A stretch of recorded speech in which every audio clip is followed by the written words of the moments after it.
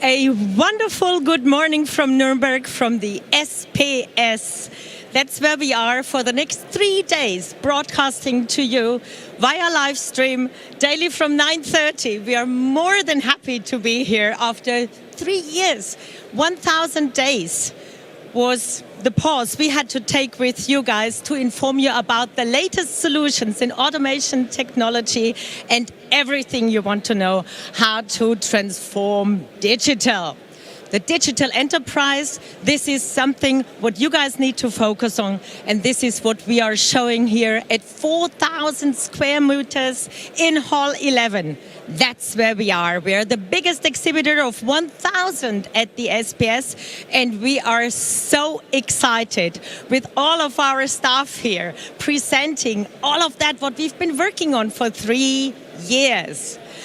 The digital enterprise has a wonderful highlight showcase, the SIMrod. We're going to talk about that in a few minutes, but let me focus also on what we're going to show here.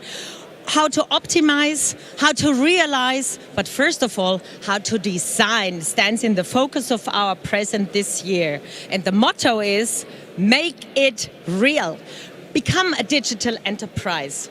Become faster, more flexible, more efficient.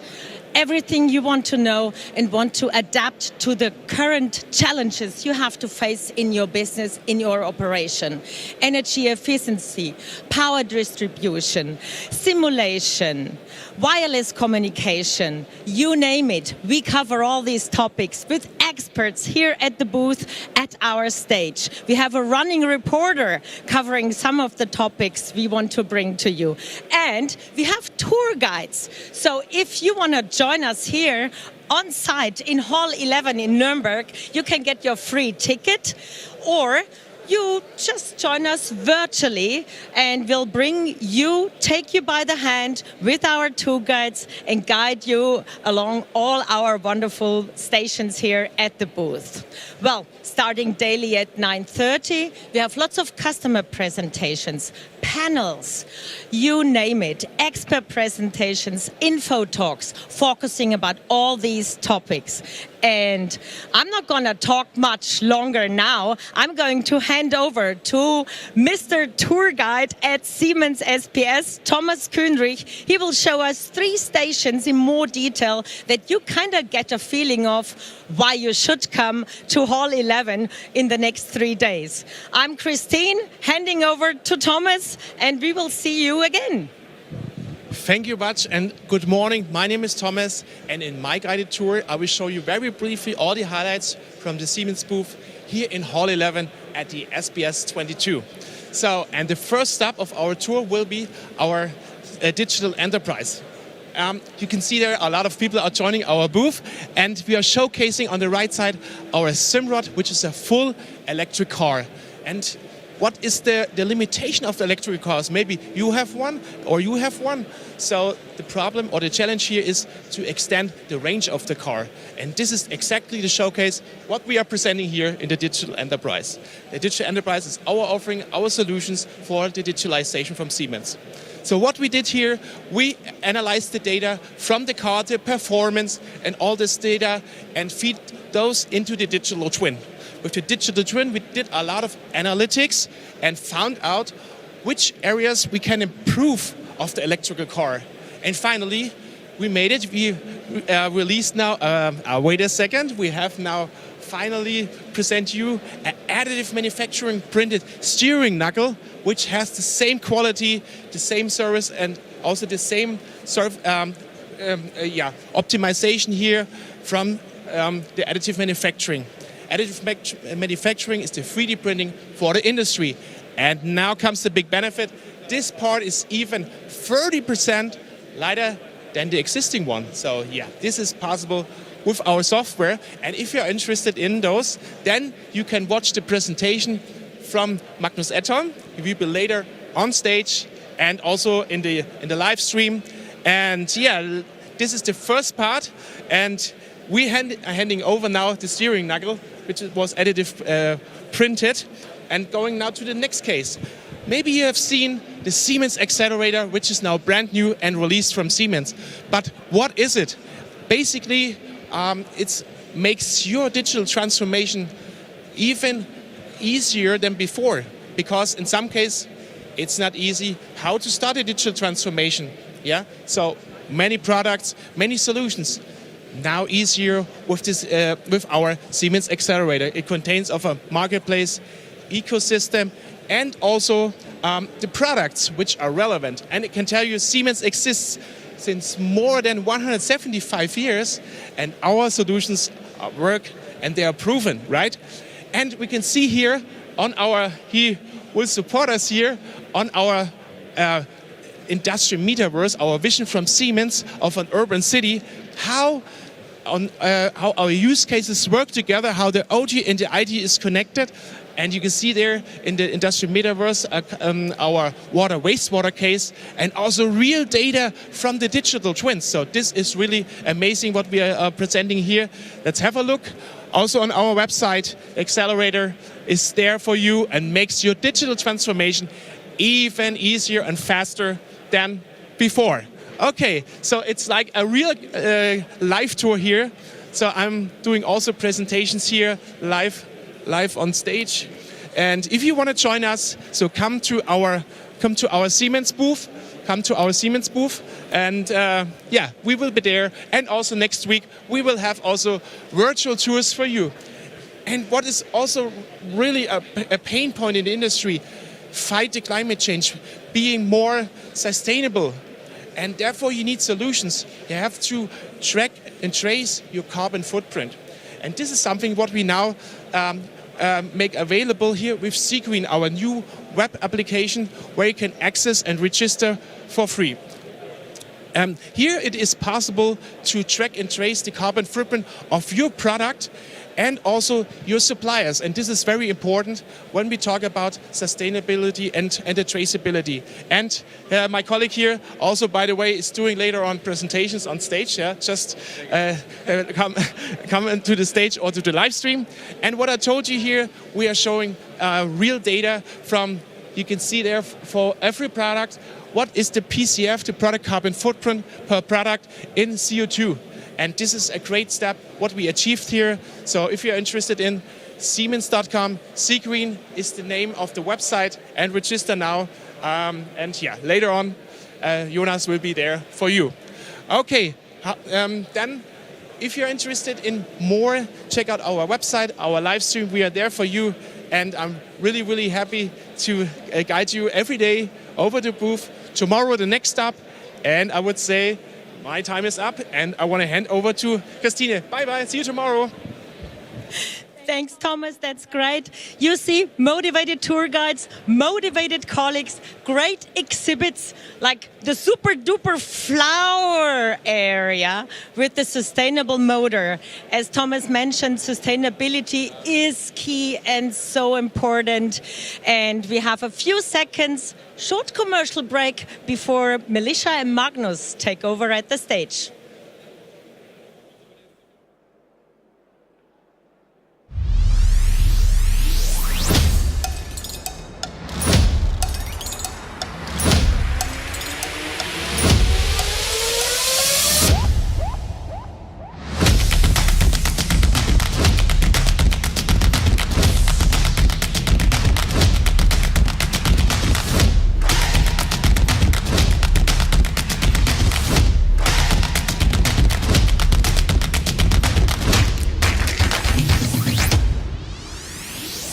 We put something in place that no one has ever done before.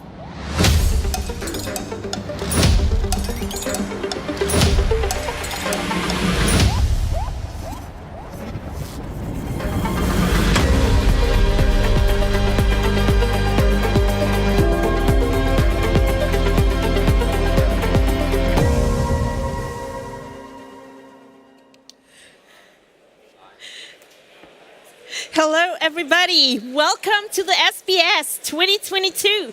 I'm Alicia Binder, Christine's colleague. You haven't seen me before. You know what? It's my first time. And this is Magnus next to me. Hello, Magnus. Hello, Melissa. How are you doing today? I'm doing great. Yeah? Isn't this amazing? It is amazing, and it's the first SPS.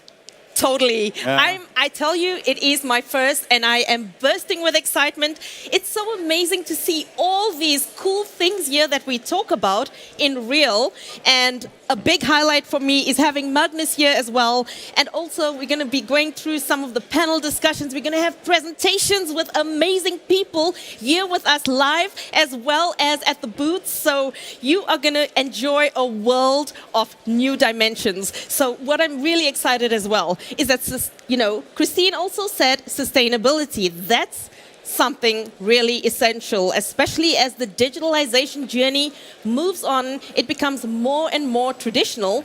So now I get to the great opportunity to introduce Magnus at home. He is actually he's the head of marketing as well in digital enterprise. That fits super well. And I believe you want to tell us how? I will tell you how. I will tell you how, definitely. So please come here. There's a lot of seats available on this digitalization plaza, as we could call it. So get a coffee, follow the lead of the colleagues over here. So yes, a video first. How's that? I will start with the video first, as soon as I get my PowerPoint up on stage. So please come here, take a seat. You can also, of course, get yourself a coffee. So I will start with the video. Yeah.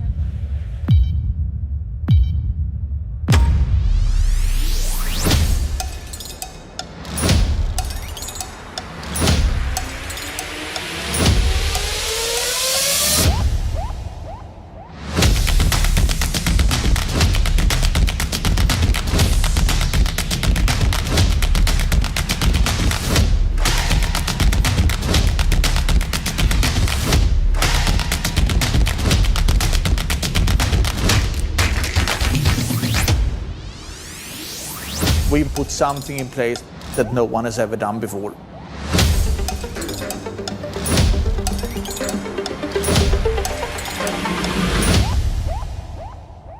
Oh, that's a question, and perhaps also what we need to do to meet those challenges and reach the goals that we saw in this video. It's a pleasure having you all here. Great to be back after 3 years or 1,000 days here in the Frankenhalle at the Digitalization Plaza.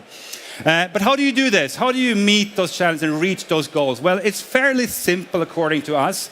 You need to become what we call a digital enterprise, and that by continuously combining the real and the digital world. And looking at the life cycle, design, realize, optimize, and that obviously for the product, and of course also for the production life cycle, because they both have life cycles.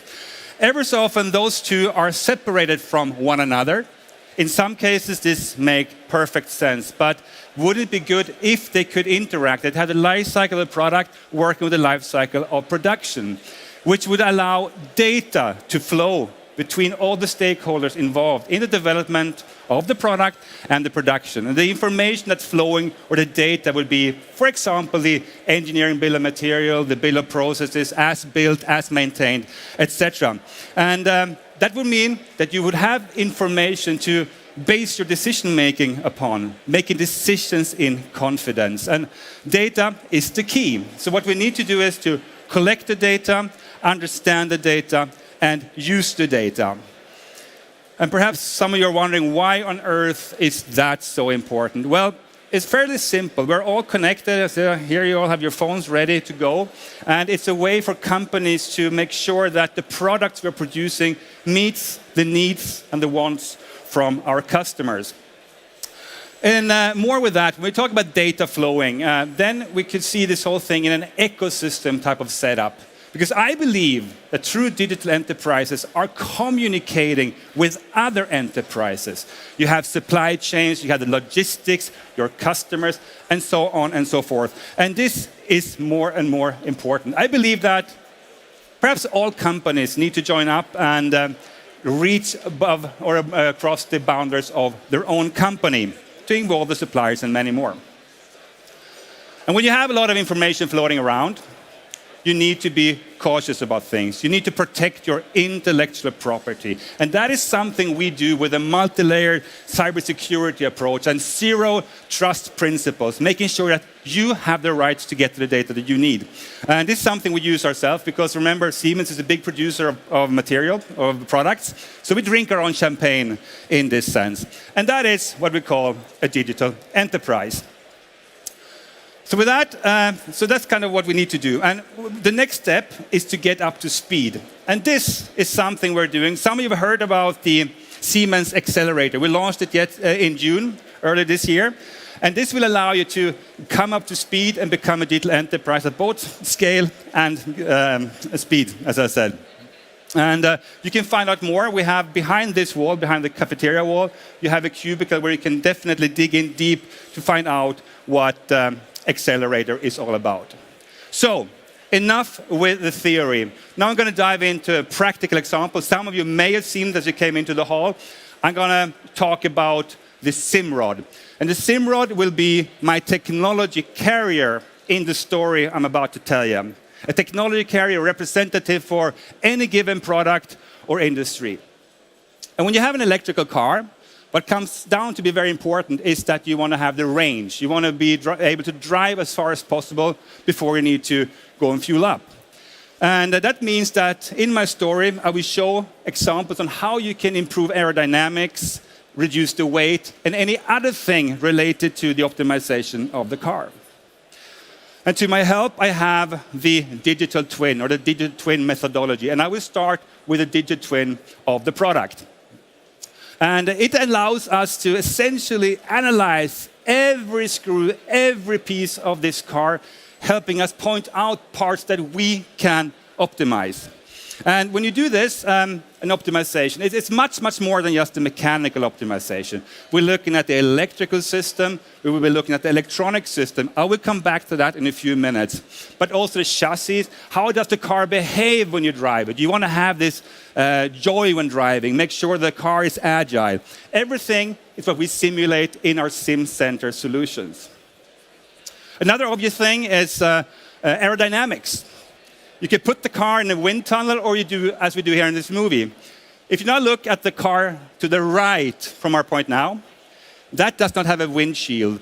The one to the right now has it. And you see the pressure on the chest of the two people in the car.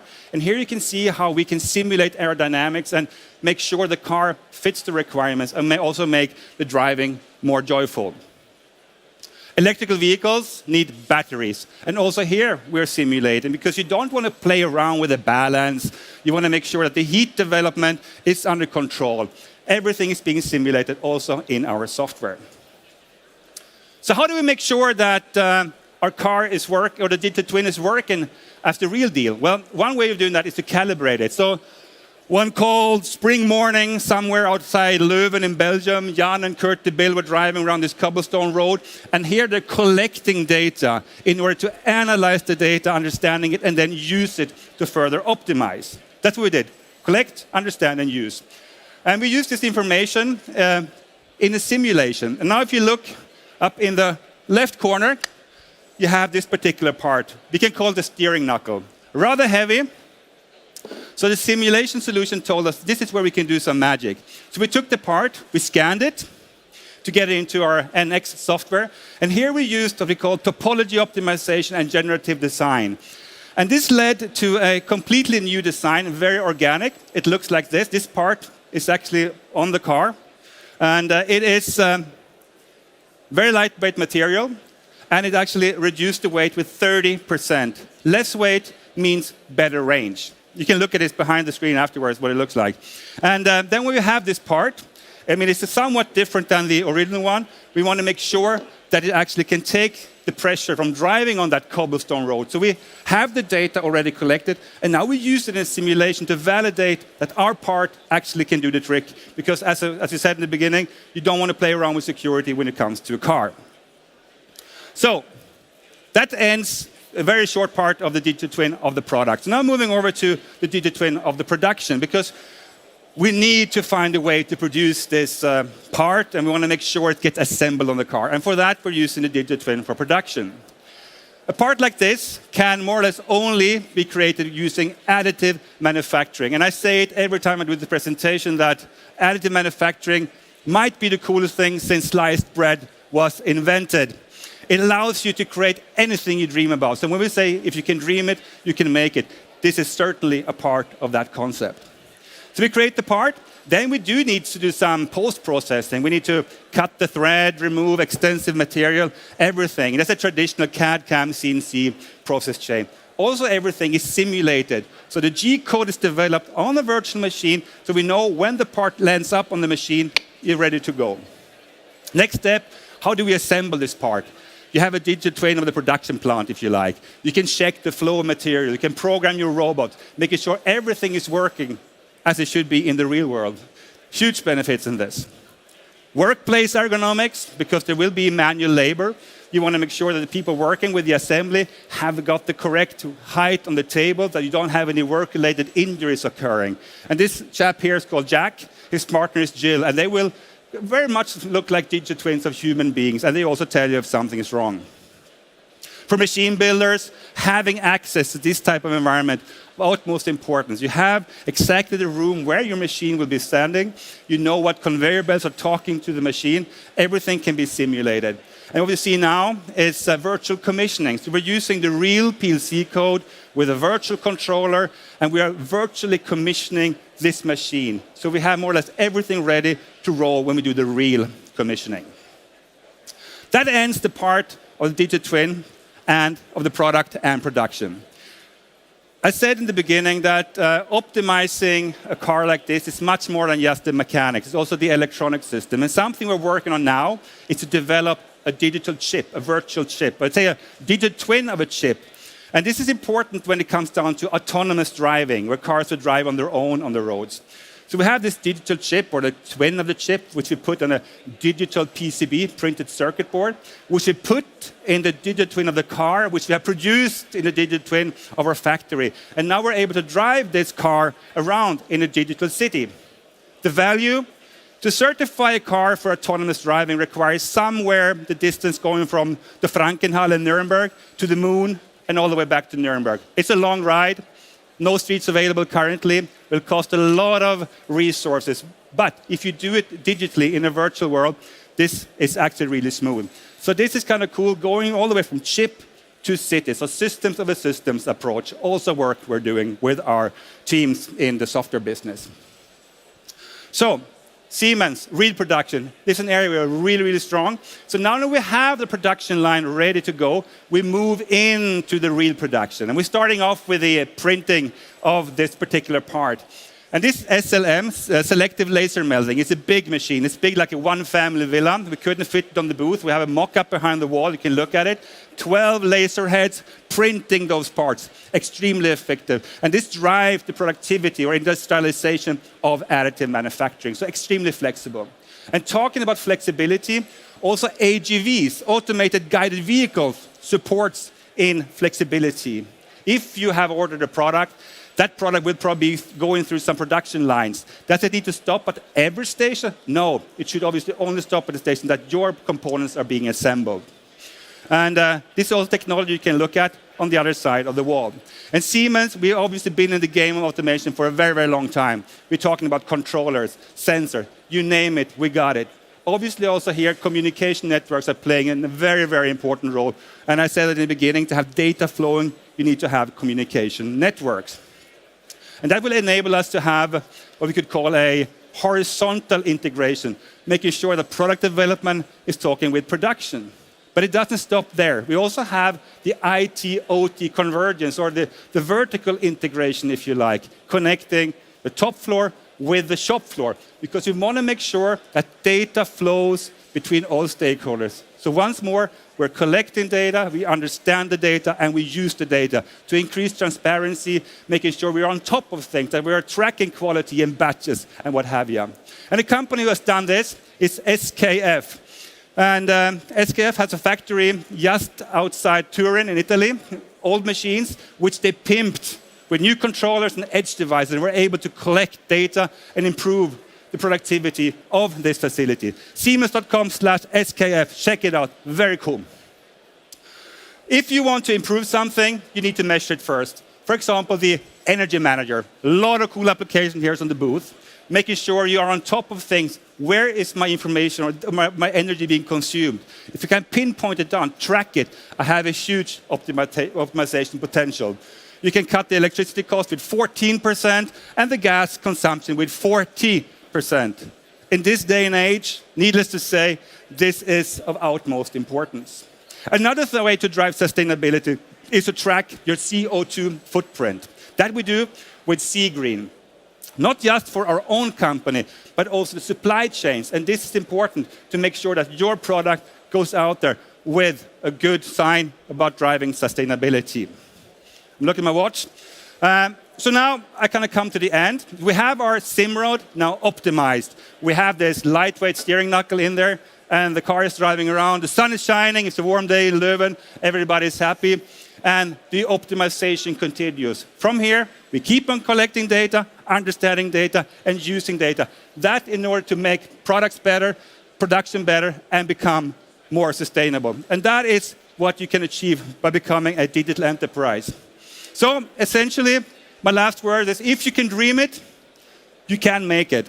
And myself and my team are on the booth. We'll be happy talking to you, because that's what we have been waiting for 1,000 days, to have you back here in Frankenhalle to talk about our simulation software, about automation, communication networks, and energy managers. It's all in here, and we will be here. So take a coffee, walk around, talk to all of us, and enjoy the rest of the SPS fair in Frankenhalle. Melissa, bang.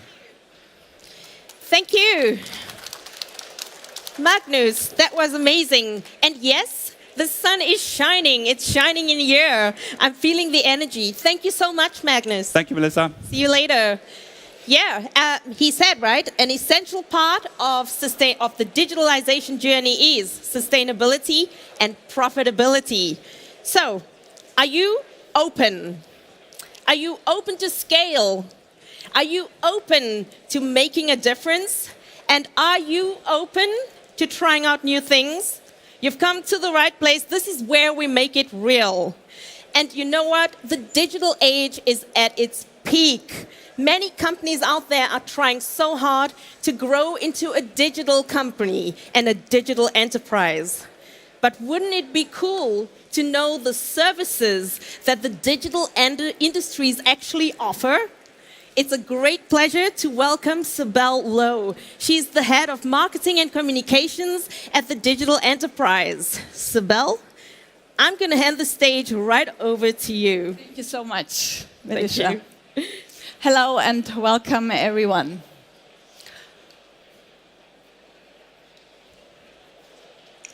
Just waiting for the slides, and we'll be right there.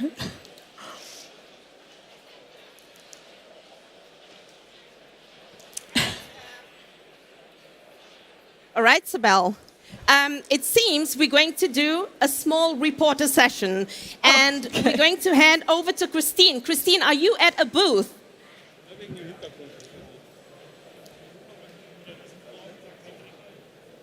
Is she? We'll see that. Oh, she's standing there looking at us. All right, I got the signal now. Yes, we are at the booth, and to be honest, it's busy here. It's 1 hour after official opening, and it's bursting already with visitors. Seems like all of the expected 100,000, they decided to come here in the very first hour. With me is Sebastian Wolf. He is responsible for the Xcelerator, which we just recently launched. It says flexible, open, fast. Sebastian, tell us more about it. Sure. Thank you very much, Cassie. And first of all, welcome here to the SPS Siemens booth. Behind me is the Siemens Xcelerator Cube, which shows basically 3 main elements. This is the curated portfolio of Siemens, all put together from digital industry, smart infrastructure and mobility, plus all the other great stuff that we produce in our company, basically. And it also shows how the Siemens Xcelerator in the future will develop a huge ecosystem of third parties, partners, customers, whoever is interested in collaborating with us in one common ecosystem. And we show also how this then in the long run will turn into a marketplace where companies can collaborate together, where they have the chance to sell their own solutions, but also build together with Siemens complementary solutions into holistic solutions that will improve the overall business for them and for us. So then what we see over here, that's the second part of the cube, is basically our approach in providing an outlook into the industrial metaverse. So the future means the IT and the OT world will grow together. We have an IoT solution suite with Mendix, MindSphere, Industrial Edge, and the digital connectivity, which will bring these two worlds closer together. And then once we have a digital enterprise, we will be able to use the data from the real world in the digital environment, make improvements, simulate things better, get the data from the real world production and further improve on all the processes and be a real data-driven company at one point. So what we see here is basically this example of this production line.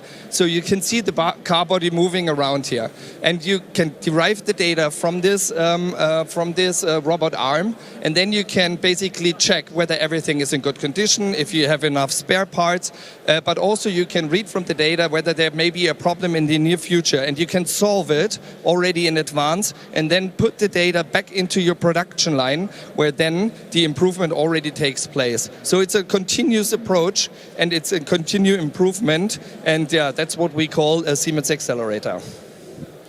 Sebastian, you want to show something here in regards? I saw the water station. You showed it to me, what it looks like. It was amazing. Maybe we're gonna do that. You were guiding us into the metaverse. I love that presentation.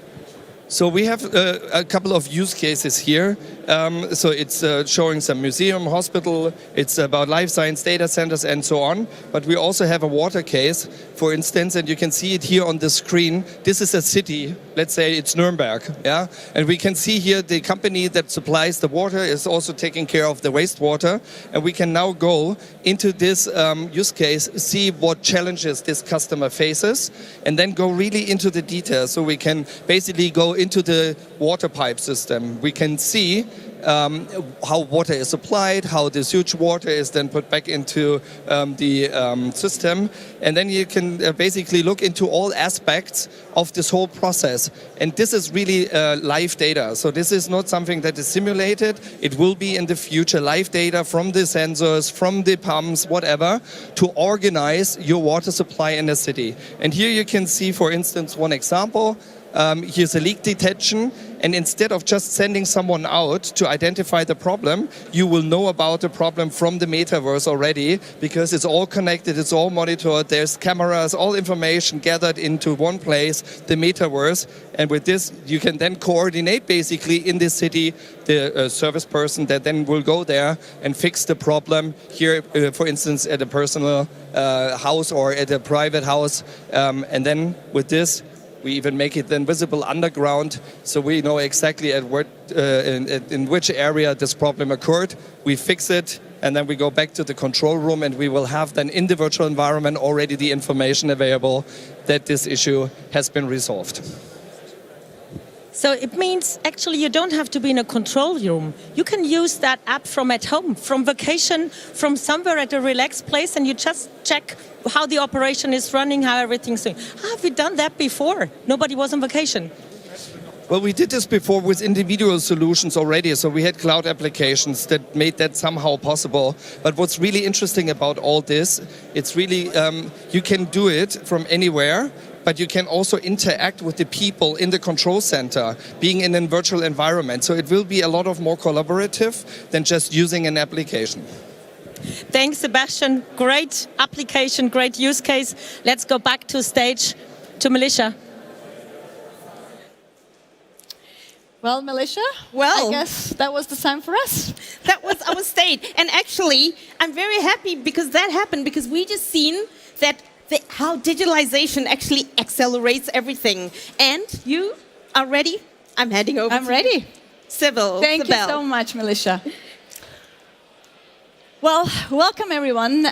Making your digital enterprise real and sustainable.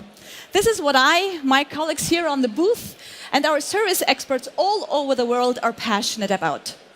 Digital transformation, or becoming a digital enterprise, has become an imperative nowadays. And if you look around you, you can see accelerating your digital transformation is what we put on our agenda.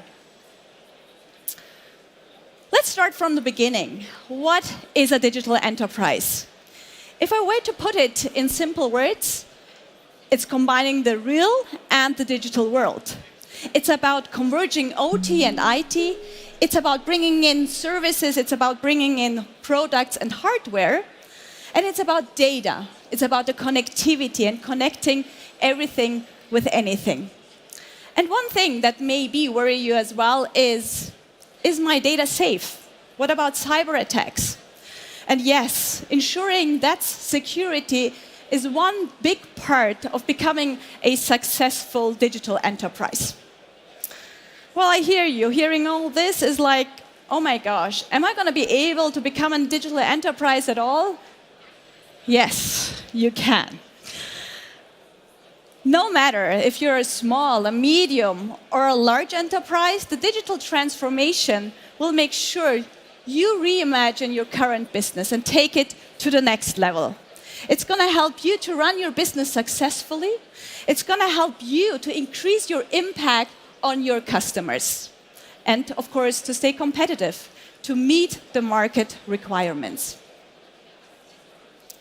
Today, I am standing here and representing digital enterprise services. Yes, services. And you may think, what has services to do with digital enterprise or becoming a digital enterprise? And I can't wait to share this with you. Because every digitalization is unique, just like our customers. Every company has a different level of digital maturity, has a different starting point. And your goals, for example, may differ from yours or yours. So it could be profitability, it could be sustainability, it could be increasing flexibility. So different starting points. And there is no one fits all. And this is when my colleagues and I come into play.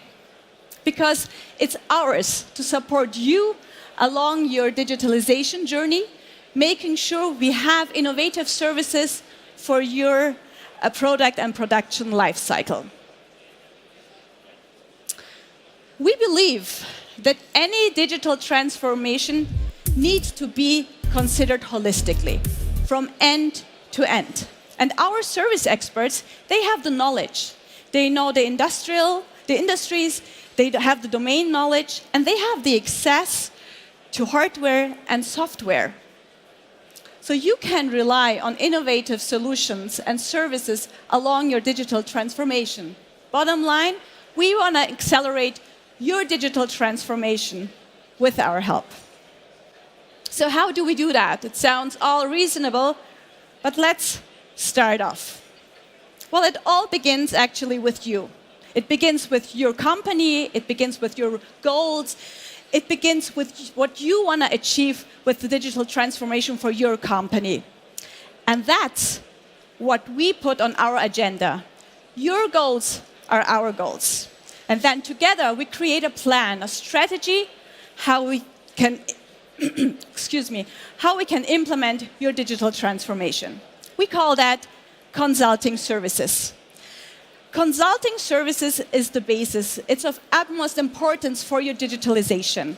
Meaning, knowing you, understanding your assets, your machines, your goals, and whether, for example, you need training for your employees about industrial products and solutions. This is all what we put on our agenda.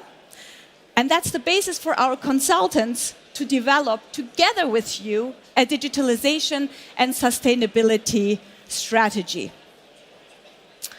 Well, this is holistic consulting, driven by your goals. Next is about getting your company ready for the transformation. And connectivity is the key word here. Here, our service experts are all in. They connect anything with everything. And this is really what we mean. Because we take your existing assets, your machines, and equip them with the necessary hard and software components you need to be able to connect. And the age of the manufacturer or your assets or machines, literally, they don't matter to us. Because we connect everything with anything to any target system. whether it is the MindSphere, whether it is Microsoft's Azure or AWS from Amazon. This doesn't matter for us. And this is what we mean when we talk about sustainable digital enterprise. So far, we have a plan. We know what we got to do to achieve your sustainability and digitalization goals. We have implemented all necessary hardware and software. We got the data. Now let's use it. Let's get new insights of your plant, make use of them along your product and production lifecycle. And now I'm talking about digital twins. Combining the real and the digital world. Simulations along the entire value chain allow industrial companies to be more efficient, more flexible, and customize their manufacturing based on real-time data. The performance data captured in the physical world can be used and utilized to optimize continuously for both, for your product as well as for your production. Meaning, our people, together with yours, we are able to use that data as soon as in the design phase, but also to detect eventually failures in your production. And I have a wonderful example here. One of our customers want to reach certain sustainability goals. They wanted to reduce the amount of plastic used for the production of bottles. But at the same time, they wanted to keep the robustness and the shape of the bottle.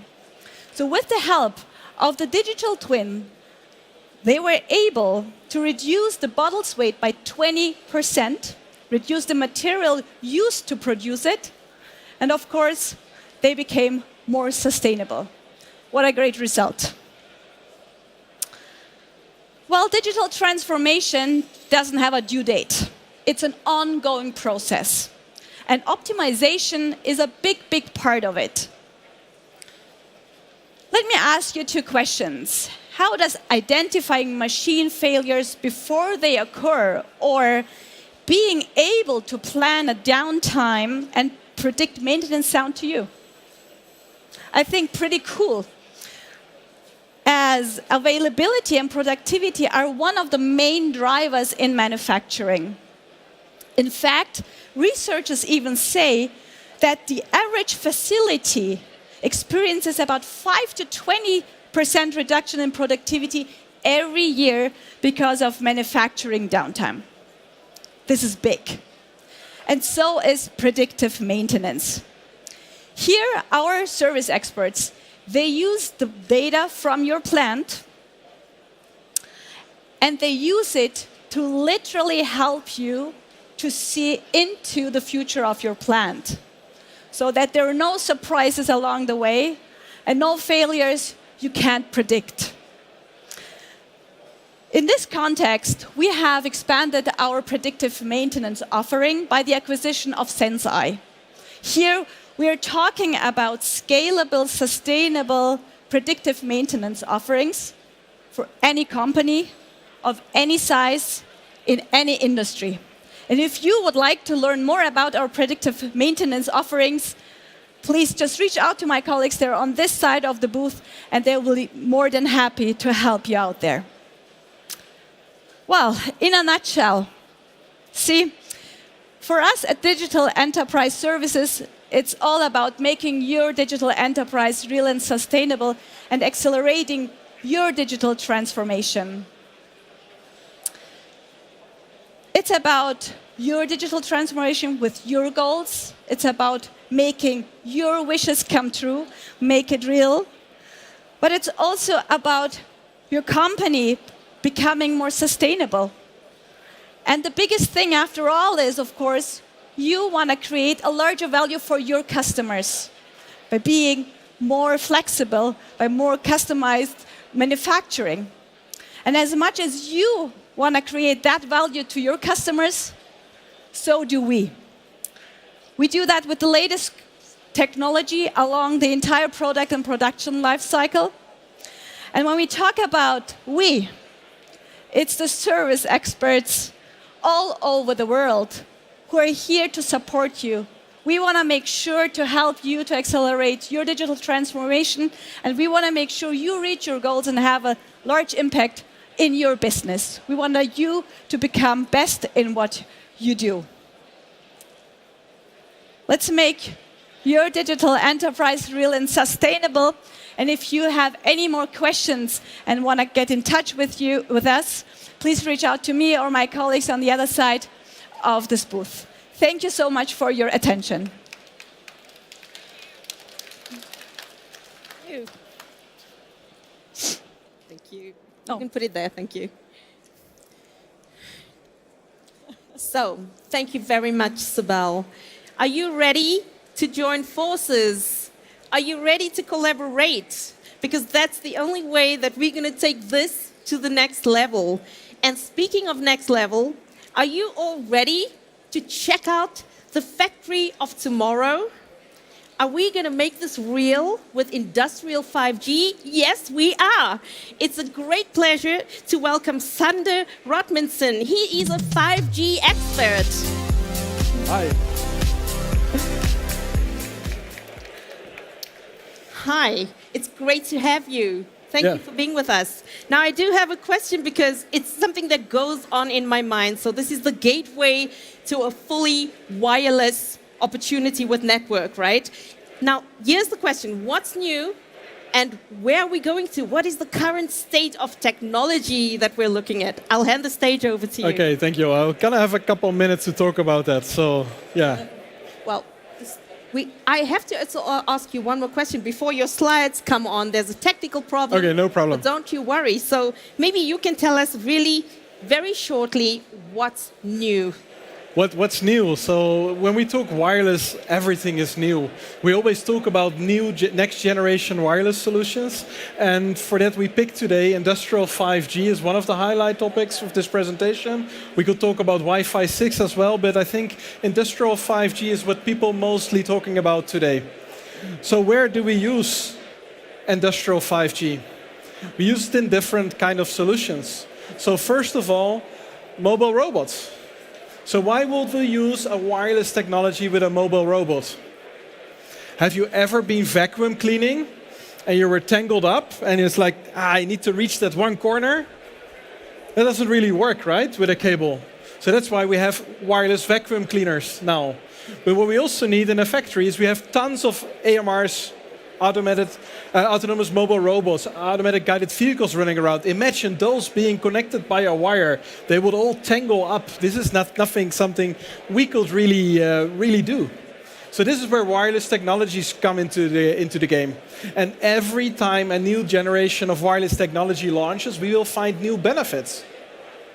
And so therefore, for example, 5G is the first ever wireless technology being developed with industrial requirements being kept in mind. So during the standardization phase, when the 3GPP standardized the technology, we as Siemens, among other industrial companies, put the requirements specific to industry, specific to the shop floor, specific to process industries into the standardization. Because I tell you about a problem, we can together solve this, and that's what we did in the 3GPP. And it also helped us with emergency stops, something we have been doing with industrial wireless LAN since 2005. So we have made the wireless emergency stop a reality with industrial wireless LAN over 15 years ago. And this is something which will work with 5G as well. And then we see new use cases coming on, like XR, virtual reality and augmented reality, to really have a visible system to support, for example, service personnel. Imagine you're on the other side of the world and you have a challenge ahead of you and you're looking at this and you're saying like, oh, I don't know what to do. But we have this key expert somewhere at a central office. This key expert could maybe dial in through your iPad, you could point at your problem, and the service key expert is helping you, telling you what to do live on the screen. So how do we do this with 5G? We do this with a triangle. That's how simple it is. We used the triangle and we solved all the challenges we have in wireless technologies. Yeah, not entirely. So if we look at the top of the triangle, we talk about enhanced mobile broadband, high bandwidth, up to 20 gigabits per second. 20 gigabits per second is a lot of data. It's great, because I use this on my daily life. When I have, for example, my cell phone, I will be watching YouTube movies, LinkedIn, whatever you want. But this is not what I want in a factory, because my robots, they might get a break sometime, if I let them, but they were for sure not surfing on YouTube during their break. And the only robots I see watching or really doing stuff are robots in Hollywood movies. So, and then we have massive machine type communication. Massive machine type communication sounds already a little bit more industry, right? So we talk about industry, we talk about a lot of devices connected. So up to 1 million devices per square kilometer. That's great. 1 million devices per square kilometer. Let me count the devices I have in my plants. It's definitely not 1 million. But if we reduce the size which we'd like to cover to only 1 meter, we're all of a sudden just talking about one device. And this is where process industries with massive wireless sensor networks come into mind. But the thing I'm most excited about with 5G is ultra-reliable, low-latency communication.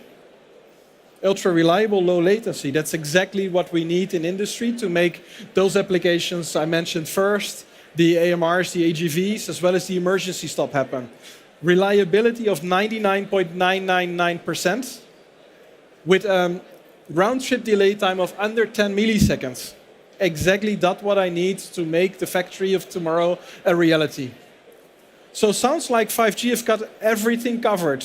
High bandwidth, low latency, high reliability, and a lot of devices connected, right?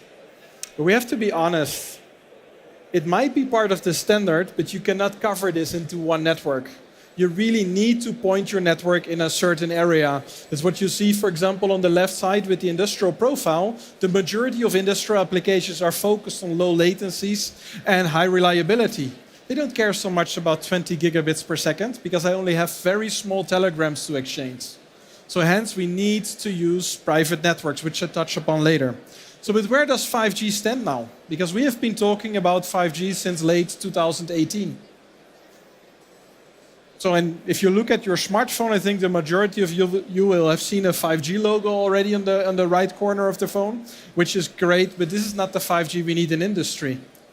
In industry, we need to look at different kinds of releases because 5G wasn't done right away. It started with release 15, it goes on till probably release 21. Currently, we have released release 17 on the standard, but looking at release 17, which was just ready this year, so it was ratified, I think, in summer this year, and it's great. But if I buy a 5G device today, how many of you will think this is a release 17 device already? No one, okay, that's great, because there's still release 15 devices. We do not expect devices with release 16 until 2023 on the market. So why is this? Quite simple. I have a stack of papers writing what the technology is all about. Then we create a chipset, then we create a module, then the module gets approved, and then we put it in our products, we develop our products, and we bring it to you. This process takes 2.5 to 3.5 years. So this is why we've been talking about 5G for a long time, but starting to make it happen only now. And how do we make it happen? With industrial devices, like for example here, the Scaleless MUM 856-1 in its natural habitat, mounted directly on an AGV, driving on a shop floor. A real industrial router. Same 5G as you use at home, or when you're not at home, while you're out and about, but then in an industrial housing. So not a real smartphone, but a smartphone for a robot. And then we bring it to the next level, because it's not only about end devices. Because I said private networks before. And what we as Siemens are doing, we are developing a solution which is made for industry. So we're not making another telecom solution designed by telecom engineers for users in industry. We took a telecom solution engineered by our networking engineers, making it tailor-made for the needs of an industrial plant, making it simple, making it easy to handle in daily operations, make it compact. As you can see over there on our booth, we have it live with us here. And make sure it's in industrial design so you can really use this on the shop floor without taking any additional precautions. And how is this network built up? It's built up of, I would say, 3 core parts. First of all, the 5G core. The 5G core manages the whole network, making sure the network is operating. You set the settings there, you configure the CU, the DU, the central unit, the distributed unit, and then the CU controls, so sends the data forward to the distributed unit, whereas the distributed unit connects the radio units. And with the radio units being connected to the network by fiber optics, they translate the digital radio signal into an analog radio signal, and that's what we see when we get it on our smartphones. Or that's what the router receives when it's actually mounted to the AGV. And this is where different third-party devices come into the game as well, because 5G is an open standard. It's not just made for Siemens devices, it will also connect third-party devices. Think about screwdrivers, cameras, tablets, smartphones, whatever you want to connect, which is useful in a factory, can be connected to 5G as it's an open standard. And I said compact, right? So how compact is this? It's exactly this compact. It's 2 IPCs, and that's all you need, and a radio unit. This is a picture from our automotive showroom and test center in Nuremberg. It's a couple kilometers away from here, where we have installed a first prototype of our solution already in 2020. So already in 2020, we were bringing our 5G prototype solution during our development into the field to see how it reacts in an industrial setting. Because having a network outdoors is completely different to setting up a network indoors. And that's why you also see you probably don't have cell phone reception when you're inside the building, right? There's different things how you need to set up a network. So, and to bring that to the next level, we have tested different kind of applications here. So, for example, VXLAN with Profinet. So we are already able, with our end devices, to transmit Profinet over a 5G network, what is unique.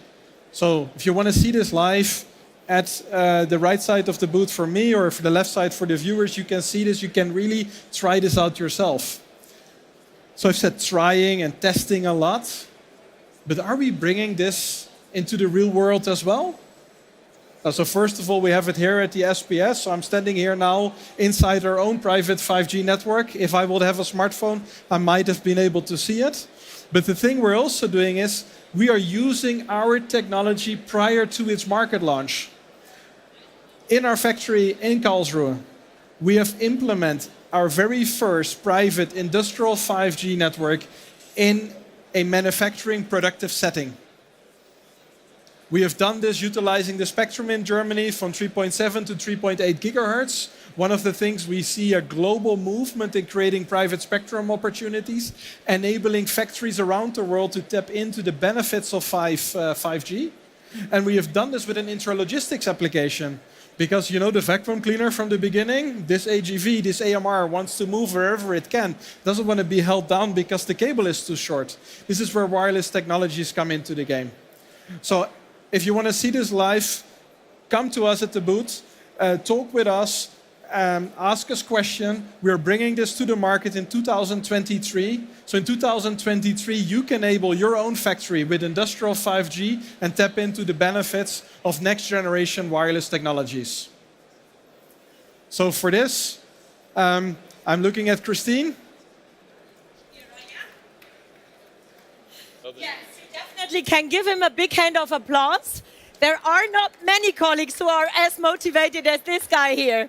Thank you. Sander, you're always talking about the routers and that they are around, but we hardly can see them. And you told me a secret. We have one here in the hall. Can you guys imagine where? Can you spot it if you look up?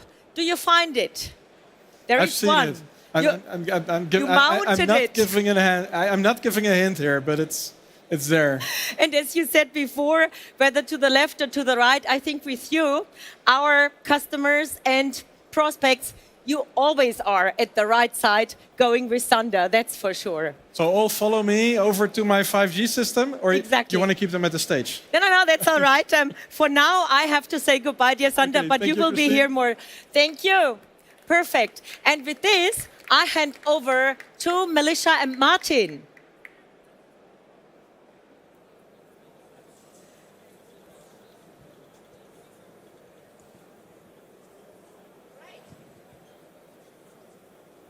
I'm standing here at the Siemens stand with the product manager, Martin Schittinger. It's great to have you with us. And tell us, what cool gadget do we have here and what's the benefit for the customer? Yeah, hi.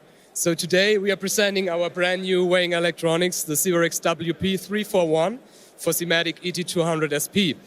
So this card is for belt weighing applications. And so you can find them in food industries, chemical industries, and also in the recycling industry, everywhere where you have continuous moving belt conveyors. Yeah, and what's the main benefit, you ask this? What did you do here? Typically, these applications are controlled by standalone units in the field, and we took the intelligence of these boxes and put it into a Simatic module. So we have a very high intelligence in there. That means it's completely integrated in the world of automation. So you have full data access to your scale. You have HMI visualizations. You can do the commissioning from the HMI and also connectivity to OPC UA and edge devices and so on. Everything is prepared due to the fact that we are an ET200 SP module. So it's a very nice and easy way and a fast way to integrate your belt weighing applications into the world of automation. All right, super. Thank you so much, Martin. I really appreciate that. Back to you, Christine, on stage. Are you on stage yet? Or maybe we can also check out whatever we're having going on here, because I find this, I don't want to be put on the way. Would you tell my exact weight? The one on the bottom, yes. That is totally scary. Yeah. What else you want to tell us about? Yeah, here we have what we also support here is now a new digital junction box, so it's now a little bit technically, but with this one we have the option to analyze every single load cell and every single sensor. That's also a new feature, so that reduces dramatically your downtimes because you have a transparency from the controller down to the sensor level. So that's also a brand new device presenting here, and it's also connectable to our new weighing card, so they work together perfectly. Wow, now that is totally impressive. Now I'd like to hand to you, Christine, back on stage. All right, thanks, Melissa, and welcome everybody. Great you're here with us. I am very excited to announce the panel which is coming up now with our delegation from Southeast Asia. And the topic is the next generation of manufacturing actually already has arrived. Here we are talking about Industry 4.0, and somehow it is in place, you can use cases, but in Southeast Asia, they're talking about the next generation already, and there it's called smart manufacturing. So what can it do? It's a new model for the production and distribution of goods. So we're talking a lot also about the food and beverage market. We're talking about fish farming, which is very important there. Water, very, very important, of course, as a topic in that region. More resilient, fully integrated collaboration, keyword here, and sustainability, of course. Manufacturers are now able to take advantage of these latest technologies which have been developed to innovate and create new products faster, more efficient, and adapt to the challenges. But without further ado, let's first jump into a video in order to see and get into the right mood of the Southeast Asian market and the challenges and opportunities which come along in that region. So let's jump into the video.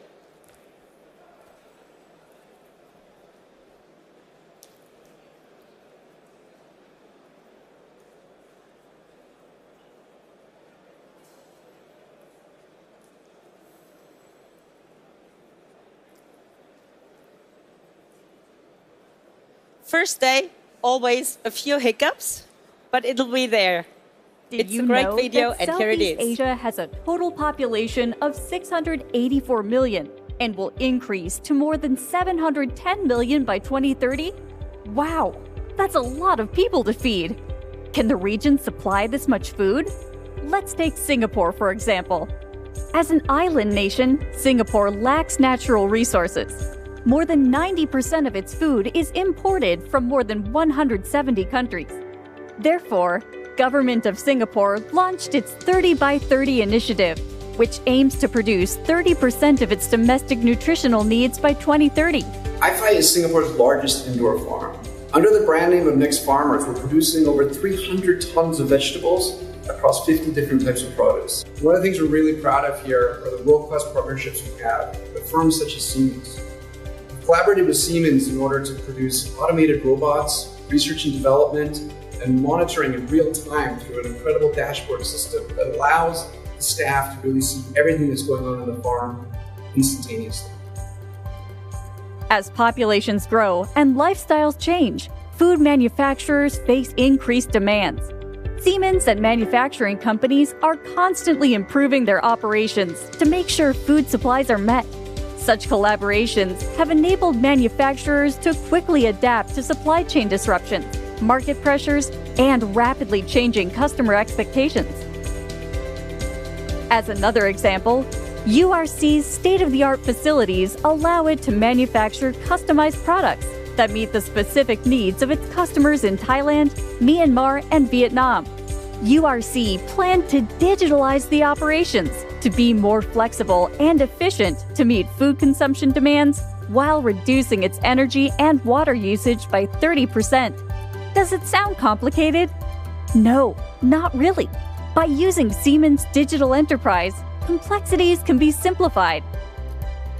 Singapore Aquaculture Technologies, or SAT's, fish farm expansion is another relevant example.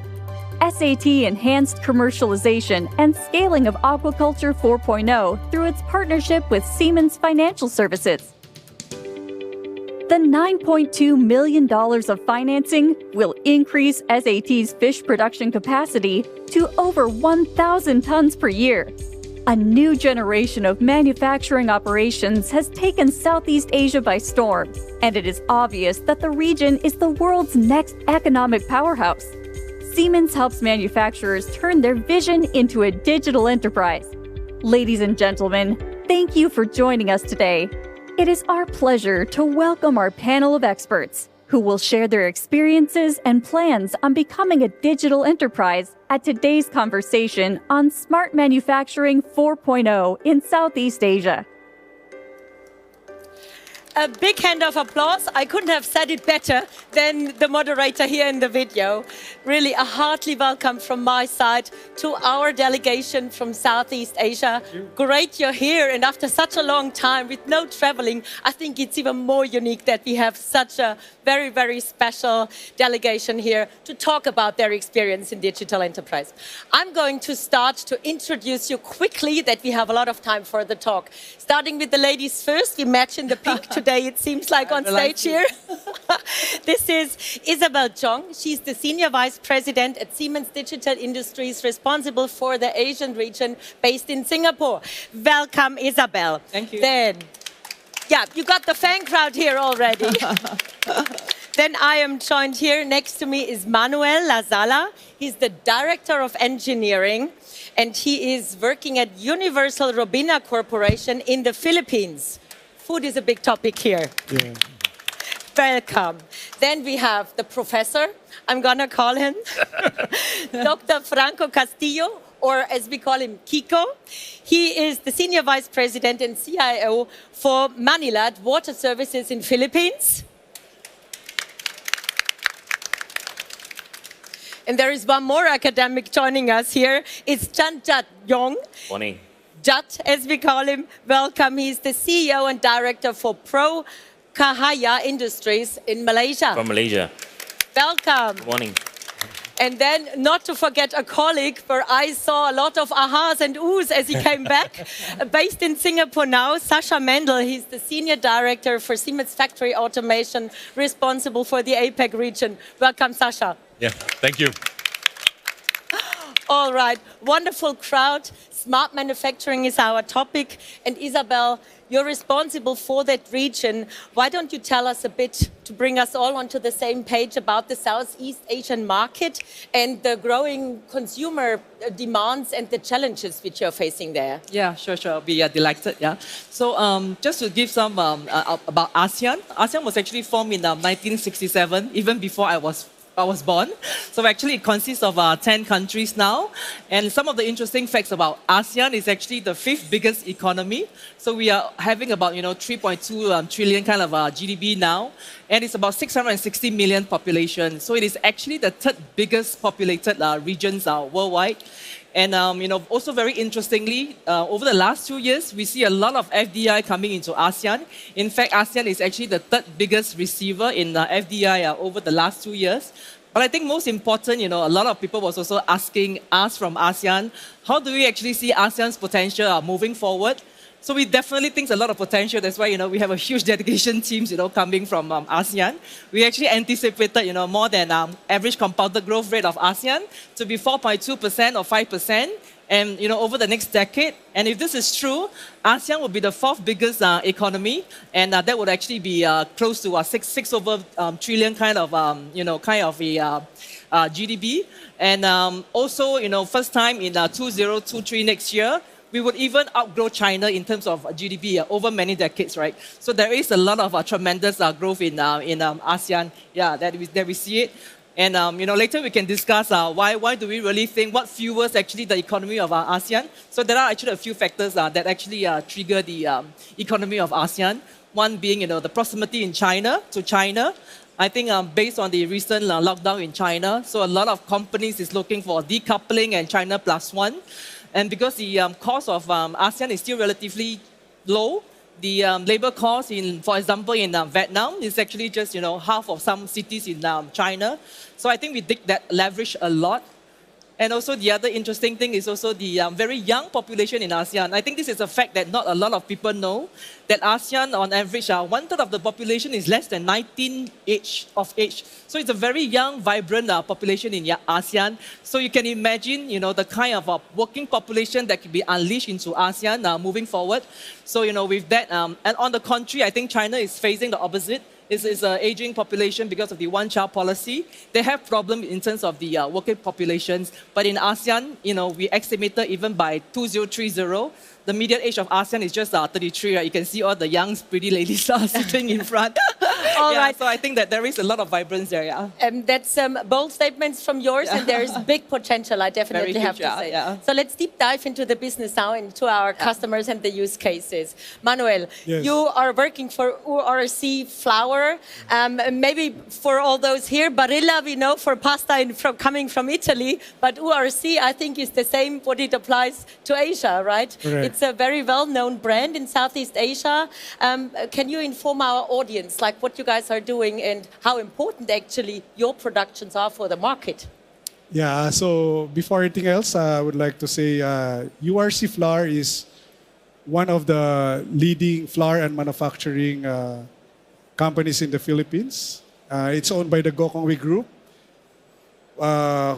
which businesses also include airline, banking and financial services. They're also into petrochemicals, hotels, malls, and of course the food and beverage, which are present in Asian regions and Oceania. No? So our flour, that's where the flour we market in the Philippines mostly, and also in ASEAN regions for our sister companies, where URC flour, where URC biscuits and noodle lights are present. Okay, I'm getting hungry already. Yeah. So can you describe your market? Is it rather local or international? Is it more Asian or global? Yeah. Well, we market our flour mostly in the Philippines. And also we market in our sister companies in ASEAN regions, like in Thailand, Vietnam, Myanmar, and Indonesia. No? And locally, flour industry is in a challenging time because of the high raw material costs. That includes also the freight and the fuel. No? This has been aggravated by the ongoing conflict between Russia and Ukraine, which we hope and pray that it would end soon. All of us do, and it's kind of interesting that you're facing the same problem in Asia. Yeah, and I believe that it's also present in ASEAN regions where URC is present. No? And on the positive note, household consumption for flour is increasing in the Philippines. Like breading mixes, noodles, biscuits. As you know, the consumer is going back to its normal way of working after this pandemic, no? And schools are opening up to face-to-face classes. So somehow that really, inspire us to really, do our business very well and to be more cost-effective and resilient, no? And for us to be able to offer best prices to our customers. Yes. That is important, and I think also the demands of the customers change. But in regards of your factories, you have lots of brownfield factories where you need to take care of. So how do you use the technologies of ours to kind of stay updated and deliver best quality? Okay. For the last 3 years, URC Flour, we have implemented this modest, but I would say effective, upgrading and rehabilitation of our system. The oldest line, we automated it. And the PLC, we integrated to the different PLCs in the plant so that there's PLC to PLC communication via Profinet. And we also upgraded our pasta line, the SCADA station to IPC, which is a robust and industrial PC of Siemens. And we also upgraded the SCADA software, no? Where there is web UX capabilities so that we can monitor remotely the parameters and what's going on in the process lines. All right, sounds good. I'm coming to Judd because we're talking about the integration of all these technologies. In regards of system integrator, which you are, in the digital transformation, what is the role? Which tasks do you take, Judd? Hi, thank you. Yeah, I think for system integrator, I think the most important thing, besides knowing the latest technology, that's why we are here today, right, in the SPS. I think it's very important that we bring our customers through it's an entire journey. It's a digital transformation journey. And I think the most important change is for digital transformation is not only the company, it's from the people itself, right? It's from the production all the way to management. I think like what Isabel mentioned, with all this digitalization and change, the SIs do not only need to know the latest technology, right? But they need to know what is the pain point of the customers, right? So that's why in ProChaya in Malaysia, what we do is we go through assessment with our customers, right? To make sure that we know what is the important, what the competency of their people, what is the current process they're doing. Because in any digital transformation program, we need to know that whatever solutions, it's no use giving the latest solution, right? The most expensive, you can have the best. But if the whole program or the whole solutions do not achieve the objective of the customer, right? To increase efficiency, right? Increase productivity, then it's useless, right? So that's why we go through assessment with them to make sure that now we know what is the current process, what is the as-is process, what is the to-be process, and then we tailor the entire digital transformation strategy to for the company, right? And then the third thing is the technology. For the technology, of course, I think lots of customers, what they do is they rush into buying the most expensive solution, right? They just roll out, right, the entire program. But from our experience, right, I think it's important that we go step by step, right? So if you want to do a small improvement, you take a small step, right, to see what are the solutions that is important to the customer. Because I think solutions, I think you can see here there's plenty of solutions, but what is the right solution and what is the solution that the people can understand and can operate all together. So I think for the role of system integrator, we need to bring them. I think digital transformation is not a endpoint, is a journey, right, an entire journey. So the role of the SI like us is to bring the customers one step by step and make sure that from day one until day X, we know what we are implementing, right, what solutions that we're giving, and then most important, they see the entire objective. Yeah. I love your passion on that topic. I mean, when you think of IT, you think of like programming and just sitting there. You are on fire, Judd. I can tell on this topic. And by the way, this gentleman wrote a book which has been downloaded 12,000 times. It's the Bible, more or less, for managing information technology. That's for sure.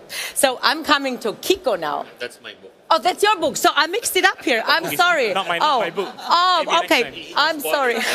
Maybe next time, yeah. Short promotion in here. It's his book, and I'm coming to you now and asking you about standardization and regards in the water industry. Which secrets can you share in regard what role does standardization mean in the water industry? Well, first of all, let me just give a very brief introduction about Maynilad Water. So we serve about 9 million people in water and wastewater. So the whole process of the water from source, making it potable, distribution, and then collecting the sewerage, processing it, and putting it back into the environment in a safe way. So yes, standardization is very important. Why is that?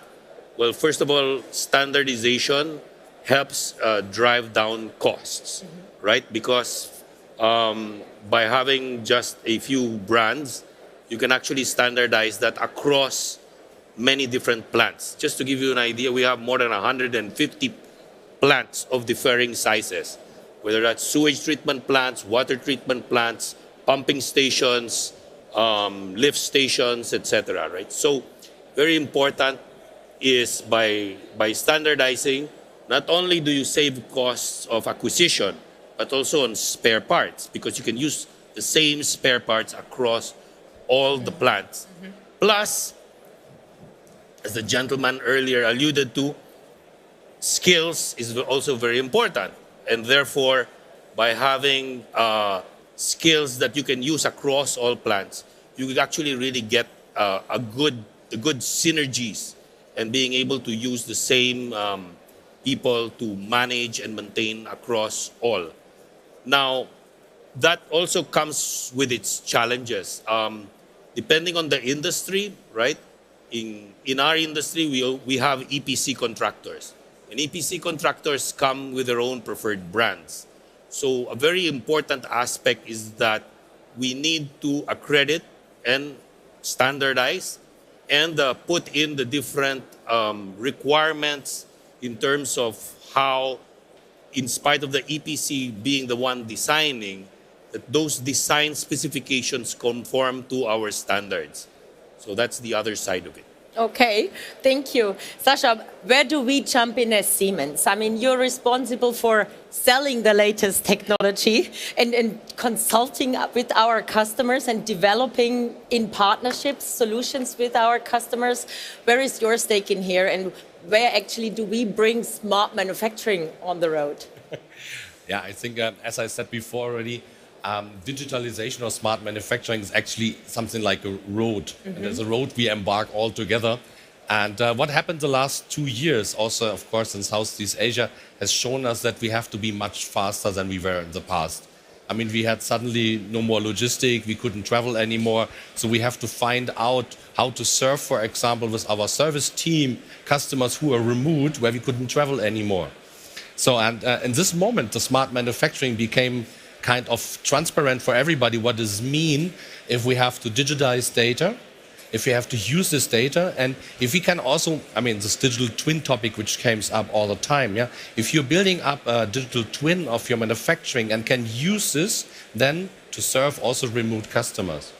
But it is a way, and actually while you're embarking on this way to smart manufacturing, things are changing on the way. I mean, sustainability becomes more and more important in these times. So we have also to rethink our targets, and we have to rethink our manufacturing processes of the future. And this is where we are actually working together with our customers and partners on a co-creation and a collaborative mode. I mean, just meeting Manuel before a few weeks ago in Philippines, we discussed how industrial edge can play a role of helping also of reducing and transparency to the energy consumption. And this is where we have the collaboration, say, okay, what are in your brownfield environments or in future greenfields your challenges you face, and then let's think together what kind of technology and solutions fitting in this direction.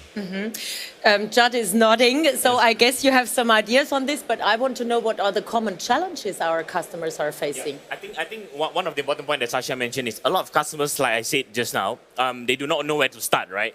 So they always come to us, they say, no, where do I start? I think the most important thing is, like I mentioned, the three things, right? We go into the company and talk to them as a partner, not as a vendor, right? We talk to them, so so like I mentioned, we look at their people, right? Look at the process, and we look at the technology. And I think we should approach customers as a consultant and a partner to see that, what is their digital transformation strategy, right? In the next few years, of course, we know what are the best solution here, right? There's no price guessing what are the best solution, right? Siemens is one of the good solutions, but I think we approach the customer as a partner to consult them and to tell them to see what is the end goal, right? So I think we should approach this not only to think about profits or think about money a lot, right? We think about what to help them to achieve their entire objective. And also, of course, and are they ready or not, right? If they have lots of money, but the people are not ready, and you throw everything in and it's still going to fail, right? So I think, right, Kiko would know, right? If people are not ready and you implement, everything will just not go on the plane. Yeah, so. And Kiko for sure has great ideas. I mean, being the pioneer of the OT IT integration in Southeast Asia, I think you started very, very early with the process of thinking what can be done. So let's jump into this OT IT topic. Integration of automation, communications and networking industrial environments is your core component in the Internet of Things. Mainland has been like the early adopter of using that technology. Can you describe the reasons for implementing OT-IT? Okay, well, we started way back in 2014, before even this became a buzzword, integrating it. Before you edited your book. Yeah, also. Yeah. So I always say that, why did we do it? Well, first of all, it was assigned to me, so I was volunteered for it. I didn't really raise my hand. But there are a lot of benefits. No? I mean, one is in terms of cost containment. You can actually use a lot of the networking, servers, and the skills related to that across the whole organization, right? You don't have two silos. But really going beyond the cost, and that's actually where mainly the benefits come in, is that, you see, management wants to know what is happening at the production sites, right? But they don't want raw data, right? If you give them, pump motor information, they don't really care about that. So the challenge now is, how do you get that data from OT and put it into IT and make it into a relevant reports, analysis, etc. So that's really where the big benefit is. Now, having said that, we constructed our IoT platform so that it becomes a single source of truth with regards to technical data. So anything that is requiring technical data, they go to this IoT platform and it's there. It's clean, it's directly from the source, right? And then aside from reports, it now becomes the starting point to feeding the different applications that need that data.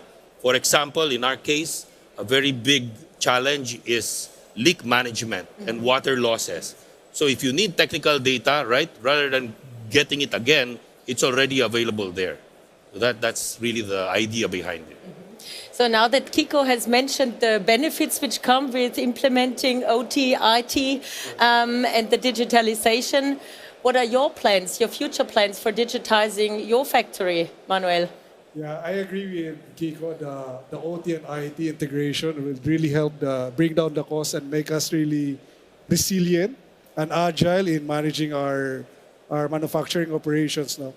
And in 2 years' time, we will be commissioning our new line. That's the largest flour expansion in URC flour history in 2024. It has a built-in MES, wherein it can also get data from the process, and that's stored in the hard drive. And then in real time, it's connected to our IT so that they can really, there's process transparency. Once they have that, they can develop good dashboard and monitoring of what is really happening in the process lines. So we can really make it more effective and more cost efficient in the process. Yes. And this is definitely what everybody wants. Yes. Cost efficient is one thing, but sustainable is another thing, which is like the buzzword. COP27 going on right now in Sharm el Sheikh, where the hopefully better climate goals are being discussed. I'm coming back to you, Isabel, and the importance of sustainability topics. And in Singapore especially, they are thinking new ways. Can you elaborate on that a bit, please? Yeah, Singapore is a small country, right? So food security is always a concern to our government. Today, about 90% of our food is actually imported over 127 countries. So, and Singapore could only afford 1% of our land to do agriculture. So therefore, Singapore government, especially during the lockdown, and also some, neighbors are not importing foods to us. We actually launched what we call as 30 times 30%, of the Singapore. And because of this, right, government is also putting a lot of money, into the farmers to promote this technology. And we really see, because of this initiative from the government, there's a lot of new verticals sprouting up, which is fish farming and vertical farming. And I'm actually quite proud to say that Siemens has been also together with their journey. And just now from the video itself, you can actually see two of our customers, whereby we actually help them into do such vertical farming and fish farming. So, so these are some of the initiatives that we see more and more in Singapore to make Singapore more sustainable. Because, such farming itself is less CO2 emission and it's more environmental friendly. So there is a big push now from the Singapore, to do this. Sounds great. And from what I know from our technologies, fish farming, big topic with artificial intelligence. It's not just that you put fish in a pond and you try to keep the water clean. There is lots of technology involved in that, right? So Kiko, maybe you want to add a few topics? It's actually quite very, very amazing, right? So this SAT, which is fish farming, is a smart floating fish farm. So we at Siemens, actually implemented what we call as the integrated solutions with them, not only on the automation side, but also on the digitalization side. So we put a lot of smart sensor into the tanker. Therefore, we can actually create live data such as the temperature of the water, the pH value, LK, and all these things. And from such data that we actually implemented and collected, we do quite a bit of our AI analysis. So we also do video analysis, to actually help the customers to calculate, for example, the biomass of the fish, to actually advise them if there is a possibility of some disease outbreak, or whether your fish is actually ready to be sold. So we actually adopt such technology into such customers so that to actually maximize the yield. And also for i5, which is the vertical farming for vegetables, we are also helping them now as we speak to do calculations about ventilations, airflow, LED lighting, and water intensity. So these are the things that we are actually working with them into this new industry. And we hope that we will see a lot of breakthrough with our technology helping in such verticals, which is very sustainable for the future. Okay, great work. Thank you.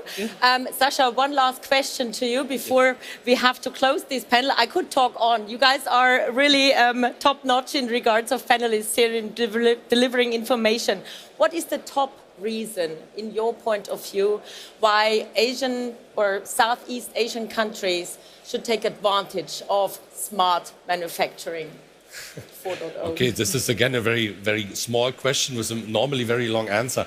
But the best thing at the moment is that we have now the chance, actually, in the smart manufacturing to have a kind of a leapfrog ahead in the processes. Because when you saw European countries or America, they are trying out Industry 1.0, 2.0, 3.0. I think we have the chance in ASEAN now to adapt very early the latest technologies, and this is very much supported by the governments. So to be competitive in the market, to also grab the growth in this market, I think it's the right moment also to go in this direction. All right, nice closing word. Thank you so much, Sasha, Chad, Isabel, Kiko, and Manuel, for joining us here for the panel, sharing your expertise and know-how. I wish you great fun at the fair in Nuremberg and further on. You're visiting some of our factories, so that's going to be awesome too. But first of all, before we leave the stage, a big hand of applause to you and the insights. Thank you so much. Thank you. Perfect. Thank you. I say Dankeschön. And the ways over there. And with this, I think we have our next speaker coming up on stage. Sigi Dull, from what I know. He's already set to go. Sigi, I'm not taking your time. The stage is yours. Thank you all for being here. I will introduce you today what it takes to make AI industrial grade, what it takes to make AI in an industry setting on the shop floor, and what we can do to help you to get there. When you think about AI, and you use this actually every day on your phone, for instance, right now snapping some pictures and see all the professional cameras out here, AI is everywhere in those cameras. It's doing a lot of things, and it's solving one problem, for instance, and that's the autofocus on your cameras. If you have your professional camera, like a Sony camera, it has a great feature that it can focus the eye very precisely. And that's actually done with neural networks. That's a form of artificial intelligence. And this artificial intelligence, which is solving this focus problem, is specifically designed to focus the human eye. Some cameras today might also be able to focus the eye of an animal. Usually it's limited to a dog or to a cat, but it cannot do much more. And it's actually fixed to do so, and it's very much inflexible to do just that. If it comes to the industry, and if he would give you an AI that would simply be able to do one specific task, most likely most people will not be very happy with this. So one of the biggest differences that we see when it comes to artificial intelligence between the consumer market and the industry is that on the industry we have very high demand on flexibility, and of course we expect all the things about reliability and the quality of service that we get from anything else on the shop floor be applied in the same way to AI. So we also want to make sure that artificial intelligence is as reliable as anything else. So let's just see how that looks like when it comes to AI. There's a lot of concerns around AI with respect to data privacy, the speeds that we can actually turn around a solution, the flexibility I already said, and the cost and the risk associated to that. And by addressing all of that, we can make AI industrial grade. And I want to now show you what it takes to do just that. When people start building their AI applications, they usually start with a POC, with a proof of concept. People start building and planning their AI, and usually they come along and run into a lot of problems. And actually, we at Siemens, we ran into a lot of problem solving AI in the past years, trust me. So we really built a lot of things that actually failed along the way. And we learned a great deal what it actually takes to be successful with AI along this very long journey to go to industrial grade AI in solving all of those problems. And actually, many of those design decisions that you make to make AI industrial grade at the very beginning affect you very much on how you actually can be successful when it comes to the very end, and that is actually keeping AI operational on your shop floor. When many of you start with AI today, they are very fast and very successful in having the first steps done. So people start building a machine learning model and having some machine learning code somewhere. They can run this very quickly in a lab or in a demo setup or in a test machine. That's very easy, very fast to do. You can do a hackathon and have something like this running with the technologies available today in less than half a day usually. However, when it comes to take this to your quality assurance guys and you want to take it down to the factory and actually get something from your Six Sigma guys to say about what you do there, there's many other questions you actually need to answer in order to get AI up and running and operational. So things like getting your data properly configured, getting your application actually approved by all the different parties in IT and OT is a great deal of effort, and that needs to be solved in addition to you solving your AI problem. But there's actually more to that.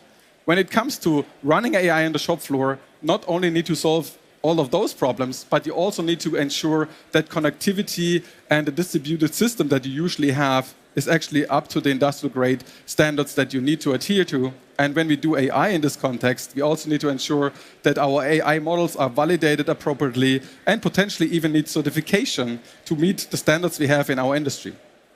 So how do we at Siemens solve and support you in doing just that? That is getting AI industrial grade. Many of you already do AI, and many of you already started a journey of building AI models with tooling that you're familiar with, that you have already. You have started to collect data, use the cloud to do that potentially, or you did it on-premise. All of that is your starting point. And that's very different actually from one business to the other, from one domain to the other. We support all of you with our industrial AI AI software development kit with our SDK that we have for building AI software. It's compatible with whatever you build your AI software with. You can run this on-prem or you can run it in the cloud. And it does not restrict you how you build your AI model or what AI models you actually build. We support all the latest standards that you have with respect to neural networks and deep learning. And you can build your AI models. All we do is we take care that at the end of this journey, your AI model is standardized when it comes to deployment. And that will become very, very important down the road, as you see in a second. When we have built our AI model using our AI SDK, it's time to deploy this AI model to the shop floor. And here, it's very important that this AI model is absolutely optimized to whatever environment you're going to. So by using our AI SDK, you don't need to worry about optimizing your AI model for the hardware that you want to deploy to. It's actually taken care for you already. If you want to deploy multiple AI models to a factory, and we have some examples, there's actually hundreds or thousands of models that you would like to deploy, again, we have you covered. With our AI model manager, you can actually manage large model installations that you might have in multiple locations at the same time without the need of any need to know about the AI model and without any coding for that. You can configure all of this very neat in the AI model manager and take care of your model distribution. And this is actually achieved now by not just having built your AI model in some Docker container, anything that is not standardized, but having something that actually can be up to the task of industrial-grade AI, and in this case, industrial-grade AI model deployment. So now that we have deployed our AI model, it's time to be able to do that most important thing, and that is actually run your AI model. So when it comes to executing your AI model on the shop floor, we want to leverage all the hardware that we have. And again, since we have built the AI model with the SDK and have it deployed here, it's already optimized for our hardware that we deploy to now.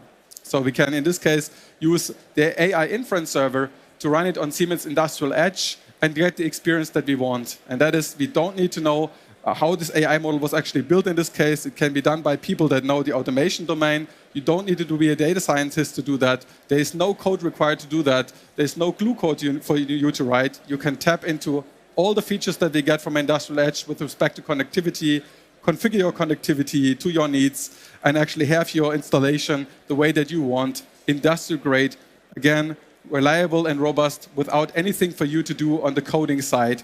And that's, again, a very big difference when it comes to deploying AI models compared to any other solution that we usually would see in this case, especially when you start from a POC where there's a lot of code and configurations to be done manually. And again, just think about having large installations that need to be commissioned and recommissioned. You really want to make sure that this kind of work here, even around an AI model, can be done by anybody without worrying about the AI model, without worrying about coding, and without having all the skill sets that you usually find with a data scientist that you don't have in your factory every day. And this becomes extremely important when it comes to running AI model, not only during the weekday on a Monday morning at 11 o'clock, or as we have it today right now on a Tuesday, but also on a weekend or a Christmas Eve. And with this, we actually not only do AI operations and have all the software that I just shared with you, but we actually also offer AI operation services to ensure your AI model is actually up to the task also after deployment. So with all the software that I just showed you with the SDK, the model deployment capabilities, the AI inference server for Industrial Edge, we also offer AI monitoring and AI operational services alongside. So why is this important? Depending on what you need to do with your AI model, you need to ensure that the commissioning and the recommissioning of that model fulfills your standards and your expectations and your SLAs that you have on that AI model. That means if you have any sort of reconfiguration of that model and the task on this reconfiguration might also need an adjustment on that AI model, you have a degradation on the system, or you have any sort of other problem, you want to be able to have support on that AI model in the same fashion as you might have for anything else. So at Siemens, for instance, we work with our factory IT to seamlessly also support AI models that are deployed in the same fashion as anything else has its support. And with this, we can give SLAs and guarantees for the operations, and the operation on an AI model has the same properties and the same quality as anything else there. So there's no difference when it comes to AI. And this is achieved with our AI operations service, which of course can also help you to walk you through the entire steps that I just presented. And we actually also do just that with our own factories, where we also help to set up AI models where it's needed. In some regions where there's not enough skill to do so, we can actually also help to do just that, set up the AI for people and set up the AI model to do just what it's supposed to do on their day-to-day operations. And in order to put all of this together, we also brought a very big demonstrator over there. So we brought a Just-Tech robot, Just-Tech machine that looks like all the other demonstrator here, except AI is inside. Again, as I said, there's nothing different. So you only will find Siemens standard product components in this machine. It's first and foremost built around industrial edge. We're using a standard Siemens IPC to run our AI model. On this industrial edge, we have our standard AI inference server application. This application, as I said before, would not require any glue code. It's completely standardized. In order to use the AI model output, you would not need to write any code. You can use that model and put that into your standard data configuration and use this for any automation task that you would like to do around your machine. That's a very big difference compared to other means of deployment of AI models there.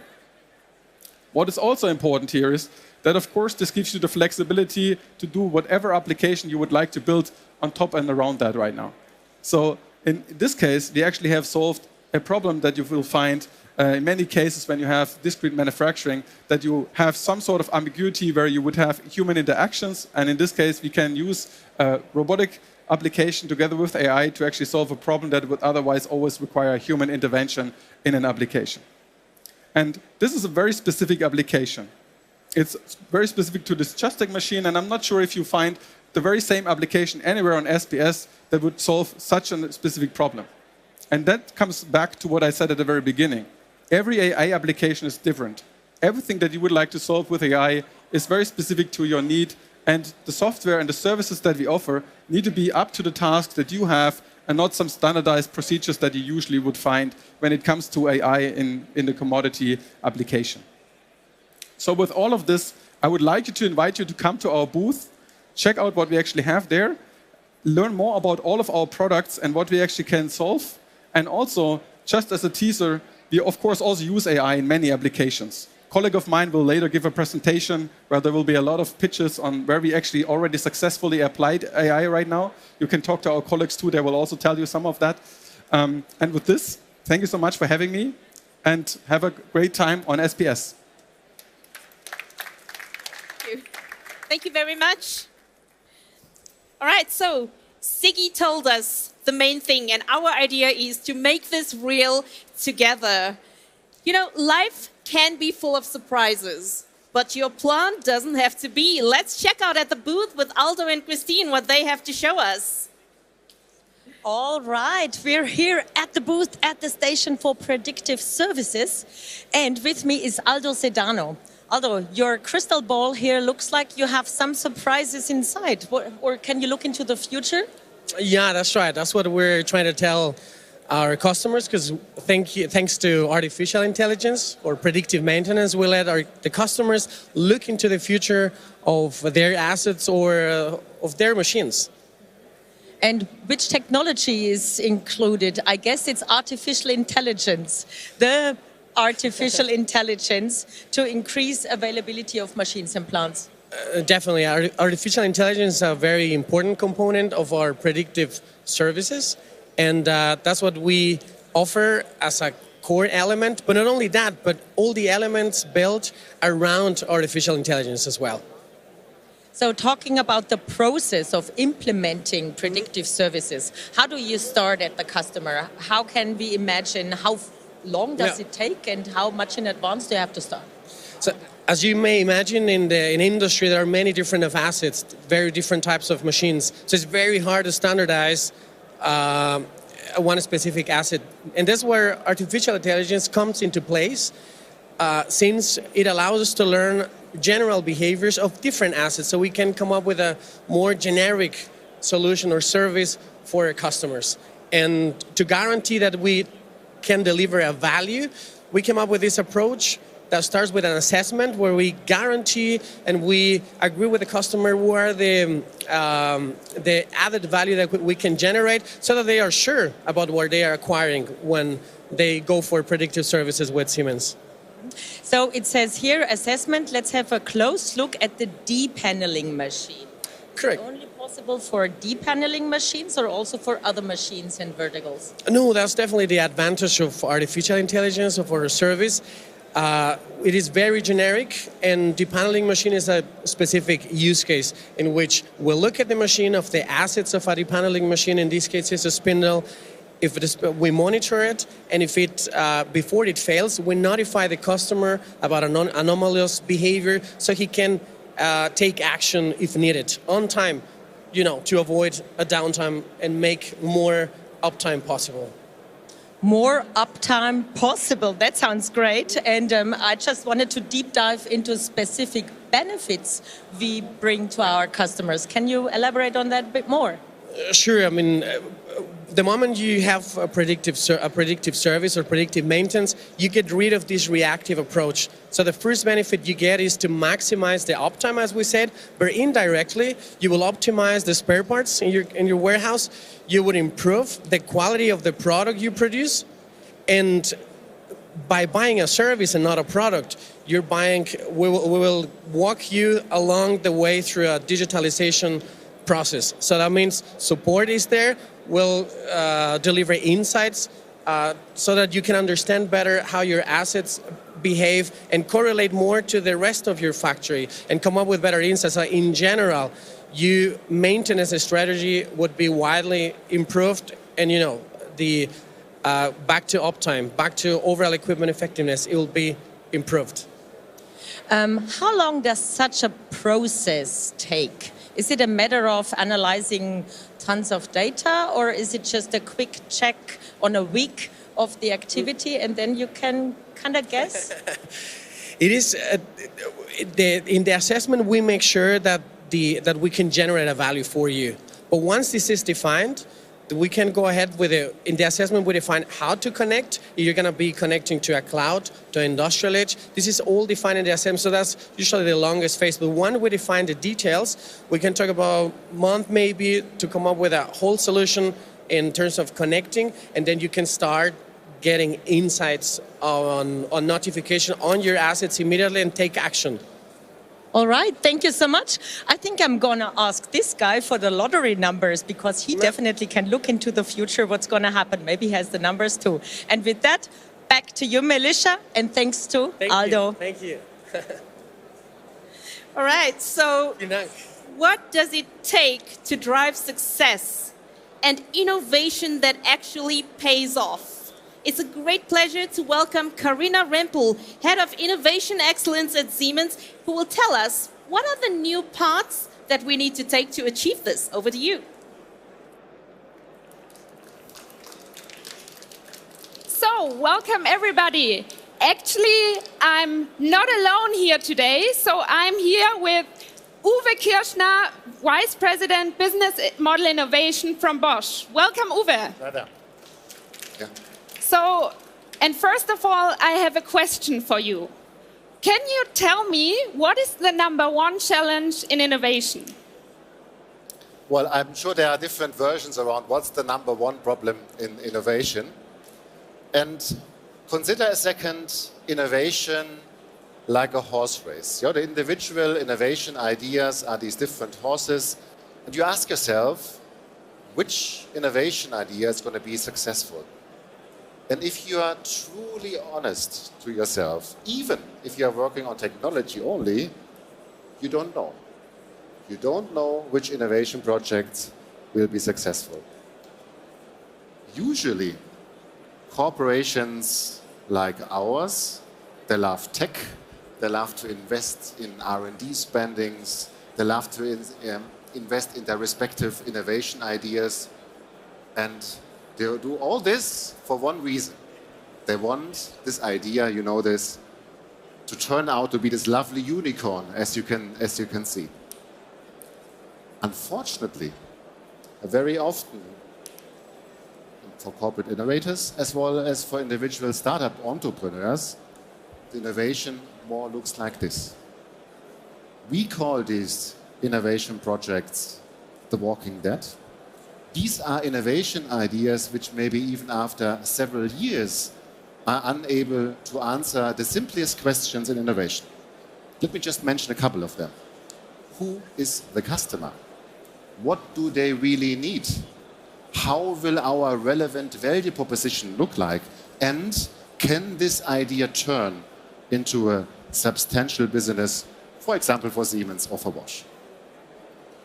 So we believe nobody can pick winners. And this is particularly true for innovation ideas which go beyond the existing core businesses. So talking about that, what kind of innovation do you differentiate at Siemens, Karina? Tell me more. So as you can see on my slides, the McKinsey 3-horizon model. So on the left side, you see the exploitation. That means the focus on the core business. Horizon 2 is growth business, and Horizon 3 is actually the exploratory business, where we explore new business models, we explore new industries, and also new markets. And many, many corporations out there are very good at focusing on the current core portfolio, actually. And as a consequence, those companies don't invest much in new innovative projects, and those projects might be even stopped. So we learned from Uwe that nobody can pick winners.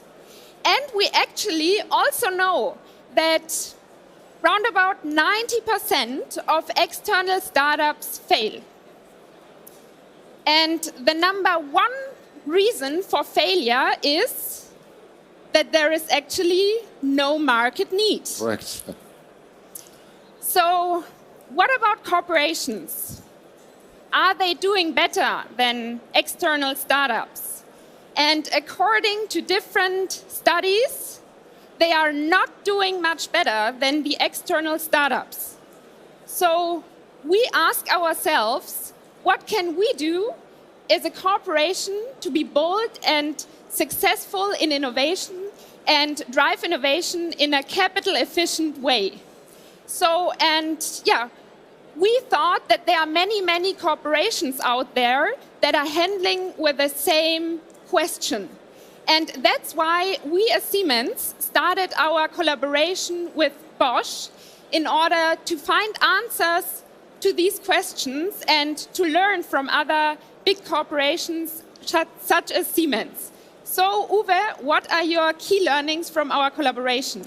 Exactly, and we've done the same. So we have not been shy to say, well, we are probably quite good in develop technology and products, but what about business model innovation?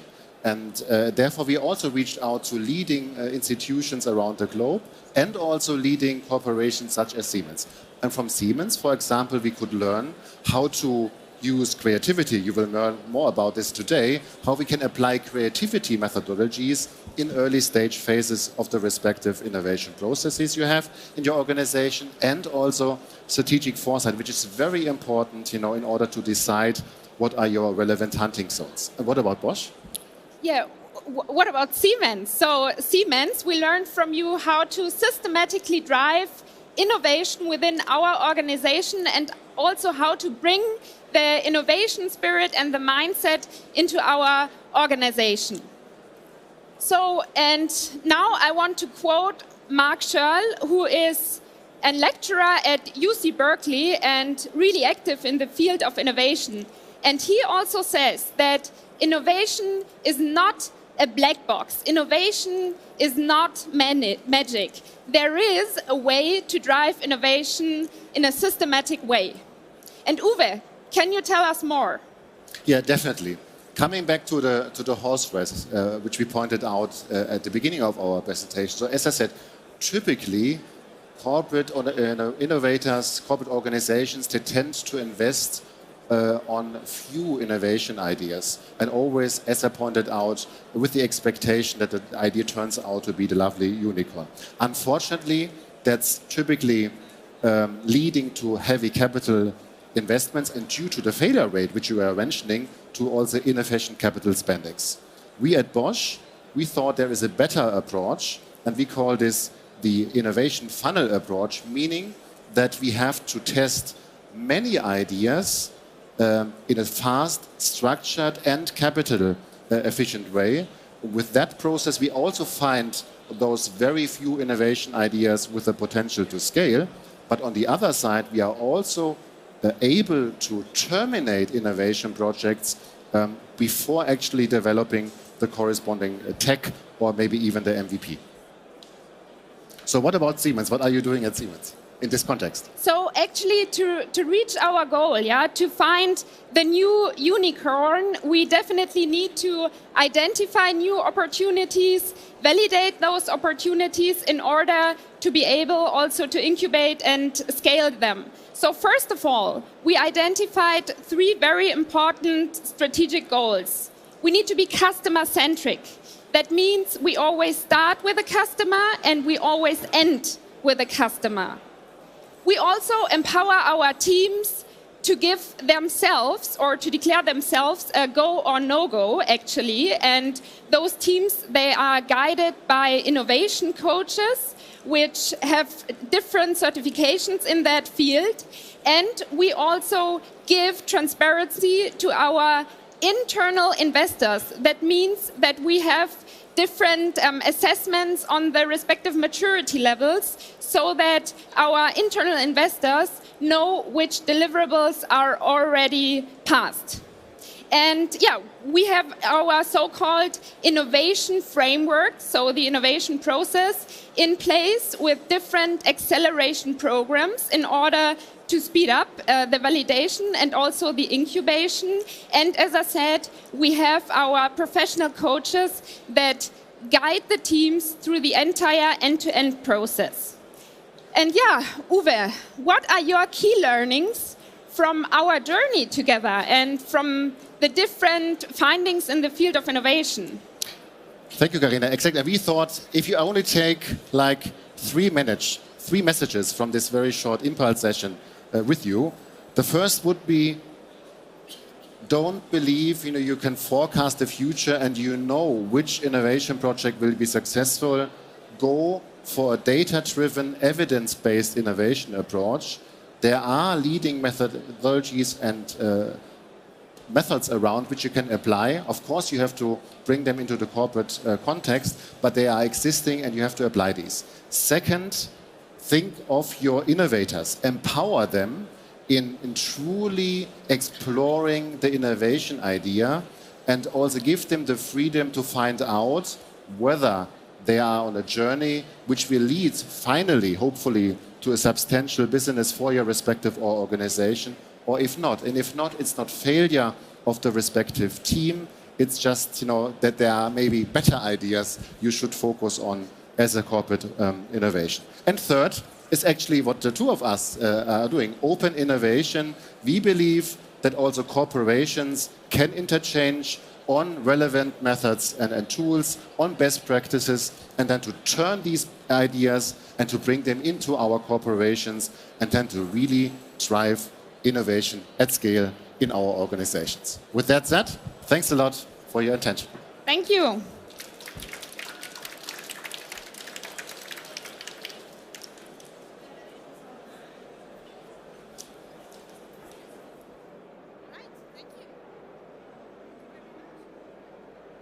Now that was a really cool, insightful presentation there. Thank you very much, both of you. So now I would like to get a really, really cool expert here on stage. Tobias Eismann, he's the strategic creativity expert. Please join me here. Hi, guys. So let's get a little creative. What do you think about the SBS this year? Tell us. I love it, actually, but I haven't seen so much so far because I just ran to this presentation now. But I'm gonna look into every detail afterwards and probably talk to some colleagues. But I think there's a lot of creativity out here, and you can see a lot of technology. But behind that, of course, a lot of great ideas of people. So, and also you're probably also here to have a glimpse into how can the future look like. All right, then, you know what? Without further ado, you take the stage Thank and you very I'll much. leave you alone. Thank you very much. Right. So guys, welcome and thank you for taking your time. I hope you are here deliberately because the topic is about creativity. And I would like to use the next roughly 10 minutes to talk about creativity, but better to say the future. So you're all here to look into the future about this beautiful technology we all offer here, not just Siemens, but all the other companies. But the question is always, you can see some new technology here, but how did we come up with that technology? So how do we, as Siemens, develop all that, or you guys as well? And the answer in the end is always, it starts with an idea of someone. And then that evolves as this beautiful technology you can see on SPS today and the following days. But it always starts in your head, actually. And that's just always my first question when I talk to people.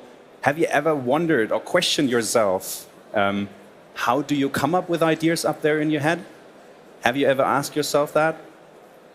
Have you ever thought about how can you become better in coming up with ideas in your head, or like developing those ideas forward in a group with people, in a team, and then develop those beautiful new technologies that help us to improve our lives? Have you ever done that? Yes? No? Yes. My colleagues keep nodding. That's a good sign that they have listened to what I'm saying. Anyways, so I guess a lot of people, and that's usually the response I get, usually people don't think a lot about how can we be creative. And a lot of people probably also say, hey, creativity, isn't that something about drawing or singing? That's not relevant for us engineers, right? And I'm actually also an engineer, by the way. But it's really, really relevant. And if you look into different studies from World Economic Forum or from IBM, also older ones, most people, or most of those studies actually show that creativity is one of the most important abilities for today, but especially for tomorrow. Because we can automate more and more stuff, actually, with AI and all that.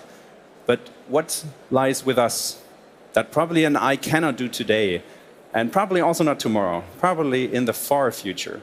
But that's still unique for us humans, and that's like the beautiful human ability, creativity, actually, and developing new ideas.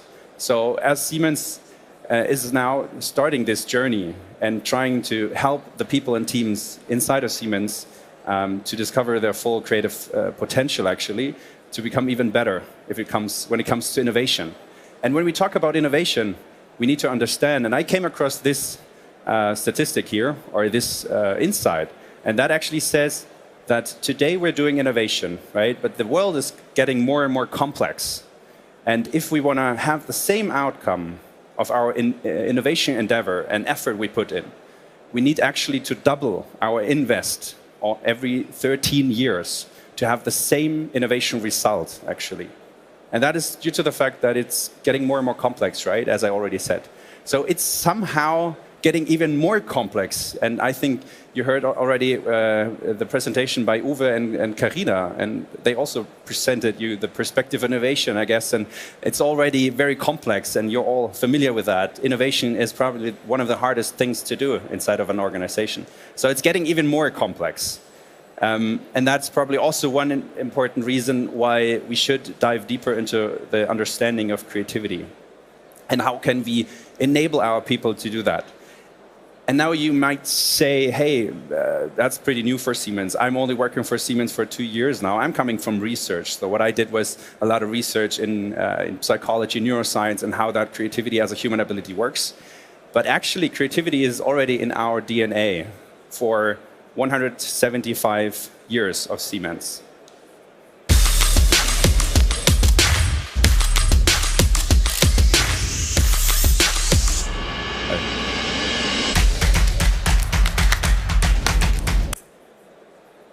Oh, that's not what it's supposed to end.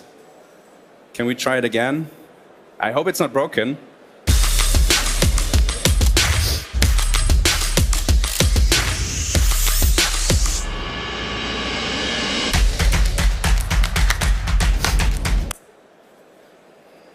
Yeah, well, I'm sorry for that. And unfortunately, the video is broken. What I want to tell you is that our founder, Werner von Siemens, who founded this company 175 years back in time, was already a creative guy. And a lot of people think that creativity is given by birth. So you're either born creative or you're born uncreative. And that is, I'm sorry for that, bullshit. Right? We're all creative. It's just a matter of fact, how often do you train that? Because you can see creativity as a muscle, actually. Like, if you go to the gym, you train your muscle, it grows, you can get stronger. If you don't do that, unfortunately, you don't get better, you don't get stronger. And the same applies for our human ability, creativity. And we need to train that and understand it better. And I would like to give you a little glimpse into why it is so hard sometimes to be creative. And I would like to share a little story. It's about this here. Each and every situation in your life, you have the decision either to go the known path and drive down the road you already know, the well-worn path, or you go on the sidetrack probably, right? And go into an unknown territory, try something new. That is, as a matter of fact, the first step you always have to do if you want to do something new and try to develop new technology, for example. But why is it so hard? And the answer actually lies within us. We all have this so-called status quo bias, actually. So as humans, we always prefer the known over the unknown. And why is that? When you go back in time, right, and you imagine yourself in the jungle, right? You go through the jungle and you see probably an unknown but tasty-looking fruit, or you see probably an unknown animal. And your choice was then always, or you had to do this decision, either to eat that unknown tasty-looking fruit, or you don't eat it, or you probably try to pet that unknown animal, even though you don't know if it's probably dangerous and eating you after getting pet by you. So that's always the question or the decision you have to do. And you can imagine probably that those people who had this like fear of the unknown and probably ran away from that tiger probably, or didn't eat that fruit, they survived. Other people who might eat that fruit probably died because it was poisonous or at least got ill. So going that into the evolution up to today, you can imagine that this probably fear of the unknown is like a survival mechanism inside of us. So we all have this fear of the unknown, even though we don't know it, and we're most of the time not aware of it. And the same actually applies today. There's research out there that shows that when managers are confronted with 10 ideas, if they are not aware of the status quo bias, they are not aware and trained their creative muscle, they typically decide for the ideas that are more known, so less creative ones, without even knowing. And there's a lot of other research out there. So that's the challenge. We are all falling victim to our own status quo bias, without knowing. Getting a little bit more technical here, when you're creative, actually, you always have this. Some people might know that, the double diamond from design thinking, right? That's just one diamond. But typically, you start with a problem, right? A challenge, whatever topic it is, that's on the left side. And then you usually do the so-called divergent thinking. So you start broadening up your perspective, you generate a lot of different ideas, you break up with patterns, you generate diverse perspective. Divergent thinking, then you have probably 100 ideas, and then you come back, and that's called convergent thinking. You come back, and you converge back to one single last idea you're going to decide for to develop it further, right?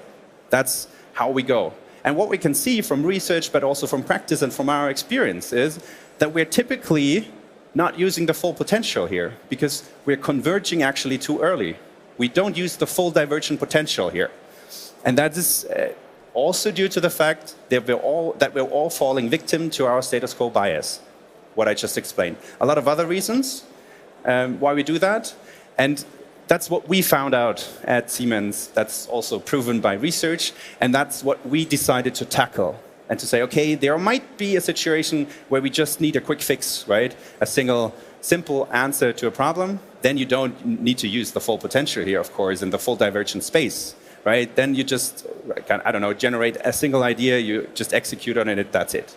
But being confronted with our challenges of today, call it sustainability, whatever, climate change, we're having so much complex challenges out there, so many complex challenges out there, that we definitely need more of this divergent space to solve the challenges with technology, with whatever. So that's what I would say, one of the core aims of what we're trying to do with this perspective into creativity.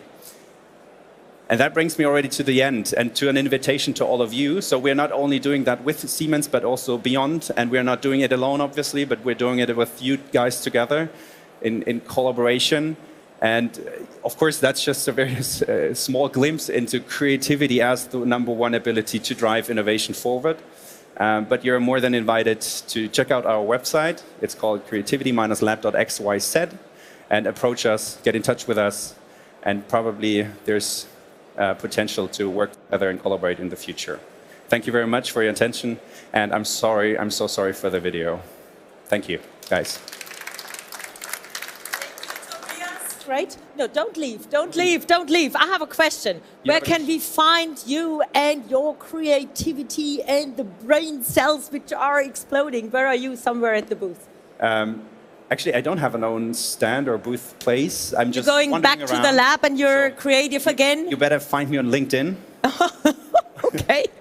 Or, as I said, on the website. But I'm going to check out some of the technology we are executing here, and probably other booths from other companies. But I'm not here for longer, I'm sorry. But no, that's all right. But we have to say, there is so much creativity in all the Siemens employees here at the booth. So if you have some challenges which you want to tackle, if you want to transform digital, talk to our experts here on stage. As you see, we have the super brains and the creative guys here at the company.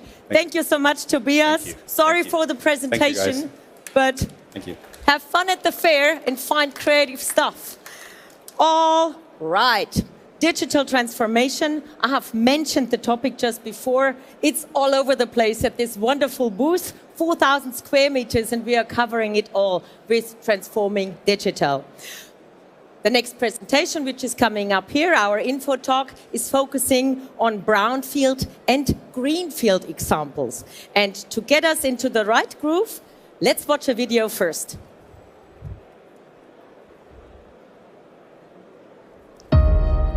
Imagine a place where you could live the dreams you had as a child. What if such a place really existed, and your dreams became reality? Our digital native factory is a place for virtual planning, simulating and optimizing what you have in mind. Making manufacturing processes smarter, increasing production capacity, designing the core of any moving object, working together with teams all over the world, and combining digital and real worlds for a sustainable tomorrow.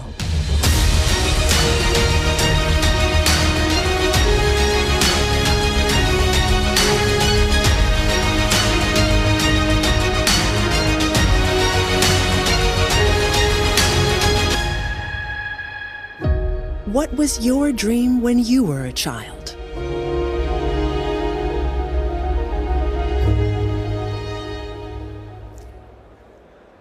We do have a colleague, and he starts his presentation always with the sentence, if you can dream it, you can make it.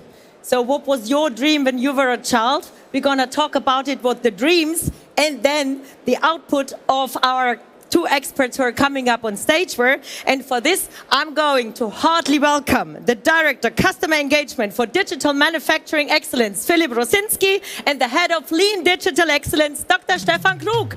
Welcome, gents. Woohoo! Thank you. You got a fan base here, I suppose. Yeah. Pretty great, This is wonderful. Okay, welcome. That's great. Welcome on stage.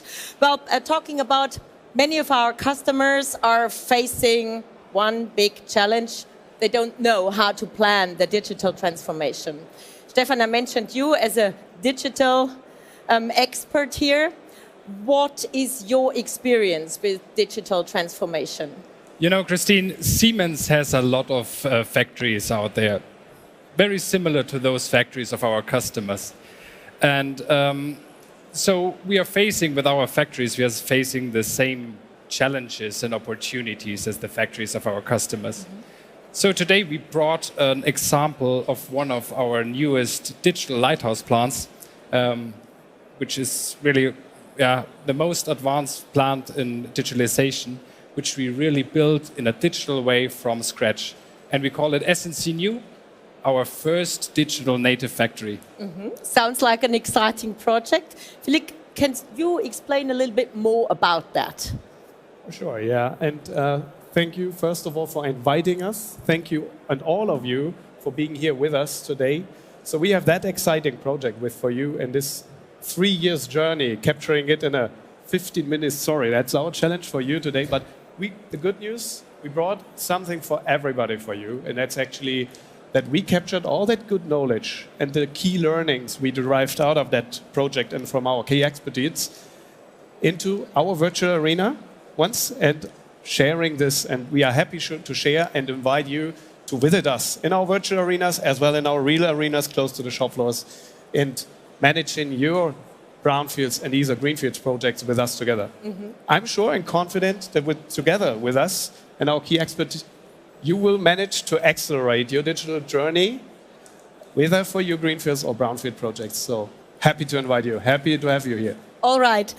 Bold statement that you're saying, hey, we can do it, we can consult you, and then you definitely want to go for it. Stefan, what was the reason for us to start the project you just mentioned? You know, we had a very strong customer demand, and our demand for our product was really strongly increasing. So we had to build a new factory in a very short time. And also we already had some existing factories there, so we consolidated 3 locations into one, and at the same time we optimized the existing processes. And let me give you a short cliffhanger. We overachieved the challenging targets of the project in regards of time and productivity, and we stayed below budget of the new factory. And this is interesting. Okay, it doesn't happen too often. No, but digitalization actually was one of the keys why we could achieve this. Impressive facts and end-to-end use case. Philippe, can you give us a brief introduction what this end-to-end use case means? Of course, and actually what we did, and following our digital enterprise approach, we captured the whole digital factory in a comprehensive digital twin approach, starting from the site selection, entering into targets definition and requirements engineering of that factory, as well running through the entire planning process and analysis phase to finally start off production. And the most important part, we maintain the digital twin right after, consequently for our shop floor optimizations in operations. So what we brought here for you, and let's have a look deeper into it. These are 5 scenarios to capture a 3 years project into just 15 minutes. We're starting first with the factory planning, which will be explained by Stefan a bit. We then invite you to guide us through our virtual, in an early planning stage, our that's so-called industrial metaverse in the virtual walkthrough. Then we continuously show you how we optimize with a digital twin the shop floor optimizations, not only for production lines, but also for a single production cell. And last but not least, the biggest basis for all of that, that's the digital twin for the product, for our products, drives and motors. So there we end up with our scenario. So really excited to share this project with you here today. Wow, I have to say, how many square meters are we talking about? It's not just a small factory, this is massive. No, we're talking about more than 70,000 square meters. 70. Yeah. Wow, okay, that is impressive and brilliant that we were able to make it. So your digital journey just didn't start when this was built. It started way before in the factory planning phase. Stefan, can you share more details on that, please? Yeah, sure. How do you normally plan a factory? You start from scratch, yeah, but you start with the value streams. How do you produce your product with your production processes? And this helps you to design them in the right, very lean way, and this is the foundation. And if you combine this now with simulation and dynamically evaluate different scenarios, you can see how these value streams and how your production is performing in the virtual world, for example, such as capacity, space efficiency, or flexibility. And this helps you then to make sure that it works in the real world from the beginning. And what is the benefit of it? So basically, you can identify potential problems right in the beginning, especially if you are in complex and dynamic environments where it's not just a simple calculation by pen and paper. you can optimize and solve it easily, and you can solve it then when it has a limited impact on time and budget. Let me give you a very visible example. We had to move one existing painting line. This is a huge machine. We had to move it from the old location into the new one, and they have these big exhaust pipes. And during the simulation, we saw that these exhaust pipes wouldn't fit to the planned roof structure. So with just a few clicks, we could solve this problem in the virtual world, and this would have been a nightmare if we would have realized this during the moving period. Yeah, absolutely. I mean, so you actually can really walk through virtually. It's not just that you have a small glimpse. You can actually enter the room, you can look around, and this is the walkthrough, I think, right? Yeah, we can have a look. Especially simulating and operating such a digital plant is something special because you can see the process.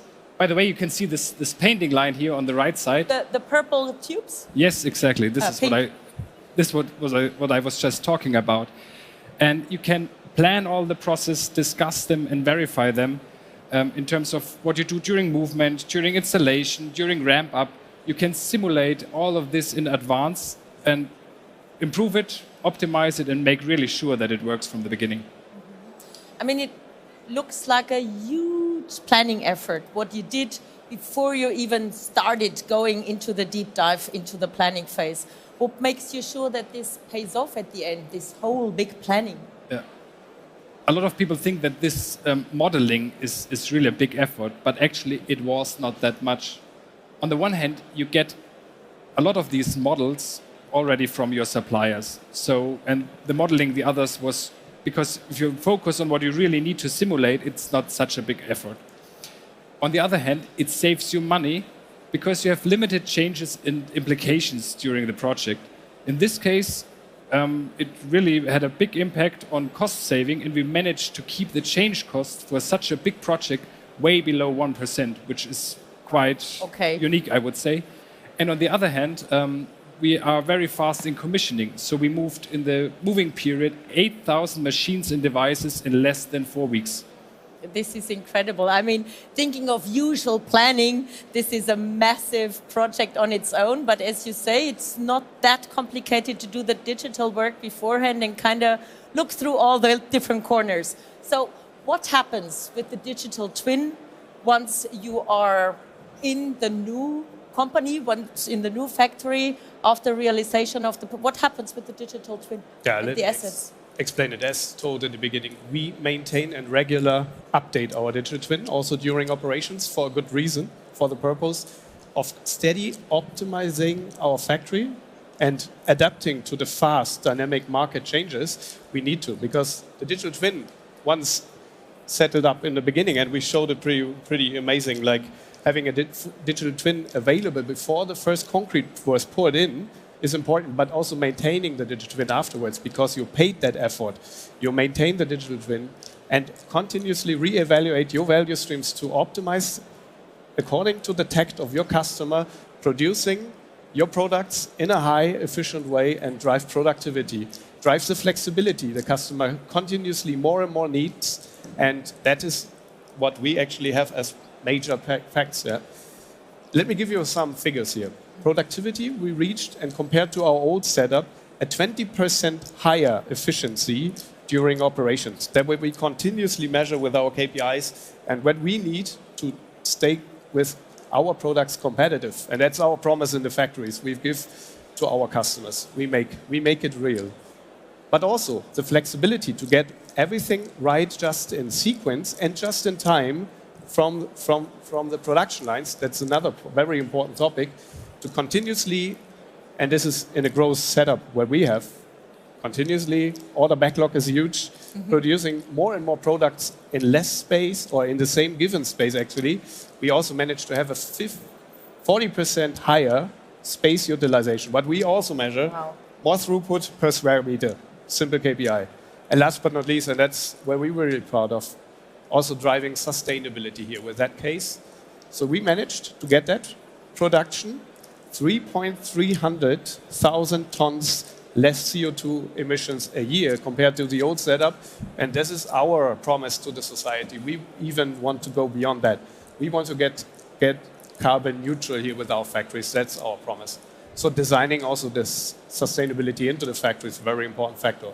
So, and digitally helps you to enable sustainability, transparency, and deriving measures out of it. Impressive facts, I have to say. Are you sometimes surprised on your own that you deliver these great numbers? You know, that you finish earlier, it's at lower cost, you save so much CO2. Are you surprised, or you know it from the planning? Actually, we were hoping for this, and yeah, as I mentioned in the beginning, we had really some challenging targets, but that in the end it turned out that well and that smoothly. That also surprised us a little bit, to be honest. What really surprises me is that we found so many engaged people, digital champs, we call them internally, who manage that all, because we are just the project leads, but the people manage that in our company and the great expertise we have. And this is what we are happy to share with our customers and partners, of course. And that's the buzzword here. And my next question, how can we support our customers now in their digital transformation? Yeah, and let me explain that. First of all, as said in the beginning, you are invited and we are happy to share all experiences we made. We capture them, we well document them, and we are driving this together with partners. So we work closely with you together. Doesn't matter whether it is our Advanta team who is supporting us and the consultants as well internally, now going externally, supporting the customers, but also with a full-fledged digital enterprise portfolio using Technomatics, Teamcenter, Technomatics plant simulation, process simulation, and NX Line Designer, all our digital offerings, which are now capturing in the Siemens Xcelerator portfolio, will help us to accelerate your journey to a digital enterprise in the end. Talking about brownfield projects one more time, I think that's very important. This factory was already existing, and we used it and we moved it. Stefan and Philip. Philip, you want to talk about the brownfield topics before, and then Stefan, you dive into it? Yeah, let me first of all say, simply an approach, and greenfield is of course easier because you have more degree of freedom of using the whole portfolio, but we managed, and that's better to explain by Stefan, who is also leading the factory in Erlangen, where we managed to apply this whole approach for brownfields as well. And it doesn't matter whether it's a single machine you want to optimize, a full production cell, or whole lines. You can use that simply also for brownfields. We can support you with that. Okay. You were talking about it was a 3 years project overall, but the planning phase, how long did that take you? Also 3 years? No, for sure not. Actually, the basic planning phase for the new factory was done within 3 months. So, and at that time, we were really able to define the building itself. So 3 months planning phase. Wow, nice. Yeah. First customer reference, can you already prove that not only Siemens is using their own technology, but also some other customers? Having everything digitally available in the early planning stage, and that's where we collaborated closely together between the factories and also our customer engagements. We managed with one of our biggest partners from the motion control business to also plan their new factory, a greenfield, fully digital. We are so proud, like we got that VR glasses and moved through that factory. So they really took this impulse and copied that for their approach. They really see the benefit behind. So we have first customer references, especially in emerging markets where many greenfields are implemented right now. Assuming the batteries business, gigafactories, all those were using our approach. So a heavily interest in all of that, and that's where we are so happy that we have so much to do right there. Okay, sounds great, great project. I have to say, these two gentlemen and their team, they won the Werner von Siemens Award, which is kind of like the Siemens Oscar in the category for digitalization and IoT. Because even for us at Siemens, this was not just a normal project, this was massive and just a lighthouse project to bring our technologies in the right place. And you guys, once more, congratulations to winning this award and bringing that project forward. Thank you so much. And thank you. I just can bring this to all our teams in the factories, so they managed to win and let us in Motion Control win this award. So really proud of it, being part of that team here. Yeah. For good reasons. Where can we find you and your topic at the booth? Somewhere around? First of all, you can get in the info booth. It's the small, like the tour guides you can book. You can upstairs see more deep dives around that whole digital factory. So Essence in new case is presented there. So happy to invite you, go there. But of course also reaching out to us afterwards. Every time we manage having you in the virtual arenas. Tech meetings are next week. Also everything is provided virtually. If you miss something here, you can manage to have it virtually there. So happy to invite you here. Lots of things to explore at the Siemens booth. And one last thing, let me show, and that's the most impressive thing here. I think a last video as an outro. Okay. We brought and you really see this industrial metaverse is growing. Virtual meets the real world, so let's have a look into that. Enjoy that video. All right.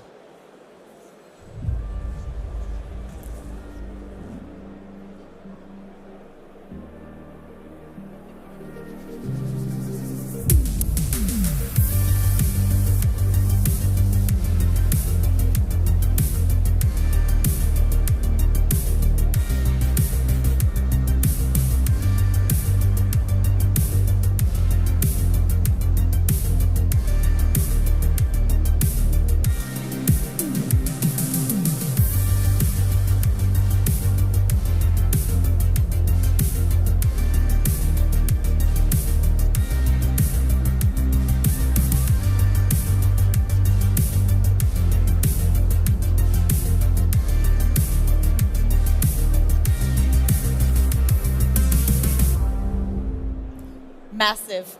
Congratulations, and I think that deserves a big hand of applause to the two of you for that project and the presentation here. I'm really astonished. Thank you so much, Philipp and Stefan. Have fun at the fair and all the best for future projects. Thank you. Great. All overwhelmed. Super. All right, ladies and gentlemen, we will have more presentations coming up on that stage, and we also have the running reporter at different positions at the booth. We will talk about cybersecurity later on. We will talk about IoT. The Siemens Xcelerator is a big topic here, and also artificial intelligence and the autonomous factory plays a massive role. And without further ado, let's go into a short commercial break.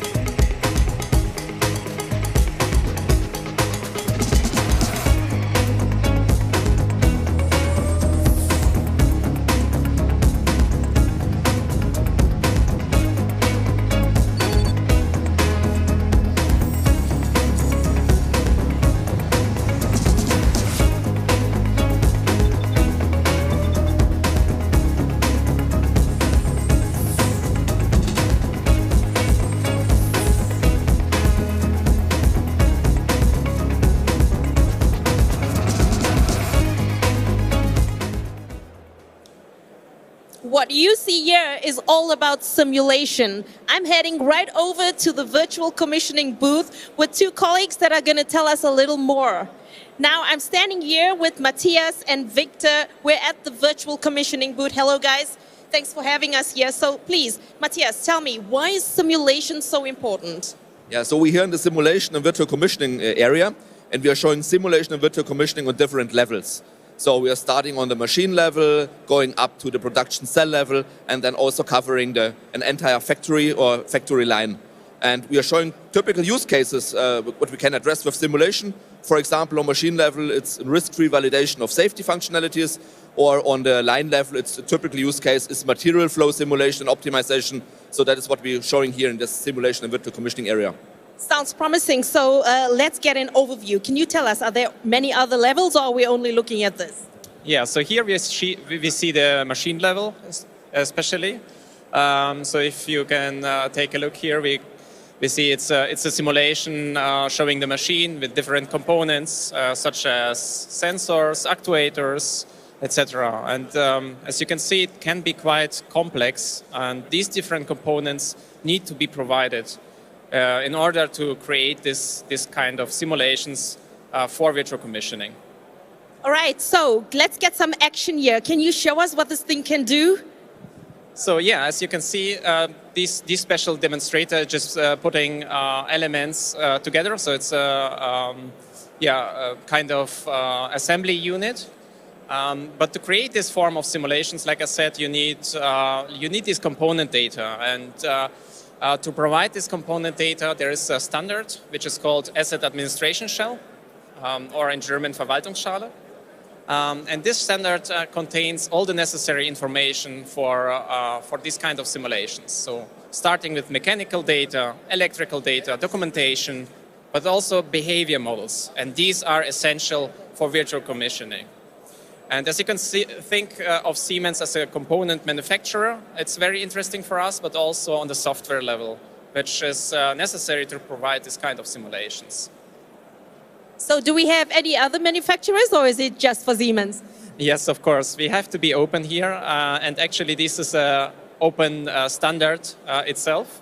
As you can see here on the screen right now, we have many different component manufacturers that are also providing this form of asset administration shells in the future. And these can be then, in the future, consumed by our simulation tools. All right, so closing words. Can you name us 3 valuable aspects of the virtual commissioning? Yeah, of course. So we have the time saving. So the aspect that you can do commissioning earlier. You save time on the real commissioning, which is actually more important or more expensive to say, because the real commissioning, if you have some kind of failures there, it's getting really expensive. All right, so thank you. I think 1 is enough, but that's it. That's virtual commissioning. Back to you, Christine. Thank you, Melissa. Great information. Well, what would we do without usage of data? Business is not possible anymore. Digitalization, data is the new gold, and artificial intelligence is possible due to the clever and smart use of this data, and it boosts maintenance efficiency as well. The starting point of a long-lasting partnership is to point out the value that we can create for our customers and the expectations that we can fulfill for them. Everything must start with the customer value. That's how we do our consultancy, and upcoming needs are addressed with putting a focus on predictive services in the maintenance area. Let's welcome now our next speakers coming up on stage from Motion Control Service Business, the Head of Marketing and Sales Excellence, Salma Khan, and Business Developer for Digital Services, Orhan Jagdas. Welcome, Salma and Orhan. Great you're joining me here on stage. Thank you very much, Christina. Really happy to be at Live SPS after a couple of years. Yes. Excited to be here with our customers and audiences. Thank you. And everybody's happy, everybody's smiling. And why don't you guys take a seat? Standing is way too exhausting. Take a seat, watch our presentation, and have fun learning more about maintenance efficiency now. Your customer, as a matter of fact, looks quite happy too. Please share the secret recipe, Salma, for this achievement. Well, we have a happy customer on the screen. who says that we are taking their maintenance process to the next level. What we are really doing is we are helping our customers to achieve their strategic targets like sustainability, resource efficiency, and so on, with the help of our predictive maintenance offerings. And I would like here today to share with our audience live and those who are watching us also in the live stream, the story of our customer Hayat Holding, how we have created value for them. So let's start with the customer introduction. Hayat Holding is one of the world's largest tissue producer and a dominant name in baby care products. They were founded in 1937 in Turkey, and they grew rapidly in the global market, and now they have 16 powerful brands, 36 production facilities in 12 different countries. Okay, that's massive. And they are serving millions of consumers globally. And lots of parents are very, very happy for that. Oh, yes. I hear they are very big in the diapers industry. Yeah. Okay, so let us talk about the customer requirements. Well, Christina, you know that consumer goods is a fast-moving market sector. And to stay competitive in the game, the companies are looking for opportunities to increase the efficiency, reduce time to market for the product, reduce cost in production and maintenance, and also to increase the maintenance efficiency. And Hayat had more or less same requirements. They wanted to have reliable predictive maintenance, increased system availability, plus they also wanted to optimize their maintenance processes. And last but not the least, like everyone for us, they wanted to save cost in maintenance. Of course, and this is what you wish for actually when you think of digital. So how did we address this long wish list of our customer, Orhan? Thank you. Based on the initial requirements of our customers, our standard 7-step approach, as you can see, consulting, digitalization check, preparation, implementation, data and process analysis, optimization and maintenance. That's our North Star for the every single digitalization project. So we started with the consultation phase, and then we went to the on-site to check all the iBase, collected to the necessary information from the site, as well as we looked from the connectivity and also the internet side as an infrastructure side. Furthermore, we had a meeting with the customer for their expectations, pain points, improvement points. And then finally, we had a conclusion that how we can make a possible value-add project for our customer. And based on this, we created a report with the recommended action items. Okay, so you presented it, and then the customer was super excited to go with you. What happened after you presented it? Yes, following the mutual agreement with the customer, let's say we started the implementation of this project, like on-site implementation for the connectivity, measurement systematic, how we connect to the devices, to the internet, also deploying the predictive service app, which is the major visualization for our customer. With this, customer can see the visualization of the data, also maintenance planning, spare part transparency, artificial intelligence area, so that with this, we make the complete package for the customers so that they can use this benefit. And plus, with the configuration of artificial intelligence, we implemented the standard bearing failures, standard imbalance, other failures into the systematic so that we can have the benefit for the customer during the operation mode. And also the root cause analysis as well as.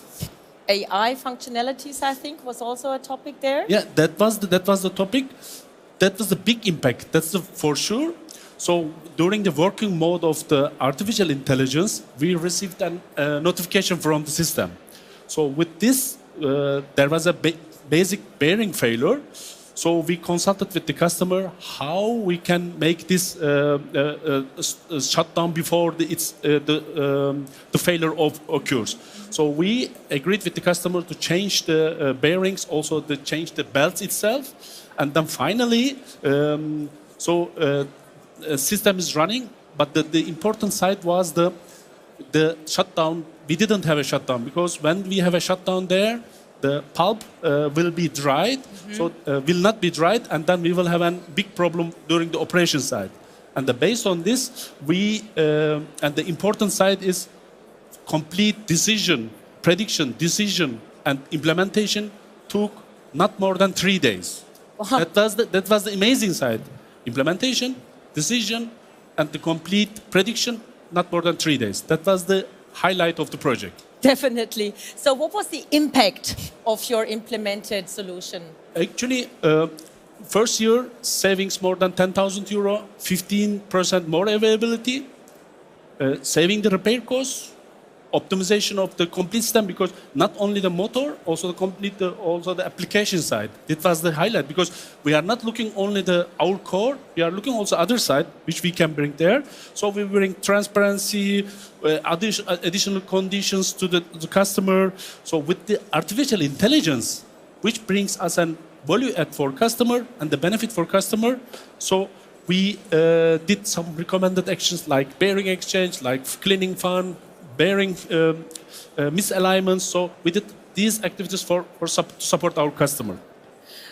I can tell you're deeply involved into this project and very passionate, Oren. This is fantastic to see, really. So I understand correctly, it was just the start of this project, and then it brought more potential for us coming into the game. New doors were opened in the maintenance business. Can you tell us more about that? Of course. Based on the data we collected from the site, we also analyze from the energy consumption perspective, because we can see all the energy consumption. Yeah? So we make an analysis and then we submit it to the customer that there is an huge potential that they can implement there. So with this, our new efficiency electrical motors, we suggested them to replace the 51 motors, and the Hayat management accepted to change the 51 motors based on our proposal. So with this one, also we look to the application side, how we can improve and collect the information at the same time. And I would like to add here, Christine, the digitalization benefit that we could create for our customer. You know that everyone is looking for digitalization, and data is the key for that. Mm-hmm. So what we did, as Orhan mentioned, that we replaced their old motors with new high energy efficient motors, 51 motors. So we took 27 out of that and connected them directly to the cloud using a Siemens Connect 400 box. It's a smart connectivity box with sensors, and it took motor signals like temperature, vibration, and so on to the cloud just using wireless LAN. And on the other side, the customer, he could access our web-based predictive service dashboards to assess the health of the motors, and they could really, let's say, predict the health, and they could avoid failure before it had happened. So the doctor check. Yeah, and exactly. And also, so the result was so convincing for the 27 motors that now Hayat is going for remaining motors for cloud connectivity. And that's not only the part.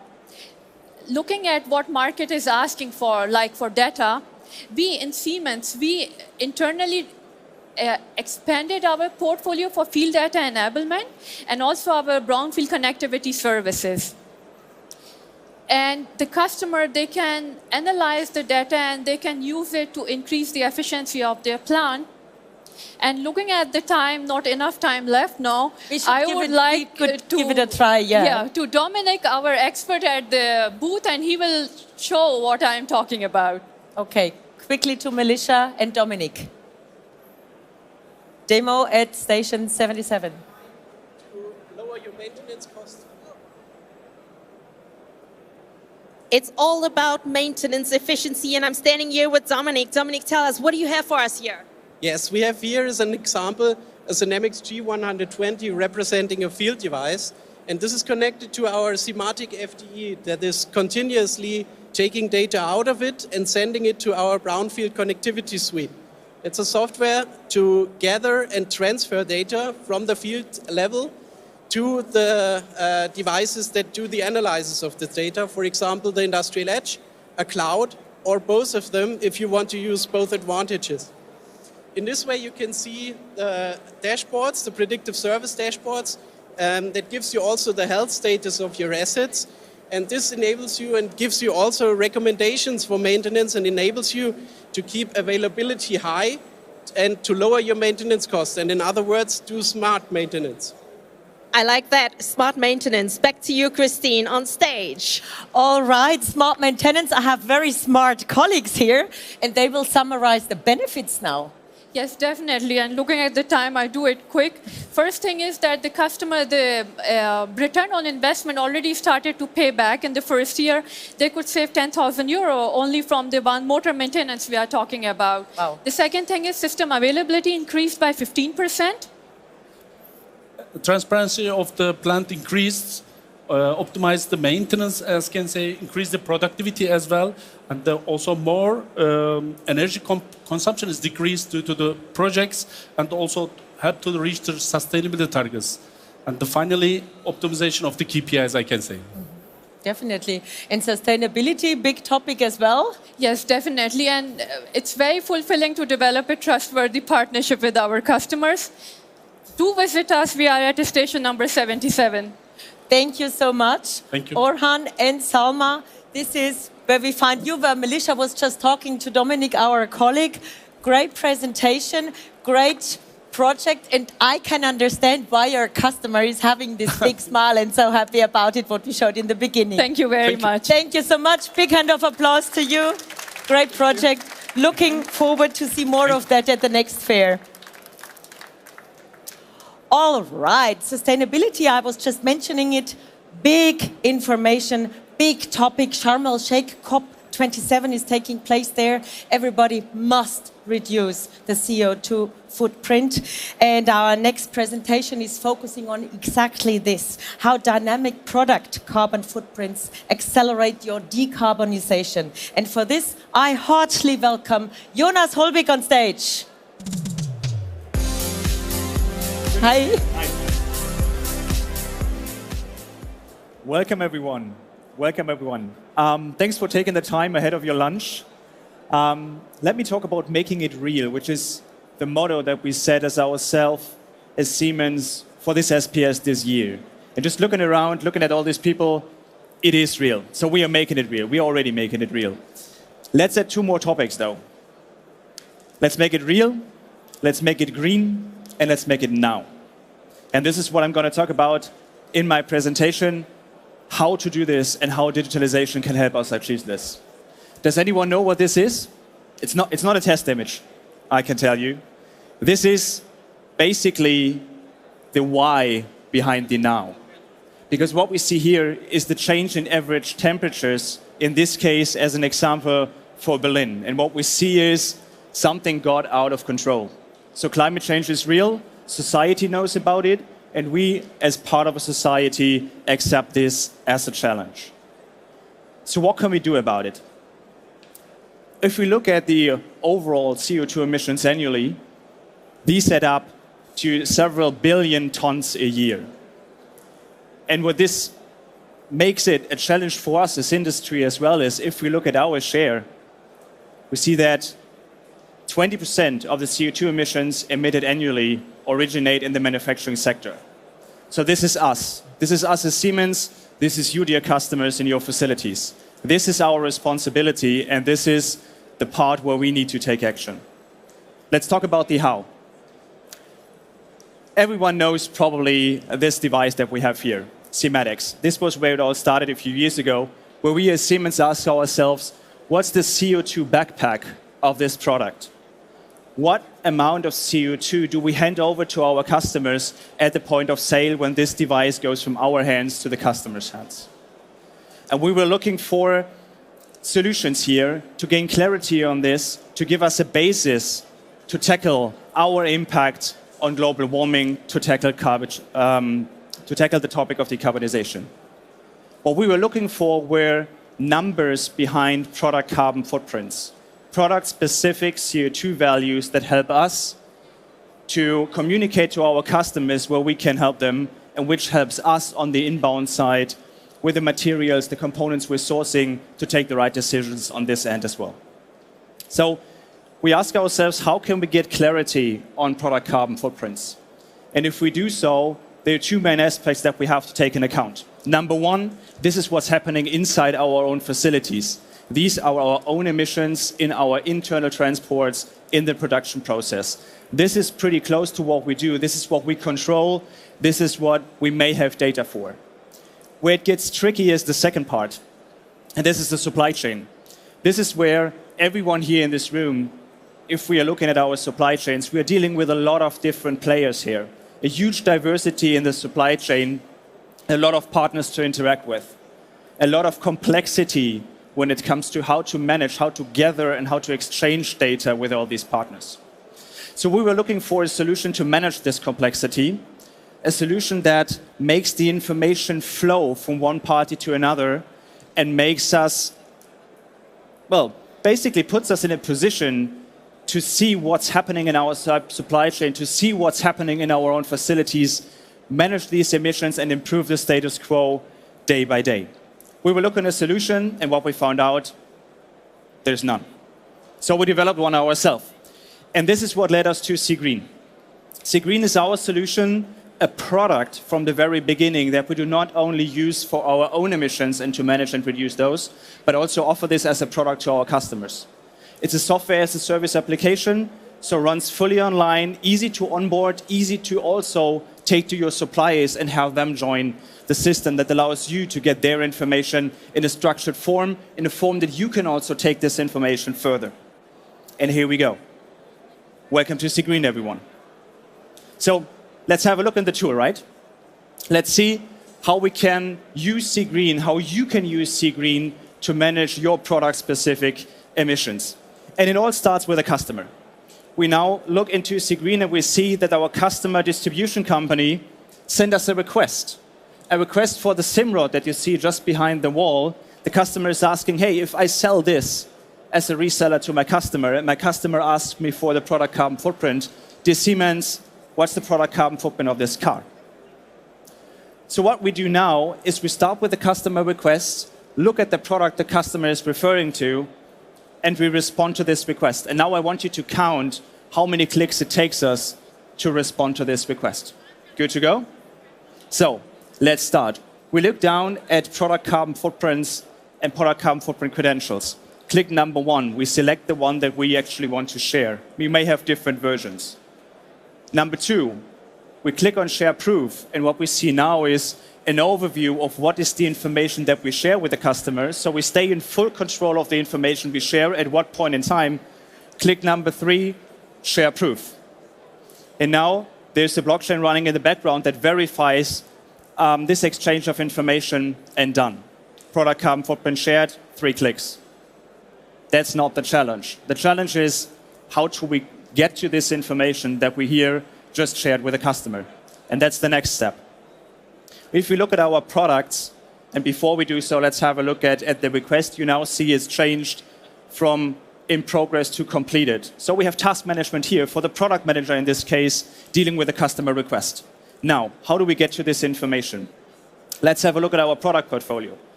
Here, product managers can manage the components and the products that they are responsible for. We're now having a closer look at the mentioned SIMrod here. Click at the product, get the overview of where we are. Product emissions for this SIMrod, consisting of our own emissions inside our factories, as well as the emissions that originate in our supply chains. Let's look at the own manufacturing first. 2 options. Either we go the manual way, we go the quick and dirty way, probably in the first step if you want so. Or we did a previous study where we already have this information analyzed. We can enter it in SiGreen pretty easily. But if we want to scale this to full operation, it makes sense to connect SiGreen to your system landscape. And you can do so. You can use APIs, for example, to the colleague's energy manager that you see right there, and connect this to your SiGreen system to pull the own emissions from your factory automatically, increasing accuracy as well as efficiency in the process. So own emissions covered. Next step, let's go where the magic happens. Let's go where the complexity is, the supply chain. So we're still having a perspective. We're looking through the lens of a product manager on the product. It's all structured along the bill of materials. So the bill of materials we are sourcing, and we have them listed here. with the respective status, where do we stand in terms of a product carbon footprint. Let's look at the battery pack, typically a very critical component for an EV, for example. In this case, we see that we have two suppliers. One supplier provided information, certified information, and another supplier did not yet. We are missing product carbon footprint information for this supplier. So what do we do now? We're now switching roles from a product manager to a procurement manager, because now it's about talking to your suppliers. No procurement manager wants anybody else in the company to talk to their suppliers. So we switched, and you see this on the top of the screen, we switched to a procurement role. The procurement manager responsible for sourcing battery packs in this case. And this colleague can now reach out to the electronic supplier that did not provide information yet and send a request straight out of SIGREEN to the supplier for this respective 25 kilowatt hours battery pack.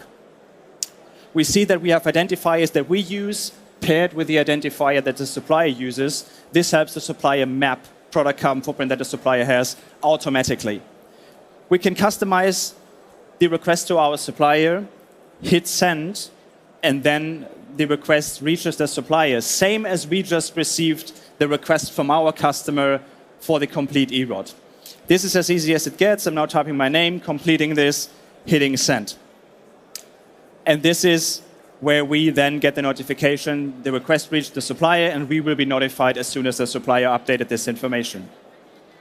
So we can close this, and we can go to the dashboard, and what we see also here, in this case on procurement side, task management.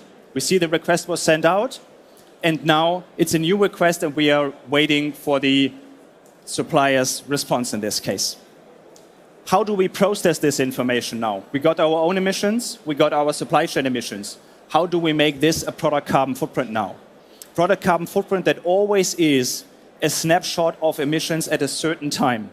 We're taking a representative time span with our own emissions and with the emissions from our supply chain, take a snapshot, and this PCF value will then be shared with the customer. And we do this in accordance with existing standards. So we do not come up with a specific Siemens standard. We do not develop an additional standard that the world is definitely not waiting for.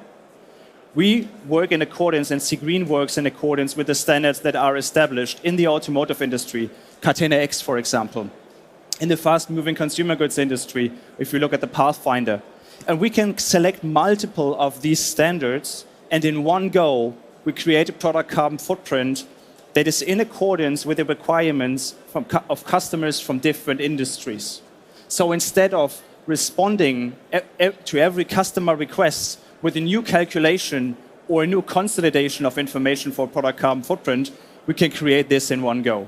And this is the magic behind this PCF form, the product carbon footprint form that we have implemented in SIGREEN. And this will be extended. This will be extended with every new standard that will be established on the market. And this is your proof that with SIGREEN you have a solution that will not only work with the standards that are standards now, but also with the standards that will be standards in the future.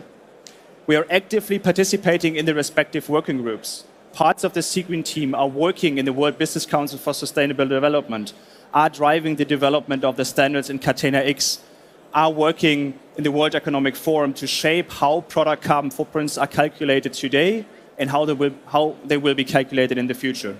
It's important for us to ensure that whoever is using SIGREEN can be rest assured that we will take care about the compatibility of his solution to established standards. So we covered how to get our own emissions, how to get our suppliers' emissions, and how to combine this to an answer that we can share with customers in only 3 clicks. This is SIGREEN, and this is what we can announce today. So SIGREEN is available as we speak. It's live, it's productive, and it's there for everyone here to join. So we enable, as Siemens, we enable the industry to start product decarbonization today. Even better, SIGREEN, the basic features that we saw, are free. So it's not only easy to start with SIGREEN because it doesn't require any on-site installation as a web-based tool. It's free for you to use, and it's free for you to take to your suppliers. So you do not engage in discussions about who's buying what tool and who's paying for it when you reach out to your suppliers. Important for the scalability of this solution along your supply chain. And it will remain free. So you do not have to be afraid of any login effect afterwards. Siemens will not approach you at a later point and charge you for the features that we just saw. Basic features will remain free. Basic features will be available online as a standalone solution. But as an option, there's always an opportunity to use APIs to connect to ERP systems, connect to energy management systems, or connect to lifecycle assessment tools that are already in place and used in your own factories or in your procurement departments. That's the announcement today. Very excited to share this with you today. So check out the internet, check out siemens.com/cgreen for more information, or directly app.cgreen.siemens.com to sign up to cgreen and start product decarbonization now. Christine, I hope I kept the timeline. You did. It's awesome. Jonas, thank you so very much.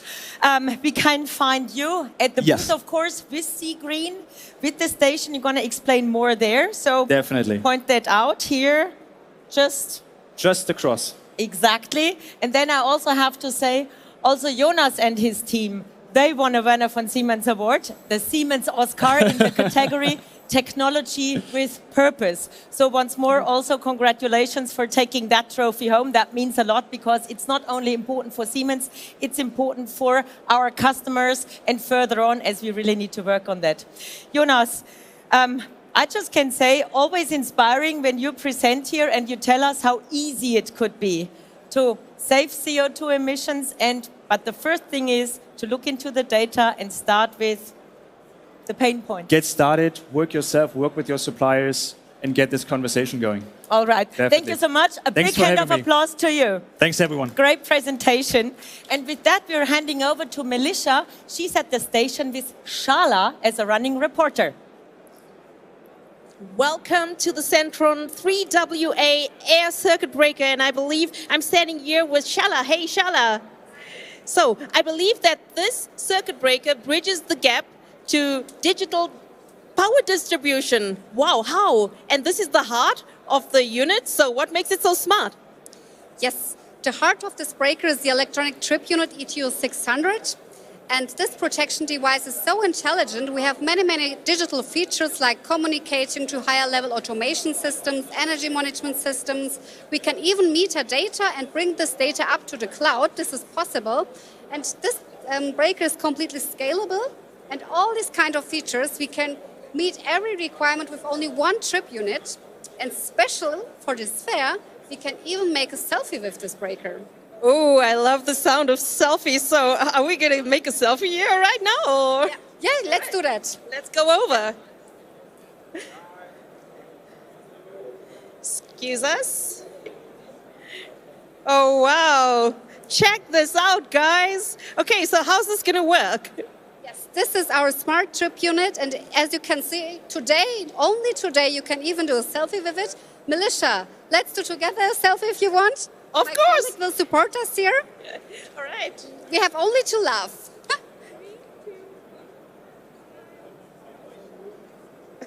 So. Whoa, so we're going to be on the Maker's Wall of Fame? Yes, we will. Let's check this on the wall.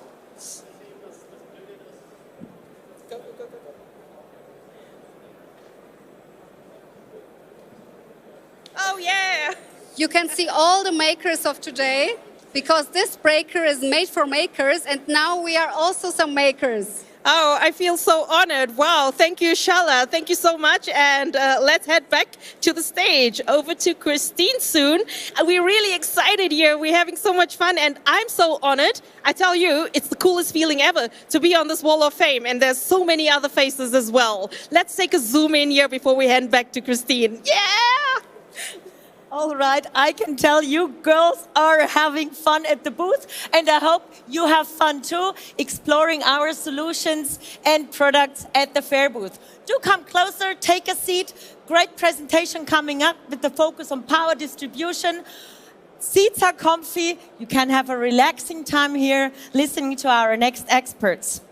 We heard lots about data in these last hours, and let us now speak about how to turn data into an advantage via a cloud-based versus an on-premise solution for power distribution. My guests on stage will be Miss Cloud, Ayla Kleemann, she is head of sales for IoT, and Mr. On-premise, Andreas Stöcker, the product manager for Sivacon S8. Big hand of applause to them. Hi Ayla, hi Andreas, great you're here. Yes. Happy you're joining me here on stage. Wow, sounds turn data into an advantage. Sounds exciting. Very important for power distribution. Can you tell us more, Ayla? Of course. But before that, one question. Do you know how much power outages or minutes you have, even if you have an availability of 99.999% per year? No, it's nearly 100%, so that means I'm safe, systems are running, I got the power, everything's under control. You are not. 52 minutes per year outage time. And if you now know that 1 minute costs you roughly 5,000 euro per minute, that means 250 euro costs per year. And it is no one wants to pay. 250,000, you probably mean. 250,000, that's $250,000.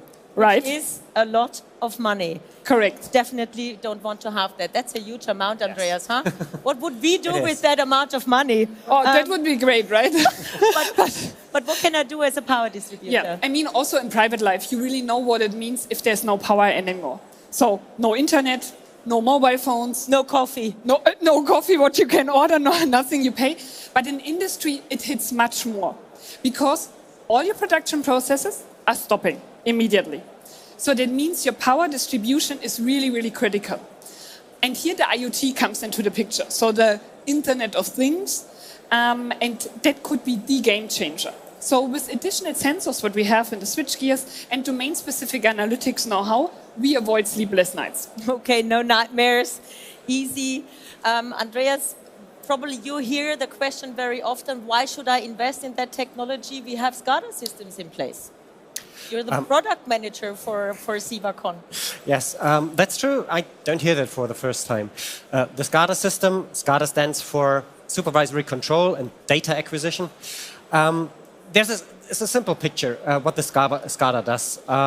It's like driving on the road in your car, and the SCADA makes you turn left or turn to the right, like your steering wheel. Has been done so in the past, and it might do so also in the future. Additionally, used IoT acts like these wonderful assistant systems that you have in your car. Parking assistant. Parking. I love it. Or that switch on your windscreen wipers on and off automatically. Yeah. So these sensors that you have in your car, they make life easier. They simplify operation and maintenance, for instance. So that's what IoT does in the power distribution world. So it brings together the IT part and the OT part. Mm-hmm. Well, we talked about the massive cost and the challenges and the impact, of course, with the energy distribution when it's down. Could you give us a little bit more details when what your IoT solutions are doing, Ayla? So we have two different applications. So one is the cloud-based application, NX Power Monitor, and one is the on-premise solution, Simaris Control, to really support here the maintenance and operation teams for the power distribution side. That means the customer can choose the deployment model.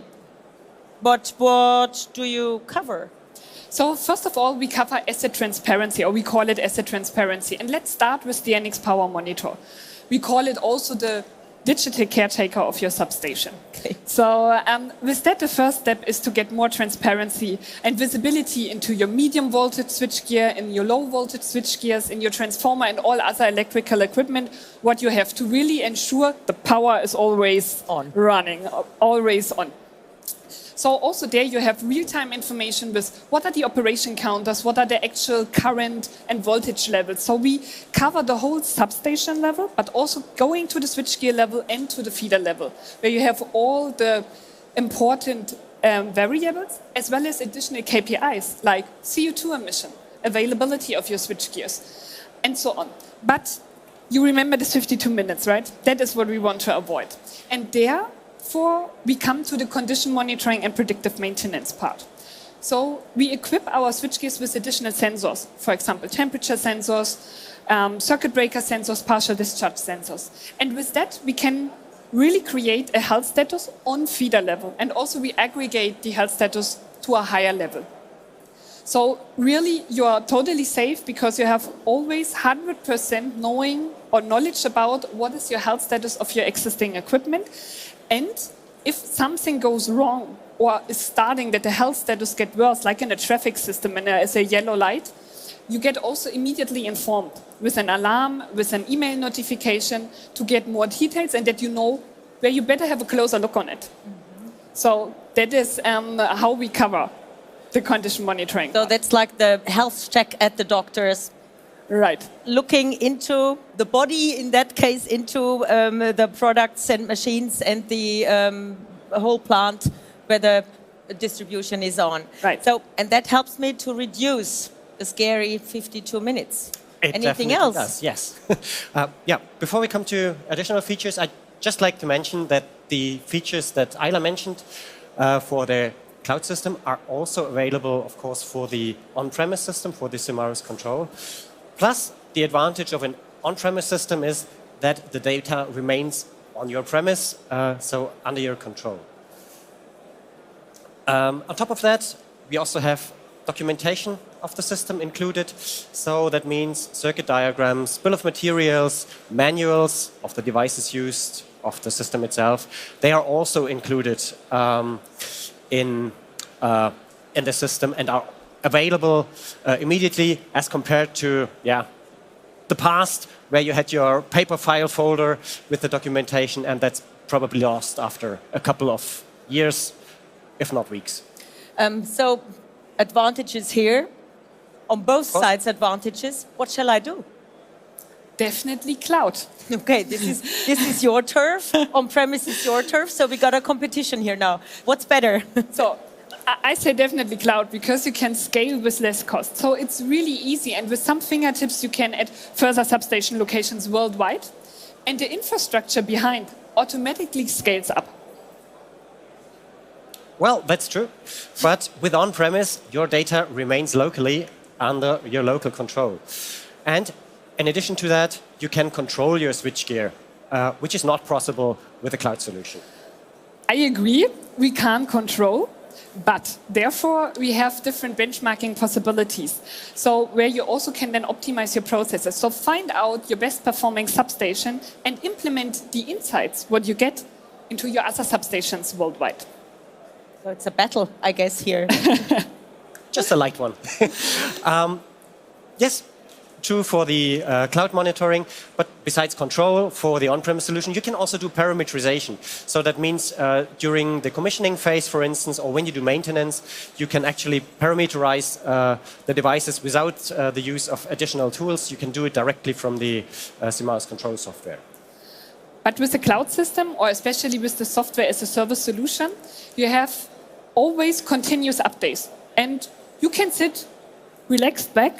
You don't need to take care of anything. So all patches, newest version also of the analytics engine to improve your health status, you get automatically. And your IT operation team don't need to take care of implementation of cybersecurity policies or to implement the patches. That is all done automatically. And that also reduces your OPEX costs for your IT operation.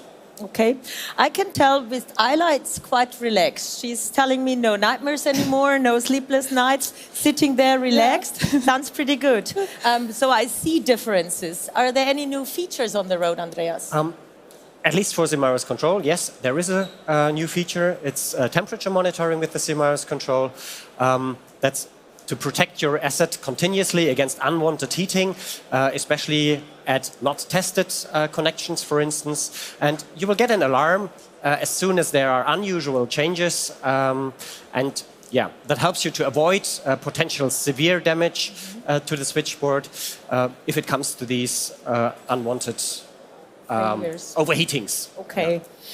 So, okay, nothing new for the NX Power Monitor. So they are still implemented, plus all the circuit breaker and partial discharge monitoring as well. Mm-hmm. Okay, Ayla. But don't worry, both solutions that we can offer are great. In the end, it doesn't really matter. It's two different technologies that we're using, but they're providing the same kind of value to the customer.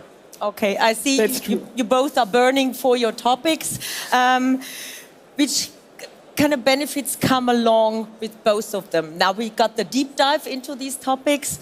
Can you sum it up? What are the key benefits? Yeah, of course. So first of all would be ensure higher reliability by getting much more. So really we avoid these unplanned downtimes by this health status, what we have explained, and also we can enable an extension of the lifetime. So really a CapEx shift for your switchgears, because normally, you know, a switchgear has a lifetime of 20, 30 years, and also a huge investment at the beginning, and that also we can extend with our solutions.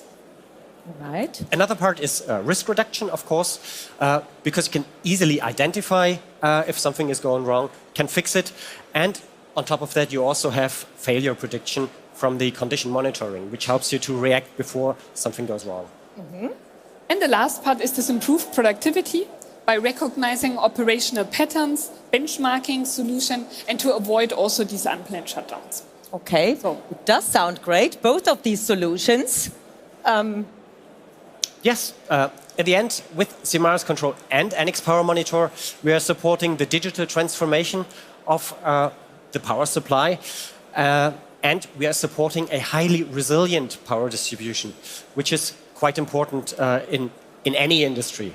And yeah, we are happy to consult you if you like to know more on finding the best solution that might fit your application. And if you want to talk to us, you can find us over there behind the wall in the power distribution area at the booth where we are open, or where I am open for your questions. Okay, and just out of curiosity, you're presenting at one station, right? Yes, we're presenting at one station. You're not battling at the station to drag away the customers. You're united at one station informing our customers. We're here as a team, yes. Yeah, okay. As Andreas said, so we find the right solution for the customer. Okay, no sleepless nights anymore. Everything's cool, everything's relaxed. We got the solutions straight over there. This is where you find your solutions for power distribution. Right. Ayla and Andreas, thank you so much for presenting. Let's be friends again, I hope, okay? Yeah, always. Okay, and a big hand of applause to the two of you. Thank you. Thank you. All right, thank you. Let's watch a video for just 1 minute to get into the groove for our next presentation coming up on stage.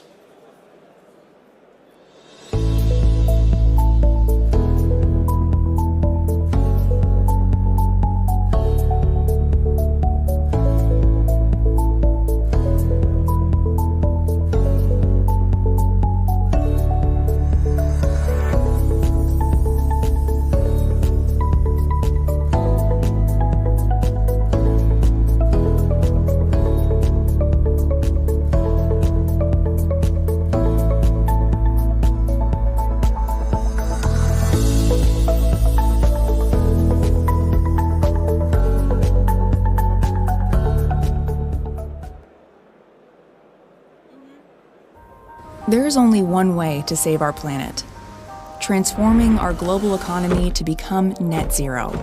A massive change that takes effort from all. Reaching the global net zero emissions goal means investments of $1 to $2 trillion every year. So, where to start? By transforming existing infrastructure, enabling the transition to e-mobility, and scaling up renewable energy. By reducing the carbon footprint of industrial production and supply chains, or by making green hydrogen commercially viable. This clean technology could one day meet a quarter of global energy demand. At Siemens Financial Services, we look forward to shaping all these transformations. By smoothly blending technology know-how with financing expertise, we advance sustainability hand in hand with our customers every step of the way. For instance, when we help companies or municipalities with financing solutions that smartly align revenue with payments. That way, we can eliminate the burden of upfront costs for anyone who wants to decentralize energy systems or make buildings and factories more energy efficient, or when we help developers overcome financial constraints when building wind parks and solar farms, reducing the carbon footprint of, say, data centers, or when they need to reshape complex pieces of infrastructure, to enable intermodal mobility in a more sustainable and efficient way. See, we're passionate about financing, and we love using it to overcome barriers on our shared path to a net zero economy. Because for us, sustainability is a business imperative. So let's transform the everyday, together.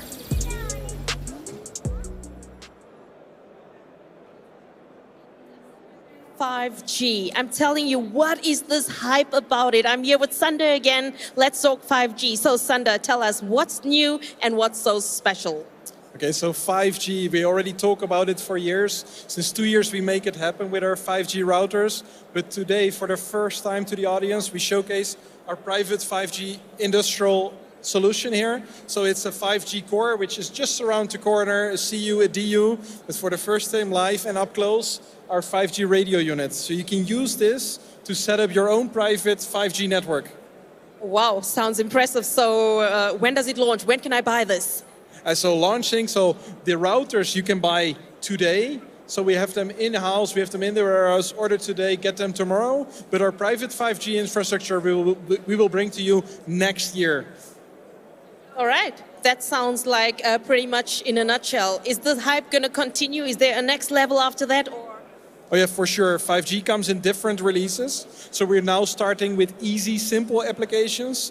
But with future releases, we will step by step tap into the possibilities of 5G, creating a 5G wireless solution you've never seen before in industry. Oh, that does sound promising. Now you are all convinced, aren't you? So let's please hand back as fast as we can to the stage and check out what's happening there with Christine. Over to you. Thanks to Sander and Melissa. Great presentation as always when talking about 5G. Well, great presentation coming up and a really big topic of essence, the autonomous factory. How do you guys imagine it? Empty, no people, just machines? Our next presenter here on stage will unveil what an autonomous factory can look like and which advantages it brings. And ladies and gentlemen, do use the chance. Great presentation coming up. Give your feet a break, sit down. Really a cool infotainment story now up on stage. And a heartily welcome my colleague, Dr. Matthias Loskel on stage.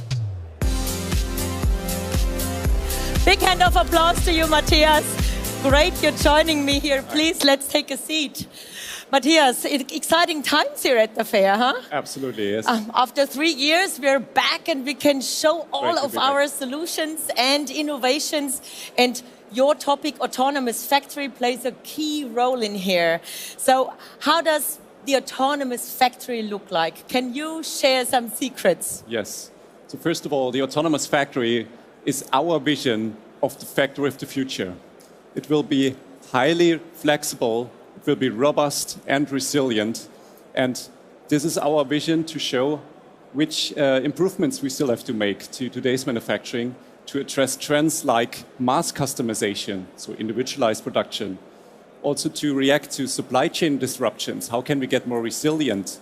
And how can we produce more sustainably in the future? These are all challenges around us, right? And I would like to invite you to take a small time travel with me. So get your seatbelt fastened. And buckle up. I invite you to have this journey and let's watch a short video together. Okay. So this is Zoe, a little girl who builds a toy robot just based on her imagination. What if she could order this small robot as a real toy by just a fingertip? In the background, the whole machinery starts to run. The whole supply chain will be highly interconnected and delivers the material needed to produce this little robot to the autonomous factory. In the material receiving area, you can see there are autonomous forklifts running around to unload load carriers from a truck completely autonomously. For this, different AI technologies are needed, like pose estimation, image segmentation, and also the generation of the overall workflows to unload the pallets and load carriers. These autonomous systems will interact with humans, so there will be humans around in the autonomous factory, and that's why we need advanced safety functionalities. That's really crucial. And while our little girl Zoe is waiting for the robot to be produced, these intelligent machines group together to build flexible production setups. And to collaborate, they have to exchange information about the environment, about their perception of the world, so to say.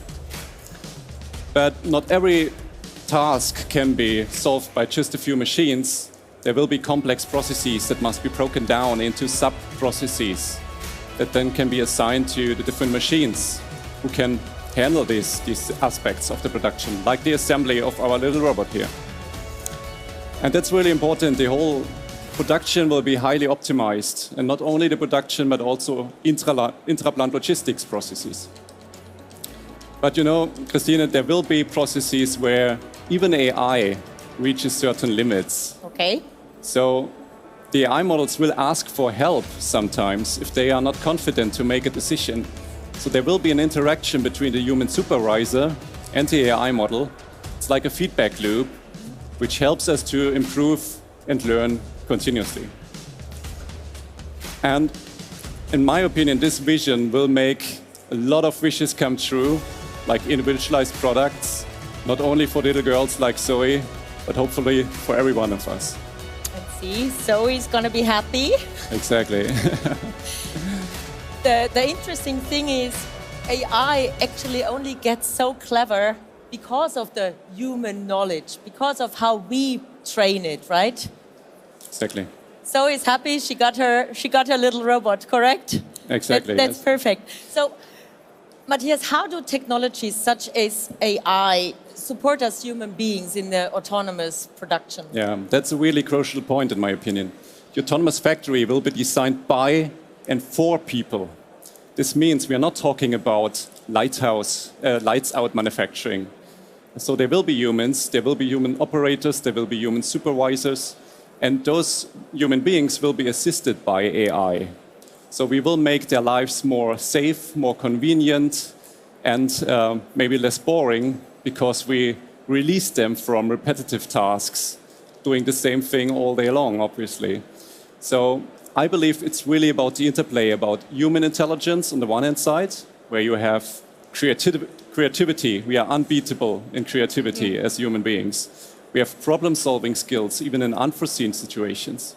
And on the other hand side, we have AI, artificial intelligence, with the newest algorithms coming from research, with a lot of computing power available. And it's really about bringing these two things together. It's about the interplay of both to reach the next level of automation. So can we already experience applications of AI in industry? Absolutely. So AI in industries is extremely versatile. In the meantime, you can find it in every industry, actually. And I brought 3 examples today. The first one is from the automotive industry, as you can see in the background. So this is the part of manufacturing where we have to produce the car body. So it's about joining metal pieces together with so-called spot welding. This is done by these big robots that you can see in the background. So does anybody know how many weld spots are needed to produce such a car body usually? Any good guess?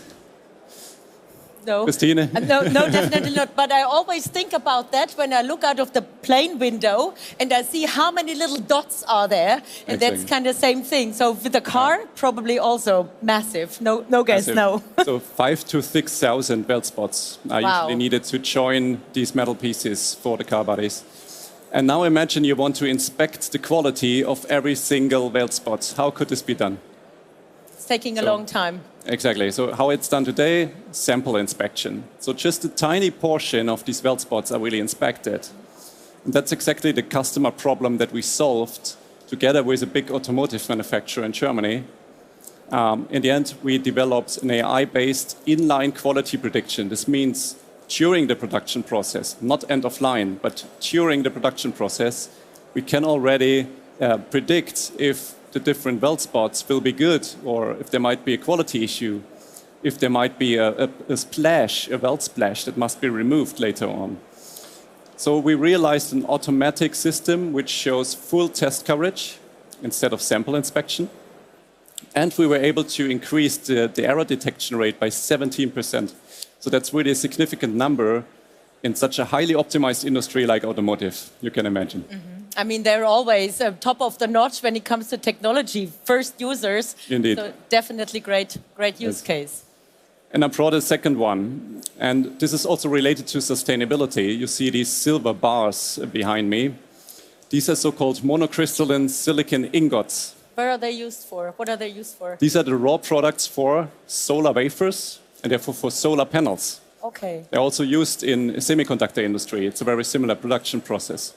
So imagine you have a big fusion pot, a melting pot of liquid silicon, several hundreds of liters.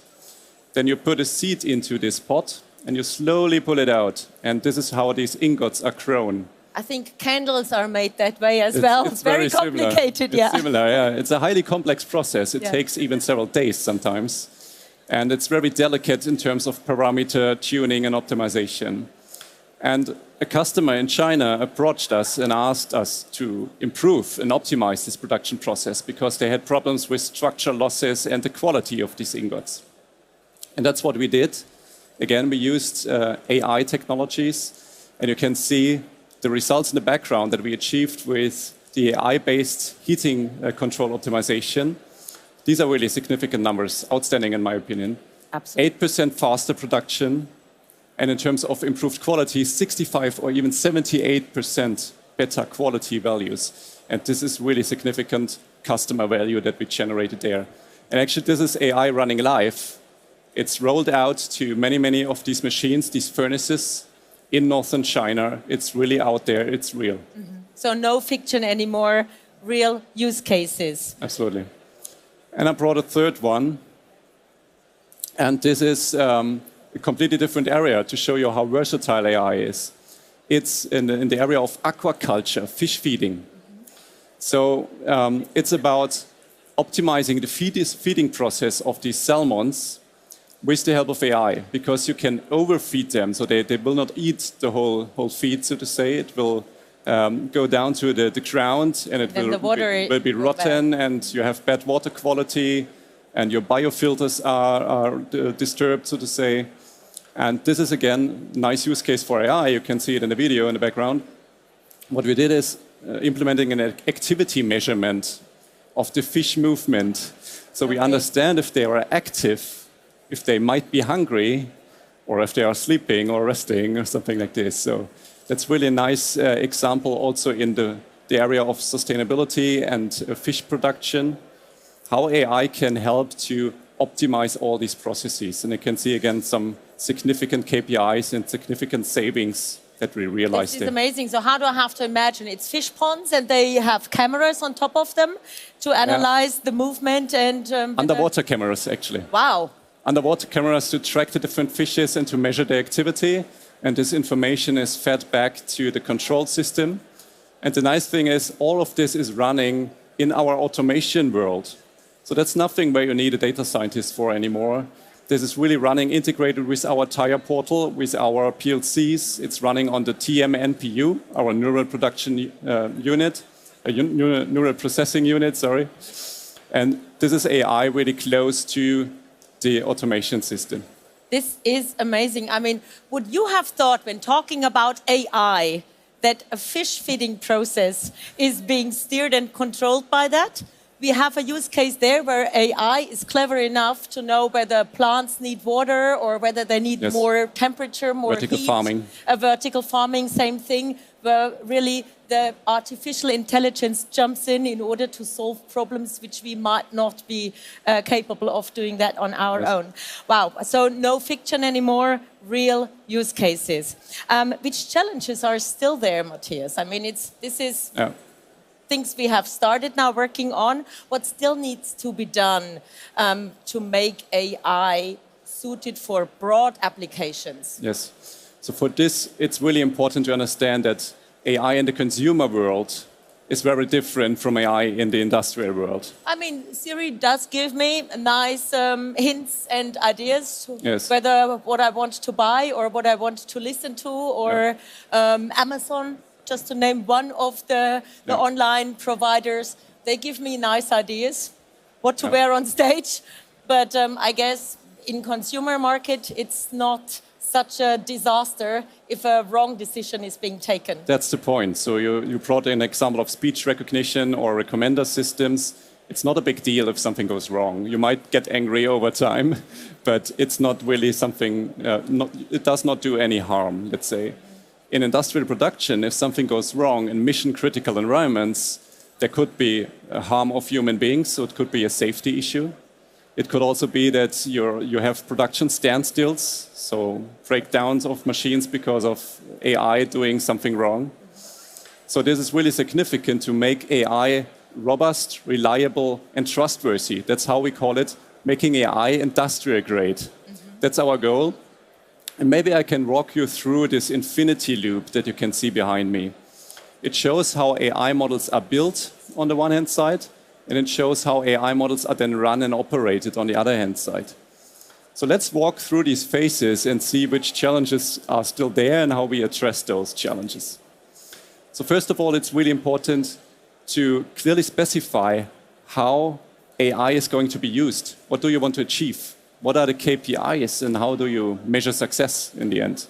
Because we often face the problem that customers say, we want to use AI, but maybe the problem is not really suited for AI, or there are standard tools who can do a better job.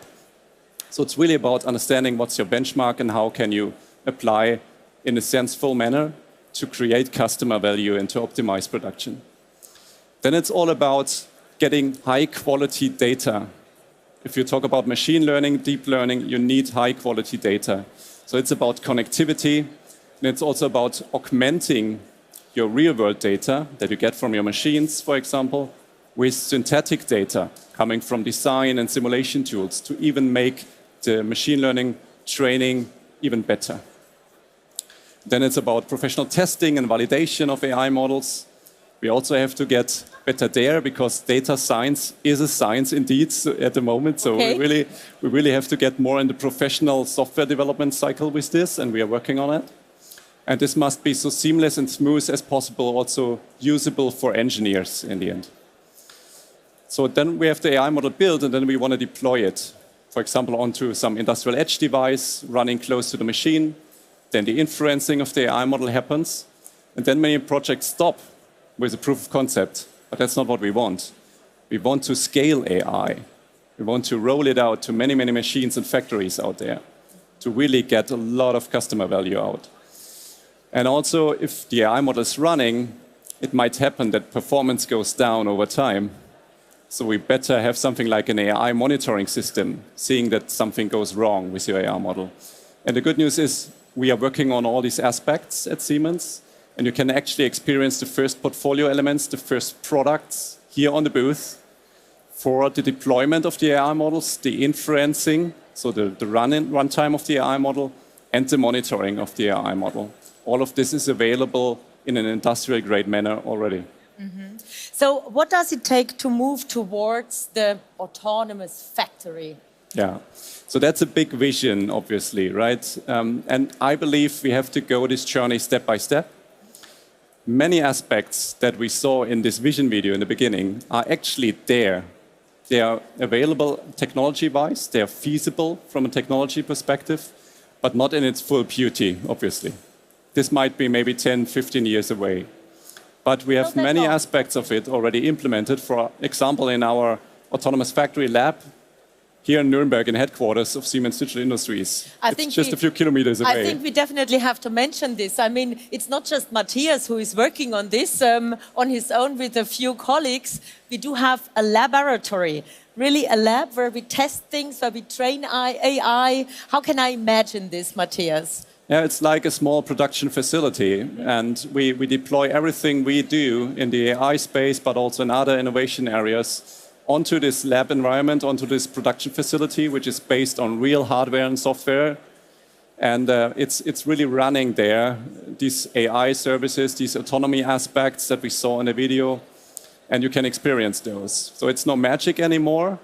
And we are also going the next step. We are going to apply this to our own factories. We are going to pilot aspects of the vision with pilot customers. And it's really important for me that we have to work on ecosystems. So this is a big vision. It's a huge journey ahead of us. And to make this happen, we really have to join forces. And I really would like to ask you to reach out to join forces with us. Doesn't matter if you're working for a startup, then let's see how we can scale your solutions to the industry. If you're working for a solution provider or system integrator, let's join forces to make your customers happy together and to get AI onto the shop floor even more efficiently. Or if you're working for a manufacturing company, obviously we can also help you to solve your problems at hand with our portfolio, but also with our customer service and consulting teams that we have in Siemens.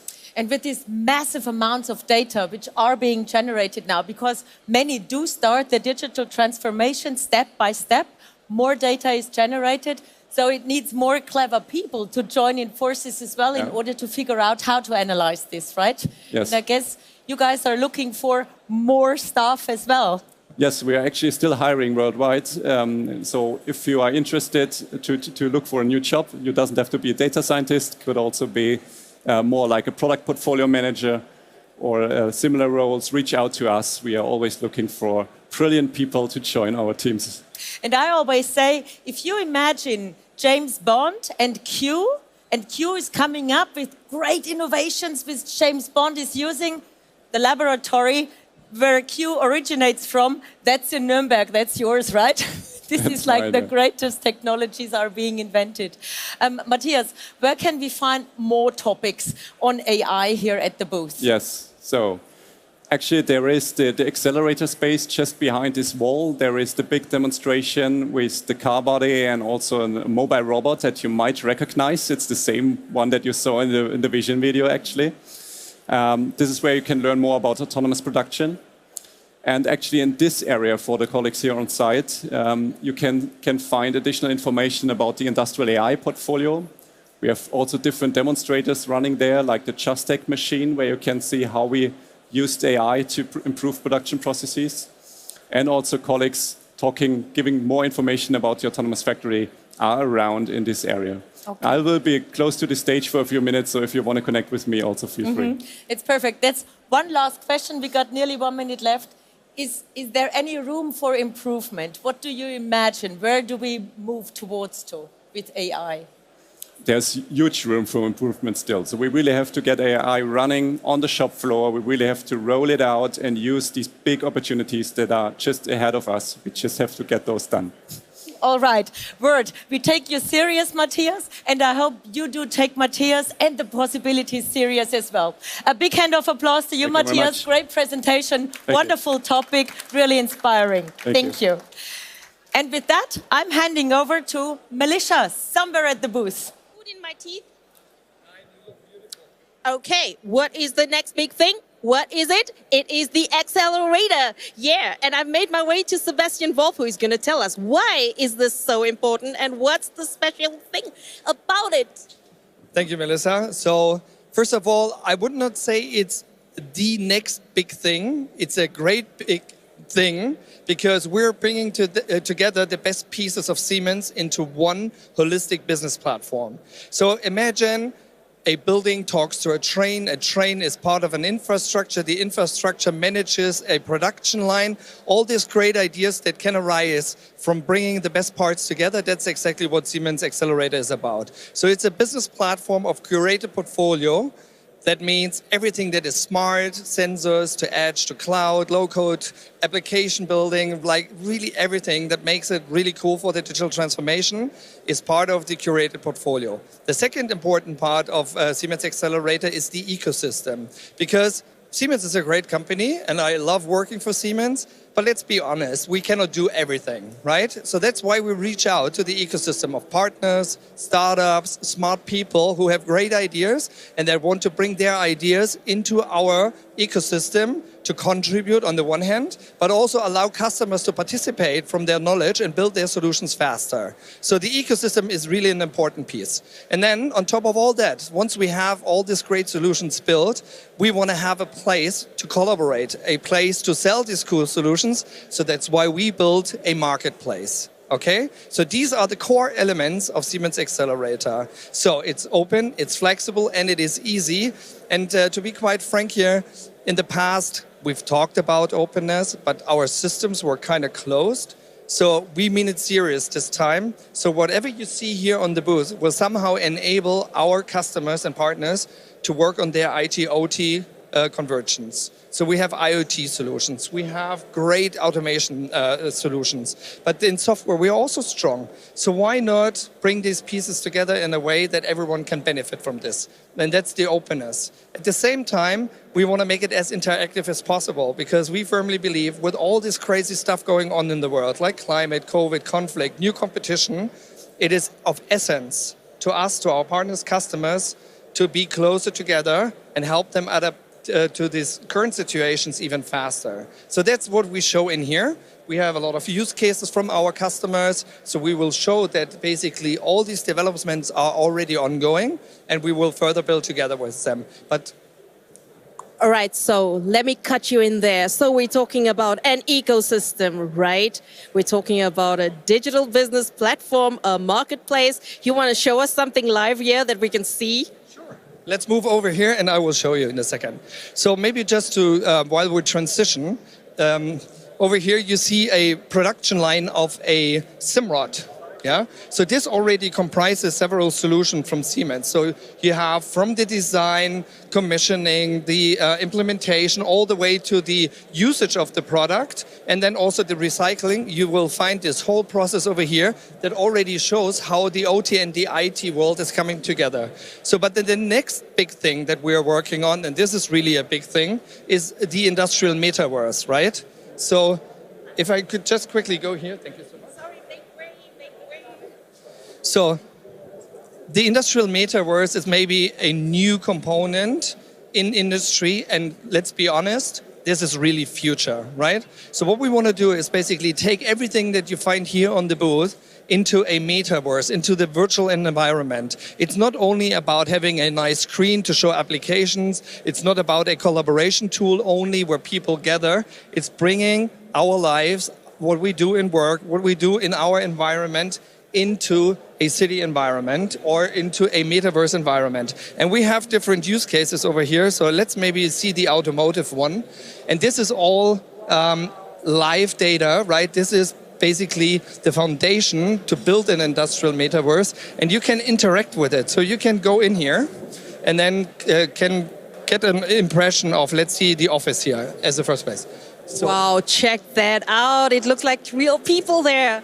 It is actually real people in the future. So you will have your own avatar in this virtual environment. So you will be working with people in the metaverse. And we want to showcase this here, how it could look like, right? We're in the starting phase, but we also want to show, like, here is a workstation. And then you see how the bits and pieces are available, if there's enough spare parts, if you see that there's a problem. You see this little guy there, yeah? So he will be working with me, sitting at a desk, and I will tell him, look, I'm running out of parts, so can you help me? Can you find some spare parts for me in another storage maybe? But then also, we saw this robot over here with the car body. This is exactly what you see here. So this is a live copy of this robot in the virtual environment. And we will be deriving data from this model, send it back to the real production, check if everything goes well. So with all the sensors connected and the analytics, we will see whether there is maybe a problem in the future, send it back into our metaverse, and then do improvements or change processes or help people to do better their work, whatever it may be. In the end, that's where we're heading towards. I'm impressed. Super, there's so much to see. But anyway, dear audience, please come to the booth. Sebastian is there to answer all your questions and show all this awesomeness that is here waiting for you. So please don't miss out. Thank you so much. You're most welcome. And back to you, to Christine on the stage. Thank you to Sebastian and Melissa. I can feel the excitement what's happening over there at the other side of our kiosk area where the accelerator cube is positioned. Now, question to the audience. Who of you does not speak German?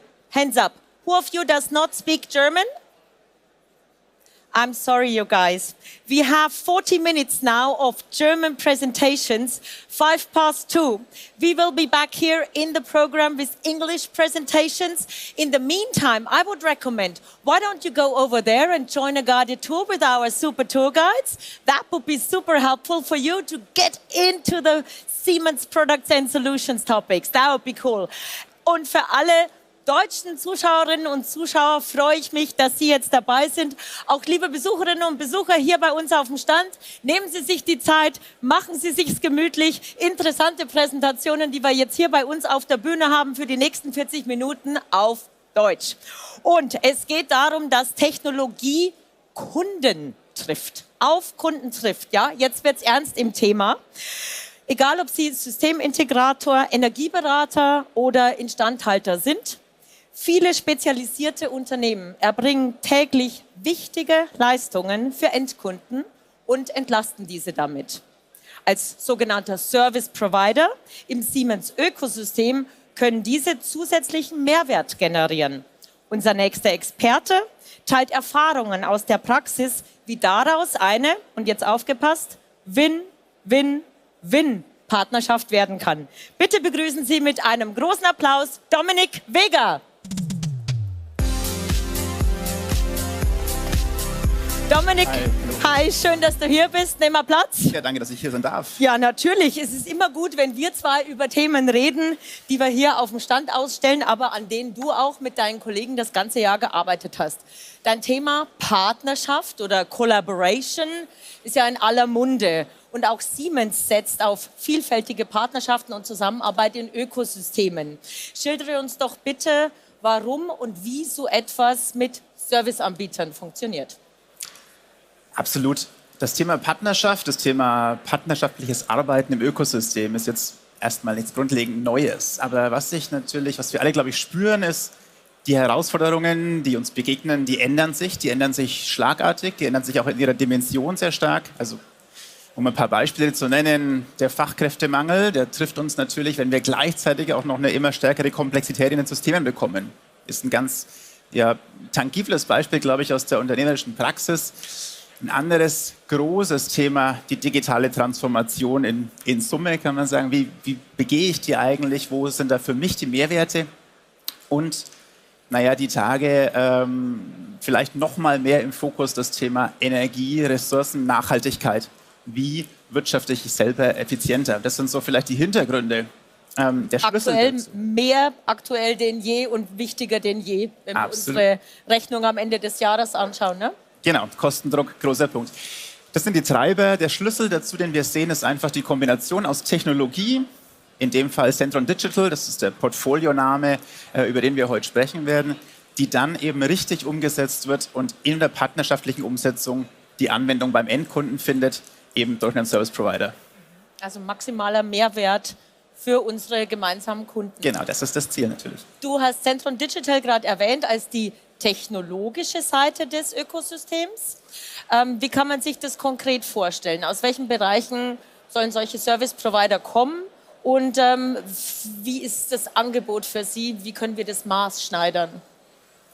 Also in der Funktionalität des Portfolios ist ein großer Punkt das Thema Energiemanagement und dadurch kommt man natürlich in der Regel aus einem Energieberatungsumfeld, also Energy Consulting, Energieeffizienzberatung. Ein ganz anderer großer Punkt, der immer mehr wächst, ist das Thema Wartung und Instandhaltung. Der zahlt ein bisschen mehr ein auf Verfügbarkeit. Da denke ich zum Beispiel an Facility Manager, auch an Campusüberwachung. Und vorgelagert, ich glaube, da zahlen wir besonders über Usability-Aspekte ein, das Thema Systemintegration. Also erstmal zum System zu gelangen und das eben als Dienstleistung angeboten zu bekommen. Große Chancen. Gerade für einen Elektrogroßhandel wahrscheinlich auch? Auch. Das eine sind die Spezialisten, die ich jetzt beschrieben habe. Das andere ist die Chance, über das Portfolio, über die Technologie, ich sage jetzt mal, reinzuwandern in ein Service-Business-Modell. Also Elektrogroßhandel, Schaltanlagenbau, Schaltschrankenbau, Steuerschrankbau, Maschinenbau haben in sich schon ein enormes Know-how systemseitig. Das heißt, sie könnten einfach ihr Portfolio erweitern, um eine Serviceleistung Zum Beispiel Remote Monitoring. Okay, dann schauen wir uns jetzt noch mal so eine Partnerschaft zwischen zwischen Service-Providern und Siemens im Central Digital Ökosystem ein bisschen genauer an. Wie genau stelle ich mir diese Zusammenarbeit vor? Also du hast es ja eingangs erwähnt, am Ende hoffen wir natürlich auf eine Win-Win-Win-Situation. Also der Triple Win für alle beteiligten Akteure. Das große Ziel ist der maximale, beste, optimierte Service beim Endkunden. Aber wie kommen wir dahin? Wir kommen dahin dann, wenn wir als Siemens die Technologie bieten, aber eben im partnerschaftlichen Austausch auch die Technologie entwickeln. Dann eben maßgeschneidert und individualisiert auf den Service Provider. Der kommt ins Ökosystem rein mit einer wahnsinnigen Nähe logischerweise zu seinen Endkunden, mit einer Nähe zu den Applikationen und mit sehr viel fachspezifischen Wissen auf dem Gebiet. Und gemeinschaftlich über den Austausch, in welcher Intensitätsstufe dann auch immer, das kann über Schulungen, Trainings gehen, das kann bis zu Co-Creation oder gemeinschaftlich gestalteten Entwicklungsprojekten gehen, zeichnet sich dann eben das Bild von so einer Partnerschaft. Und wir als Siemens, wie gehen wir daran?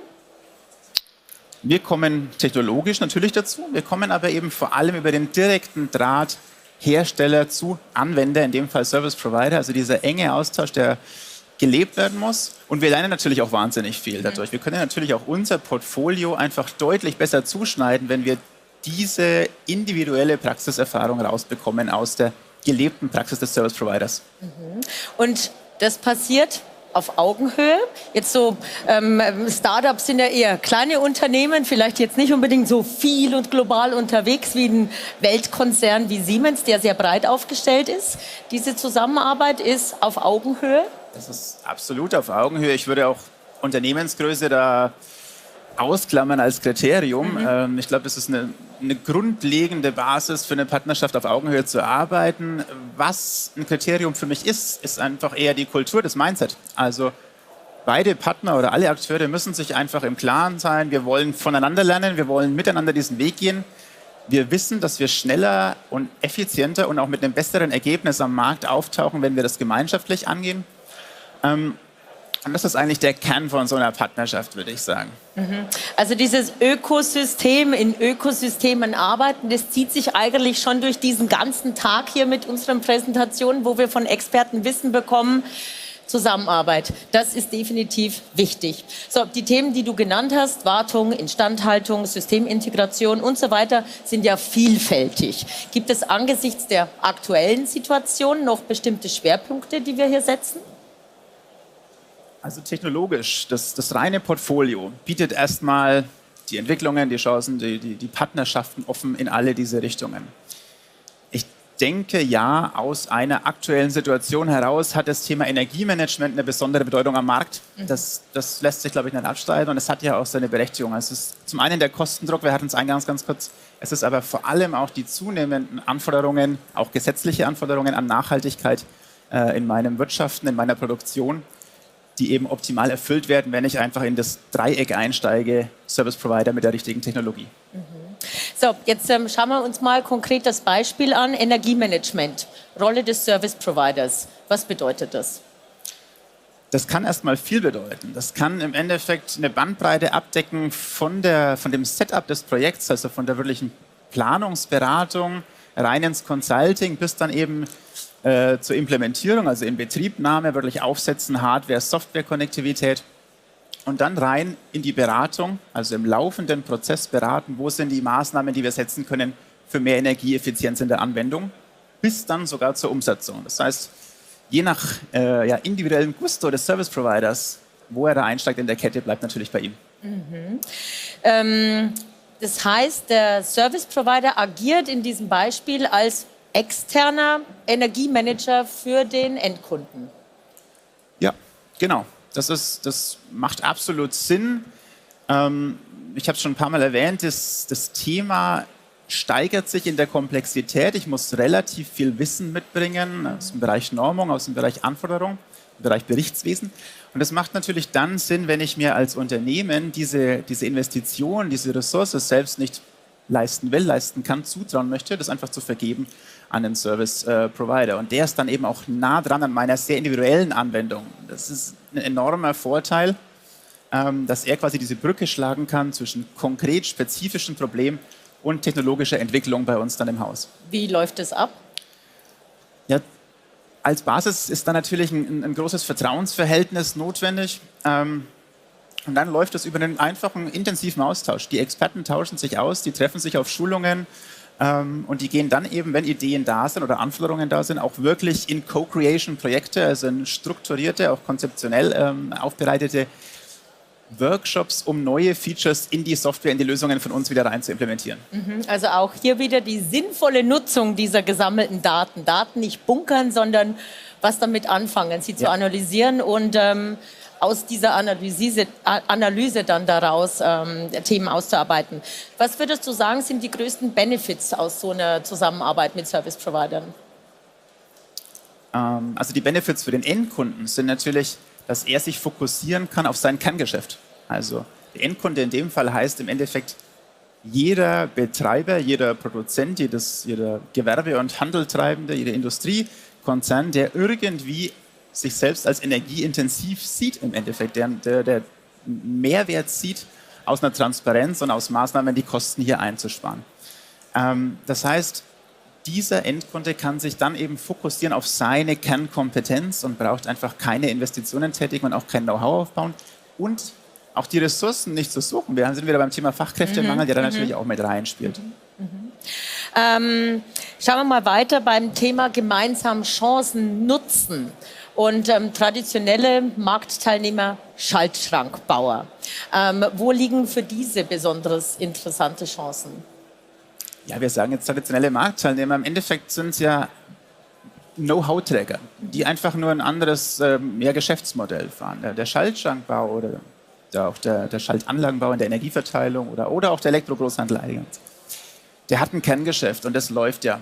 Aber er hat auch die Endkundennähe, er hat auch das Applikations-Know-how und er hat auch ein tiefgreifendes Wissen in den Produkten und der Technologie. Das heißt, warum nicht das Geschäftsmodell absichern über ein ergänzendes Serviceangebot? Also einfach reingehen in zum Beispiel das Angebot, ich baue dir deine Schaltanlage, ich stelle sie dir in die Produktion, aber ich warte sie auch remote, ich überwache sie, ich analysiere die Daten oder ich gebe dir mit, wie du noch energieeffizienter arbeiten kannst in deinen Prozessen.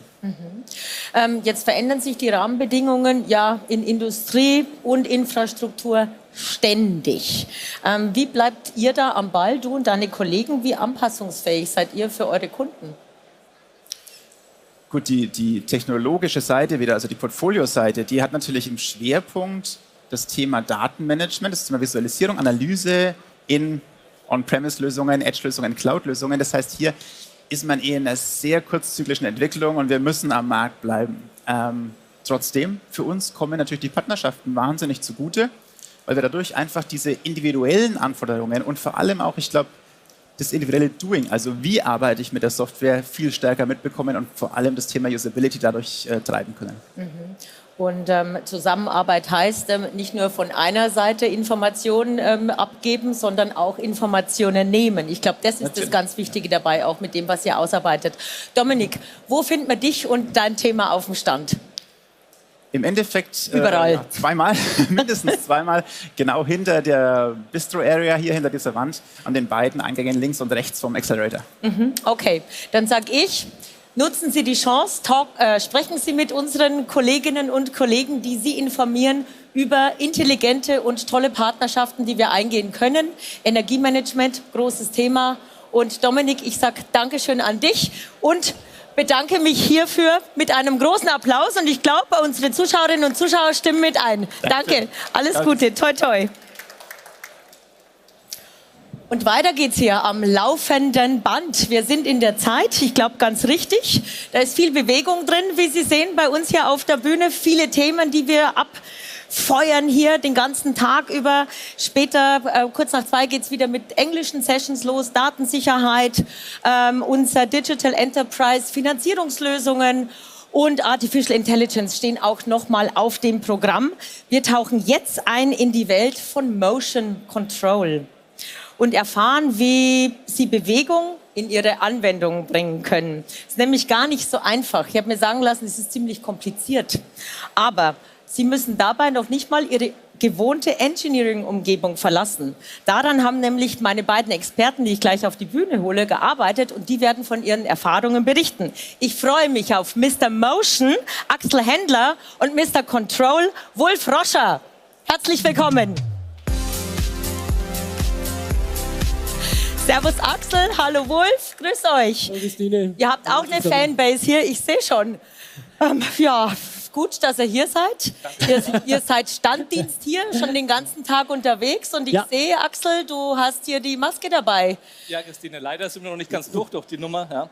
Aber hast du dich mal gefragt, wie man in so kurzer Zeit so viele Masken herstellen konnte, als wir sie wirklich dringend benötigt hatten? Ich muss gestehen, ich war einfach nur froh, als es irgendwo gegeben hat und nicht mehr nähen musste. Aber ich habe mir nie Gedanken darüber gemacht, wo sind die jetzt hergestellt worden, wer hat es gekauft. Ja. Ich war froh, dass es sie gab. Ja, das waren natürlich unsere Maschinenbauer, die in kürzester Zeit Maschinen entwickelt haben, designt haben und natürlich auch in Betrieb gesetzt haben, um genau diese Masken herstellen zu können. Ja, ein großer Prozess. Viel Know-how ist da nötig gewesen und Technologie, die reingesteckt wurde für die Lösung des Problems. Ich glaube, Wolf, du kannst uns da ein bisschen mehr darüber erzählen. Ja, Sie müssten jetzt hinter mir auf der Leinwand genau eine dieser Maschinen sehen, über die Axel und Christine gerade geredet haben. Und in diesen Maschinen sind sehr viele Produktionsschritte eingeflossen. Und wenn der kleine Film jetzt losläuft, dann kann ich Ihnen die sogar zeigen. Sie sehen am Anfang, wie die verschiedenen Materialien von den Rollen abgewickelt werden. Danach wird der Nasenbügel montiert. Dann wird das ganze Material geprägt, also kommt die Prägung auf die Maske. Dann kommen die Ohrenbügel. Dann wird das Ganze noch gefaltet und geschnitten. Und das Ganze sieht man schon bei einer relativ hohen Geschwindigkeit. Und damit die Maske auch wirklich so aussieht am Ende, wie wir das kennen oder wie das auch der Endkunde erwartet, müssen alle diese Aggregate sehr präzise arbeiten und die Bewegungen sehr genau aufeinander abgestimmt, das heißt synchronisiert sein. Und das bei einer sehr hohen Geschwindigkeit. Ich glaube, anhand von diesem Beispiel sieht man schon ganz schön, warum viele Menschen der Meinung sind, dass Bewegungsführung ein sehr komplexes Thema ist. Genau. Und wir bezeichnen eben genau diese koordinierte Bewegungsführung als Motion Control. Okay, dann erklärt mir doch mal diese vielen Schritte, von denen du gerade gesprochen hast, Wolf, bitte. Gerne, Christine. Dazu gehen wir noch mal einen Schritt zurück und gehen mal auf die 5 Bewegungsarten ein, wie wir sie bei Siemens definiert haben. Wir beginnen ganz langsam, keine Sorge. Wir bewegen hier eine Achse kontinuierlich in eine Richtung. Und man kann sich vorstellen, hier in dem Beispiel, das ist ein Gepäckförderband, was zum Beispiel, Christine, deinen Koffer wiederbringt, wenn du aus dem Urlaub kommst. Hoffentlich. Das ist immer ein spannendes Thema. In der Regel funktioniert's. Sollte, ja. Also wenn wir es gemacht haben, auf jeden Fall. Die zweite Art der Bewegung ist, wenn wir eine kontinuierliche Bewegung haben und diese in eine zyklische Bewegung umwandeln, das nennen wir dann Positionieren. Also zum Beispiel an einem Hochregallager, ich habe einen Fahrwagen, der fährt hoch und nimmt eine Kiste aus einem Regal. Ja? Eine klassische Positionieranwendung. Genau. Im dritten Schritt nehmen wir jetzt ein paar von Axels Positionierachsen und packen die in die Maschine und synchronisieren die miteinander. Wir nennen das dann am Ende des Tages Verarbeiten. In dem Beispiel sieht man hier eine Maschine, wie sie zum Beispiel eingesetzt wird, eine Schlauchbeutelmaschine zum Verpacken von Schokolinsen oder Gummibärchen. Ich sehe schon. Oder auch Masken. Die sind ja auch in solchen genau. Verpackungen. Masken, Genau. Okay, du darfst weiterklicken, Mr. Control. Gut, danke schön. Genau. Und eine weitere Anwendung, eine klassische Anwendung ist, wenn man einen Punkt in einem Raum bewegt. Ja? Das nennen wir Handling zum Beispiel, ja, um bei deinem Lieblingsthema Essen zu bleiben. Also zum Beispiel einen Schokoladenlebkuchen nehmen von einem Band und es in eine Kiste zu stellen. Ja? Ich kriege langsam Hunger, definitiv. Ja, ich merke schon. Ja. Wunderbar. Okay, dann kommen wir noch zum letzten Beispiel. Ich kann dich beruhigen, Christine, jetzt ist fertig mit Essen. Die letzte Form der Bewegung, das Bearbeiten, ist quasi die Form der Bewegungsführung, die die höchsten Ansprüche an Genauigkeit und Dynamik von Achsen hat. Hier in dem Beispiel sieht man zum Beispiel die Bearbeitung des Fräsen eines Zahnrades. Okay. Also schon mal durch diese Animationen ist es definitiv viel klarer geworden. Ich glaube auch, Sie haben Verständnis dafür, wie viele unterschiedlichen Bewegungsarbeiten es da geben kann und nicht nur in eine Richtung geht. Also nochmal zusammenfassen: Bewegen, positionieren, verarbeiten, Handling und bearbeiten. Korrekt. Wolf, du hast aber am Anfang gesagt, dass es so furchtbar kompliziert ist und gar nicht so einfach. Aktuell sieht es relativ easy aus für mich. Wo ist die Komplexität drin? Das lasse ich jetzt den Axel erklären auf der nächsten Folie. Das ist immer blöd, wenn man in der ersten Reihe sitzt. Ja. Aber nochmal Spaß beiseite. Ne? Bewegungsführung, das sind natürlich ein paar Sachen, die berechnet werden müssen. Da geht es einmal um die Position, es geht um die Winkel, um die Geschwindigkeit, um die Beschleunigung und natürlich auch das Zusammenspiel von allem. Und da ist es leider so, ja, das ist manchmal so eine andere Welt, als das vielleicht unsere Maschinenbauer so kennen, unsere Anlagenautomatisierer. Ja, denen geht es eher darum, die wollen halt eine Achse haben, die muss halt das machen, was im Prozess benötigt wird. Ja? Und da gibt es eben bei uns auch entsprechende Lösungen, um sie hier zu unterstützen. Ja, der Axel hat es gerade eben schon angedeutet. Die Problematik früher war, wir hatten zwei Welten. Wir haben das Thema Motion, die Bewegung an sich, und wir haben die Steuerung, das Thema Control. Viele Unternehmen haben Experten für das eine, zum Beispiel ein Steuerungsprogrammierer, der aber wenig von Antrieben versteht, und genauso andersrum. Und wenn man sich die Welt mal anschaut, das Thema Steuerungsprogrammierung bewegt sich immer mehr Richtung Hochsprachenprogrammierung. Manchmal sagt man auch IT-like Programming dazu. Während auf der anderen Seite das Thema Antriebstechnologie hat sehr viel mit Regelungstechnik zu tun und ist per se sehr viel näher an der Mechanik der Maschine. So, und diese zwei Welten, die treffen sich jetzt an. Der grüne Linie, die Sie jetzt sehen, das ist unser Feldbus. Das ist das Band, was euch verbindet, sozusagen. Genau. So, oh, das war jetzt mein Fehler. Jetzt habe ich geschlafen. Und mit dieser Integration, also aus Motion und Control, wird jetzt ein Motion-Control-System. Und damit bieten wir Ihnen, unseren Kunden, jede Menge Vorteile. Beispiel Full Performance. Unsere Lösungen sind sehr, sehr flexibel, erweiterbar oder modifizierbar. Das heißt, Sie können Applikationen realisieren von ganz simpel bis ganz komplex. Wodurch wird es möglich? Durch unseren modularen und skalierbaren Produktbaukasten, der, Entschuldigung, in dem alle Komponenten, die in dem Siemens-Baukasten drin sind, nahtlos miteinander arbeiten und kommunizieren können. Und das wiederum bringt Ihnen, unseren Kunden, den Vorteil, dass Sie eine sehr, sehr hohe Flexibilität und Effizienz an den Tag legen können, was Sie wiederum als volle Performance an unsere Endkunden weitergeben können. Genau. Ja, und neben Performance ist natürlich auch wichtig, das möglichst einfach und intuitiv zu machen. Ja? Und hier bieten wir eben mit unserem Tierportal und unserer Tierlandschaft Ihnen hier ein richtiges, gutes Tool, um Sie zu unterstützen, um Ihre Anlage sehr schnell und gezielt umzusetzen. Das fängt an beim Engineering, also sprich beim Design, bei der Inbetriebnahme, bei der Diagnose, und dann geht weiter zum Service.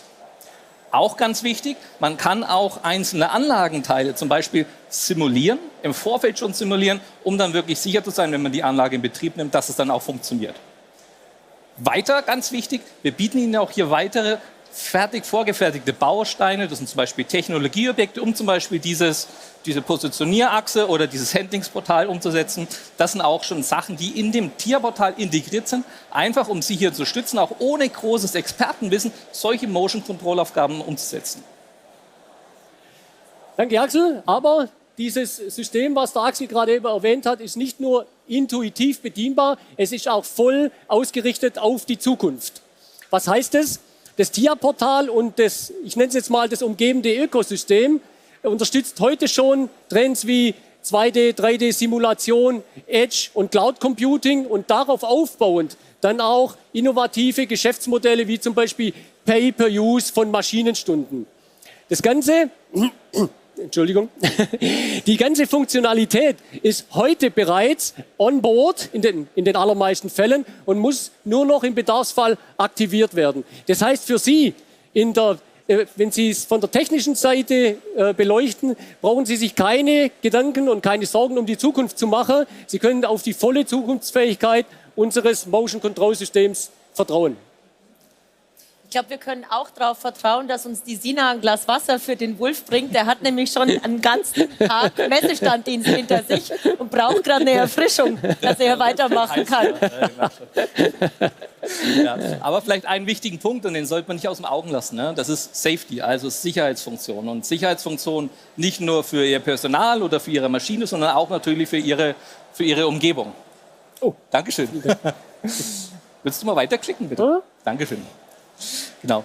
Ja, und wenn Sie sich so vorstellen, oder sagen, so Safety, das weiß ich nicht, ob das meine Anlage richtig unterstützt, da bleibt sie vielleicht öfter stehen, aber dem ist nicht so, weil wenn Sie die richtigen Funktionen einsetzen, unsere intelligenten Safety-Funktionen, dann können Sie auch Ihre Verfügbarkeit in der Anlage erhöhen. Also zum Beispiel haben Sie Ihre Maschine, ist irgendein Fehler. Und eine Möglichkeit ist, alles abzuschalten, gehen rein, reparieren es. Oder die andere Möglichkeit ist, dass Sie zum Beispiel gewisse Anlagenteile in einer sicheren, begrenzten Geschwindigkeit verfahren und Sie können damit dann automatisch an der Maschine arbeiten, ohne sie abschalten zu müssen. Ja? Also durch den Einsatz von intelligenter Safety-Technik können Sie Ihre Anlagenverfügbarkeit und die Produktivität auch erhöhen. Und ganz wichtig, diese Funktionen sind bei uns bereits integriert. Das heißt, Sie müssen es nicht nur zusätzliche Hardware kaufen, sondern das ist bereits in den Geräten drin, also in der Steuerung und in der Antriebstechnik. Ja?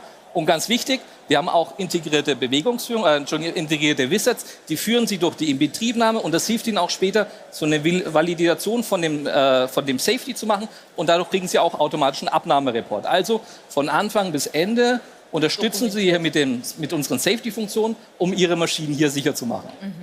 Das ist jetzt eine super Marketing-Veranstaltung, Axel. Ja? Ich würde sagen, das ist deine Theorie, so hast du das mit deinen Kollegen geplant. Wie schaut es in der Praxis aus? Hast du ein Beispiel für uns? Natürlich habe ich ein Beispiel. Aber ich biete an, besuchen Sie uns auf unseren Stand. Auf der linken Seite haben wir unseren Motion Control Cube. Ja, da können wir Ihnen das zeigen. Oder hier auf der rechten Seite haben wir unser Tierportal und da können wir noch mehr Sachen im Detail zeigen. Also besuchen Sie uns. Habt ihr noch so ein paar spannende Projekte, an denen ihr gerade arbeitet? Wir haben Gummibärchen, wir haben Schokolinsen. Was wird denn ansonsten noch so verarbeitet mit den Produkten, die ihr erstellt? Naja, da würde ich Sie einfach dazu auffordern, kommen Sie bei uns vorbei, nehmen Sie uns beim Wort, stellen Sie uns die Fragen, die jetzt noch offen geblieben sind. Wie es der Axel gerade schon gesagt hat, wir sind genauso wie unser Vorgänger, wir sind mindestens zweimal hier. Also einmal drüber am Cube, Station 74 und Automation Engineering auf der Seite mit ein paar Kollegen noch als Verstärkung. Kommen Sie bei uns vorbei, wir würden uns freuen. Wir sind den ganzen Tag bzw. die ganze Woche hier. Können wir nämlich die letzte Folie noch einblenden, wo wir sehen auf dem Stand, wo ihr unterwegs seid. Ja. Also Full Motion, volle Kontrolle. Ihr seid aber, und das ist jetzt eine Frage, miteinander am Stand unterwegs oder teilt ihr euch auf? Was glaubst du? Ich würde sagen, da ist schon so eine richtige Partnerschaft entstanden.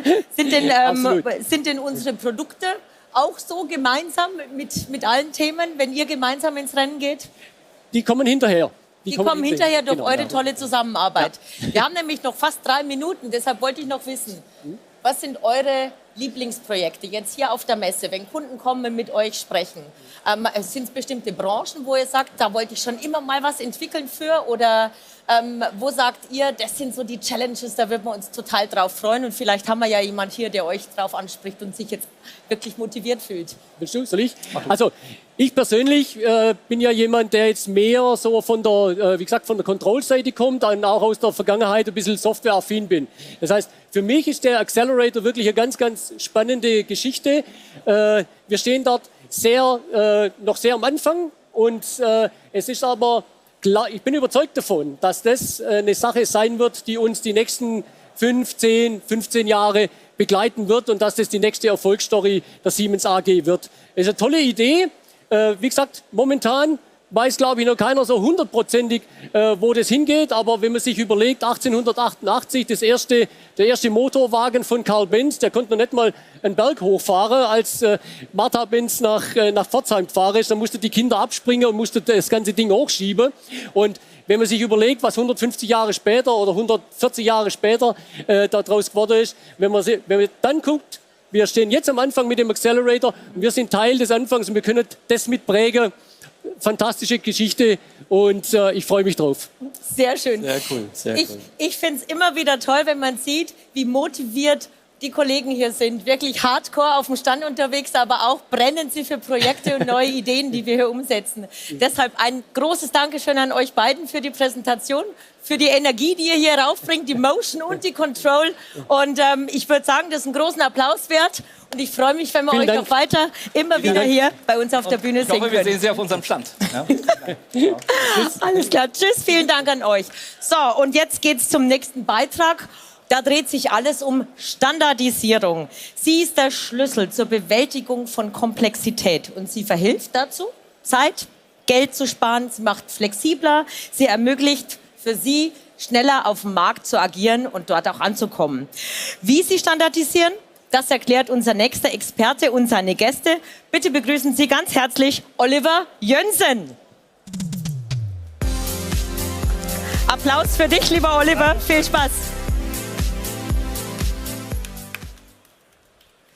Ja, make it real. Wir haben heute ein spannendes Thema, das uns alle interessiert. Standardisierung. In den nächsten 15 Minuten erfahren Sie, welche Vorteile Ihnen Standardisierung bringt. Und ich werde Ihnen nicht erklären, wie Siemens Sie dabei unterstützen kann, sondern unsere Kunden werden Ihnen erklären, wie Sie von Siemens unterstützt wurden, durch Standardisierung schneller, günstiger und fehlerfreier zu werden und zum anderen das Time to Market deutlich zu verkürzen. Standardisierung spart Zeit, Standardisierung spart Geld und Standardisierung bedeutet, Sie produzieren schneller, als Ihr Mitbewerb das tut. Niemand erfindet eine Schraube neu, weil jeder weiß, dass sie funktioniert. Warum integrieren Sie also Ihre Komponenten jedes Mal neu in die Anlage, wenn es doch standardisierte Schnittstellen dafür gibt? Warum machen Sie jedes Mal neu? Die elektrische Verdrahtung, die Definition von Übergabeparametern, das Ausprogrammieren von Bausteinen und damit das verbundene Fehlersuchen, das Schaltschrankdesign und vieles weiteres. Das, was Sie für den letzten Kunden gemacht haben, passt halt für den neuen Kunden doch wieder nicht so ganz.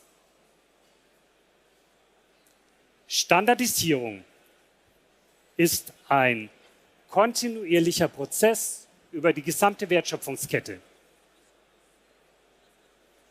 Es gibt verschiedene Felder für die Standardisierung. Für Maschinenhersteller, für den Linienintegrator und für den Endkunden. Heißt vom Electrical Engineering über die Machine Integration bis hin zur Performance-Optimierung und zur Nachhaltigkeit. Standardisierung ist kein Schalter. Standardisierung geschieht in verschiedenen Stufen. Eine Basisstufe könnte sein, die Einhaltung von Programmierrichtlinien. Eine zweite Stufe könnte sein, die Verwendung standardisierter Protokolle wie Profinet und OPC-UA. Eine dritte Stufe könnte sein, die Integration von Companion Specifications, einheitliche Benutzerschnittstelle und Übergabeparameter von Maschine zu Maschine, von Anlagenteil zu Anlagenteil. Eine vierte Stufe könnte sein die Einbeziehung von HMI, die HMI Template Suite, die HMI Bibliotheken, MTP, Module Type Package. Und wir sehen schon hier auf der Folie, nach oben hin sind die Level offen. Was heißt denn das? Das heißt Innovation. Innovationen ermöglichen immer höhere Standardisierungsstufen, das heißt immer mehr Einsparung von Zeit, Geld und IBS-Aufwänden. In den nächsten 10 Minuten werden Ihnen 2 unserer Kunden erklären, wie sie durch Standardisierung deutlich profitieren konnten. Dazu begrüße ich Jürgen Steinbrenner, Global Account Manager, und Lukas Ernst, Head of R&D für Automatisierungstechnik bei Rosendahl Nexstorm. Rosendahl Nexstorm ist ein globaler Anbieter, führend in Kabel und Draht sowie bei Lichtwellenleiter, wobei die Anlagenteile geliefert werden. Rosendahl ist aktiv in 73 Ländern und beschäftigt über 800 Mitarbeiter. Hallo Jürgen und Lukas. Wir waren ja vor kurzem bei Rosendahl Nexstorm und haben uns angesehen, wie herstellerunabhängig innovative Produktionsanlagen erstellt werden. Wie hilft denn Standardisierung Rosendahl Nexstorm auf die Herausforderungen optimal zu reagieren? Ja, erstmals freue ich mich, mit unserem Kunden Rosendahl Nexstorm virtuell zu euch auf die Bühne zu kommen.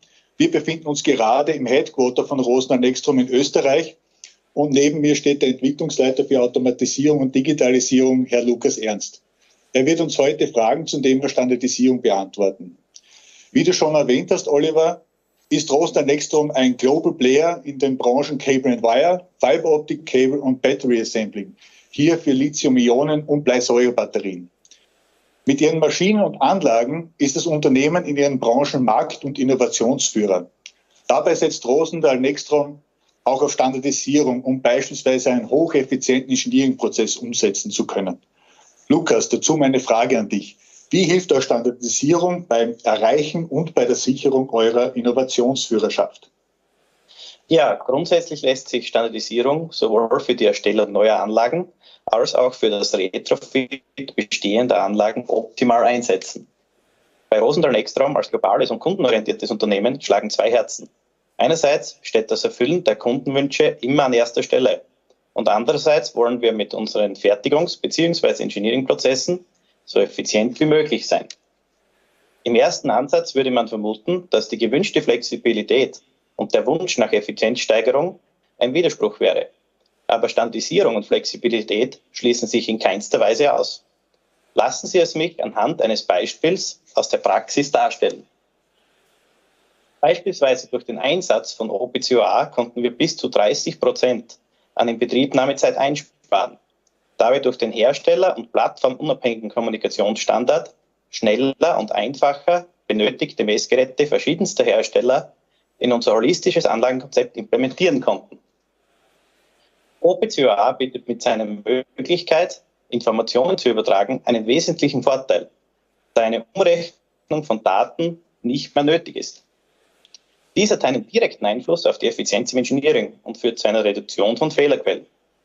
Natürlich spielt ja auch die nahtlose Integration von Digital Openness eine wichtige Rolle, da wir durch unsere Kommunikationsschnittstelle an die IT-Abteilung exportieren können. Ein weiterer wichtiger Aspekt in unserem standardisierten Anlagen und Maschinen ist das Thema Security. Hier nutzen wir unter Berücksichtigung der IEC 62443-Norm die Möglichkeiten des User-Managements und des vorintegrierten Zertifikathandlings. Dies bringt uns die nötige Flexibilität und Sicherheit auf Basis unseres Standards.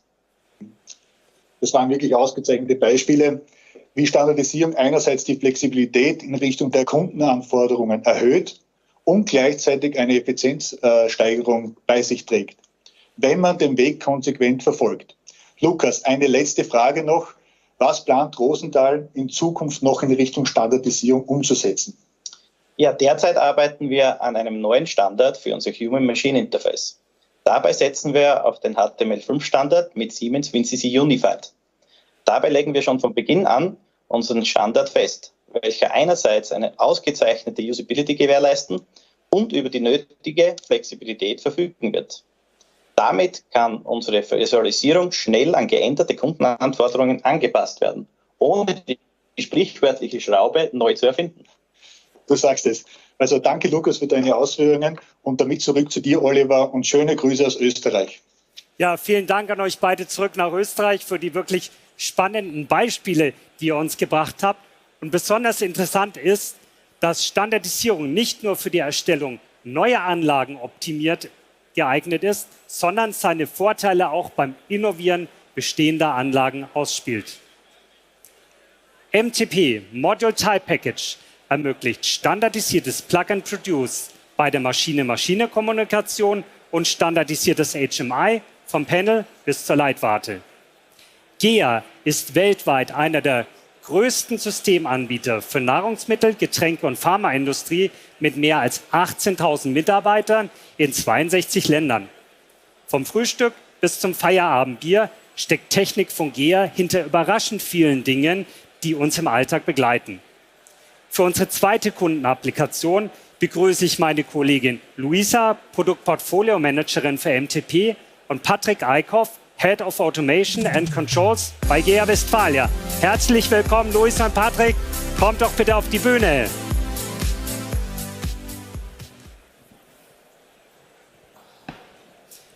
Ja, Patrick, vielen Dank, dass du uns und unserem Publikum Einblicke in die Produktion bei GEA gibst. Zunächst mal, was macht GEA generell und speziell deine Gruppe, die du leitest?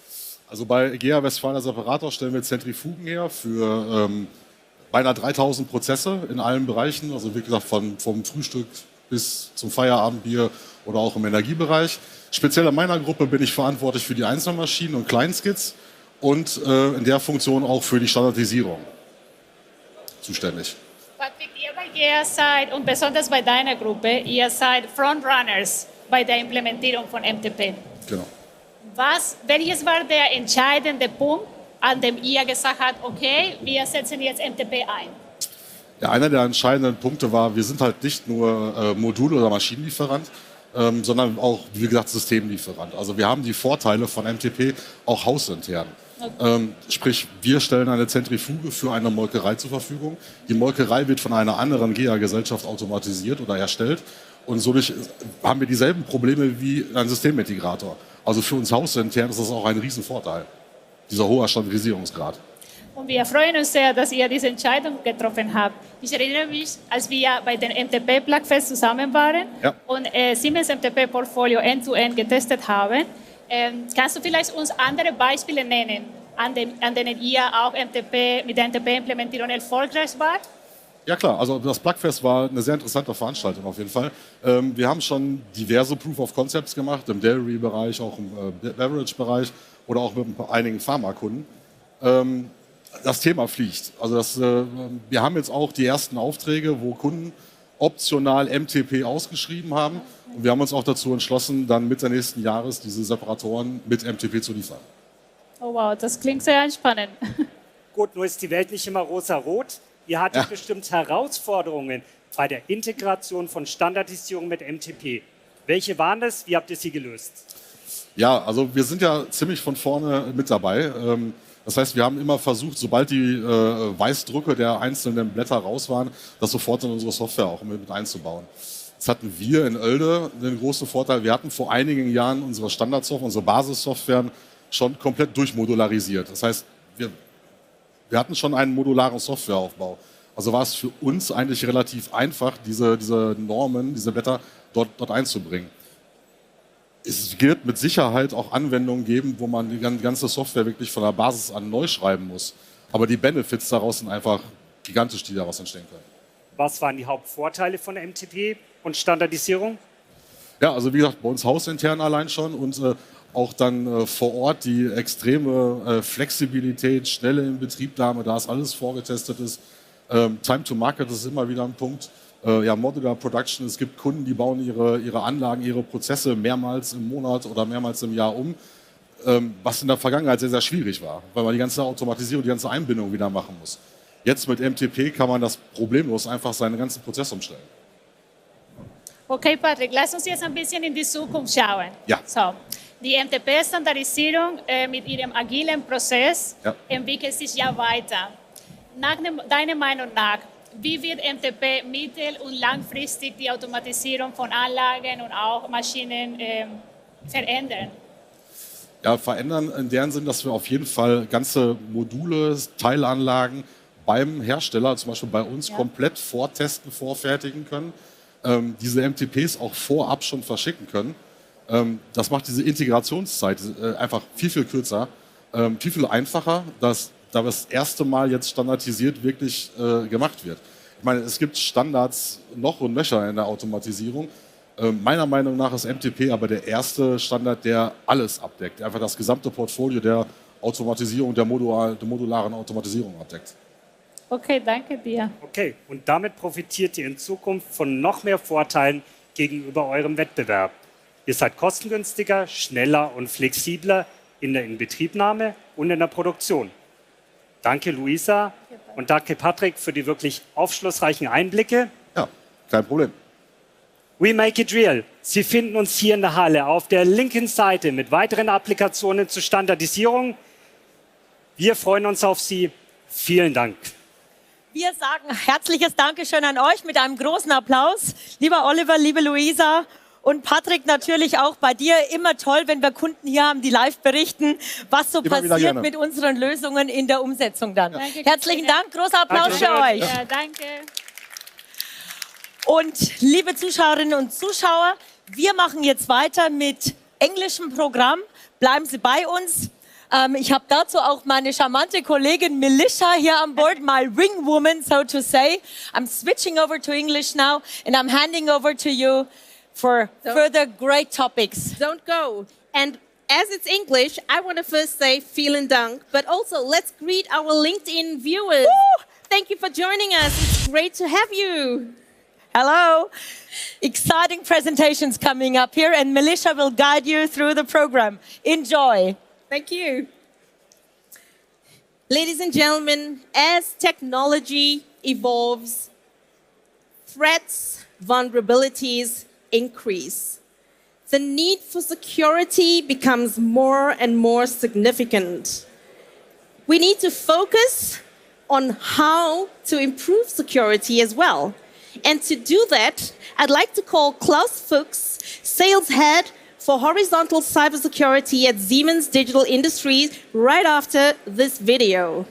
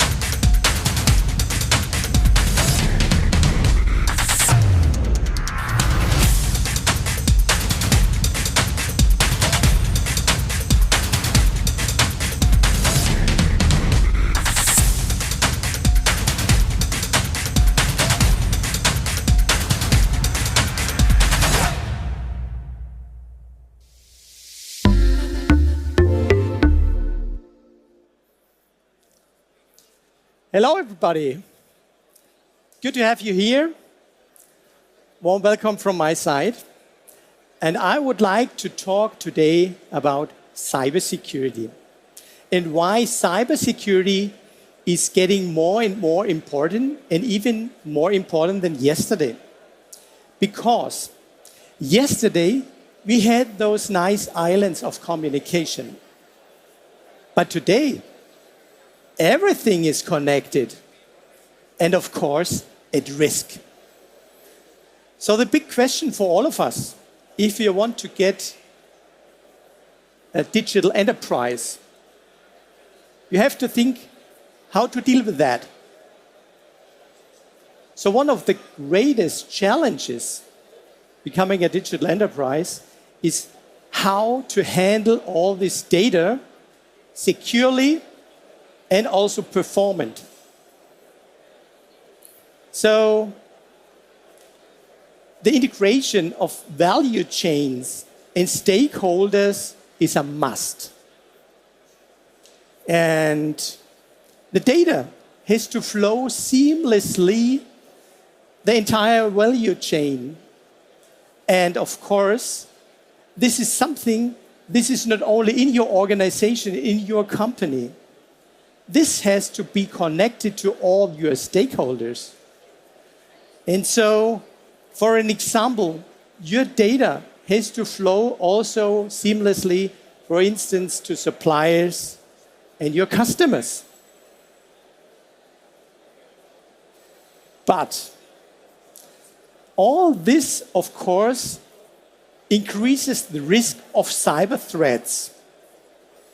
And believe me, both the information technology as well as the operation technology is at risk. So let's have a look what happened the last years. And when I start with this timeline in 2017, I want to grab out one example, the shipping company Maersk. And the shipping company Maersk, they have been hit by a cyber attack.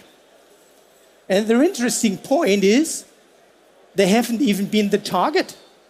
They just got it like a flu. At that time, there was already a Windows patch available, but the system admins of Maersk haven't installed it. And so at this time, the shipping company totally lost the control over their containers. Where are my containers? And what's in my containers? So for example, imagine you have one container and contains sensible medicine, and the container next to it contains garbage, and you do not even know it. And if we follow this timeline, I would like to grab another example from 2021.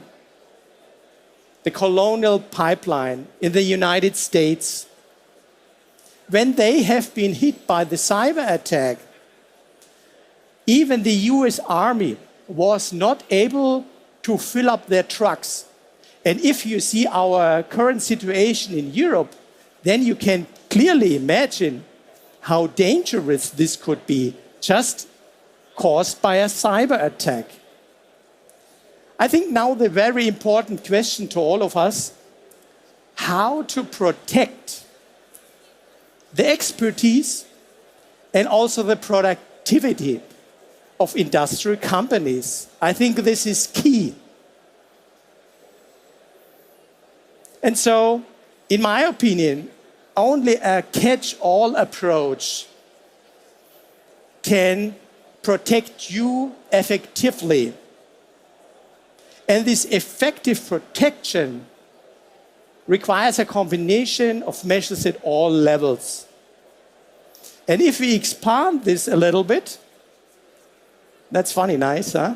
The secure handling of data is also relevant from the data starting from the shop floor, from the field level, and it goes up to the enterprise resource planning systems.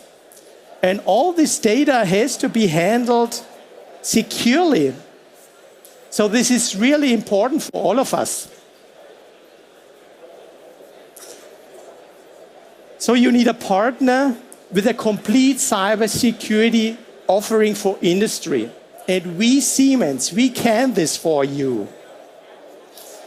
And we have this in-depth domain know-how regarding cybersecurity, the expertise, we have the hardware, the software, and also industrial services for your industrial security.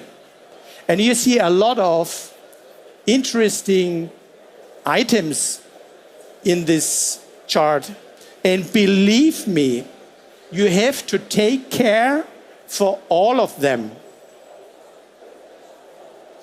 So we, Siemens, can offer you a comprehensive cybersecurity portfolio with products and services for your industry.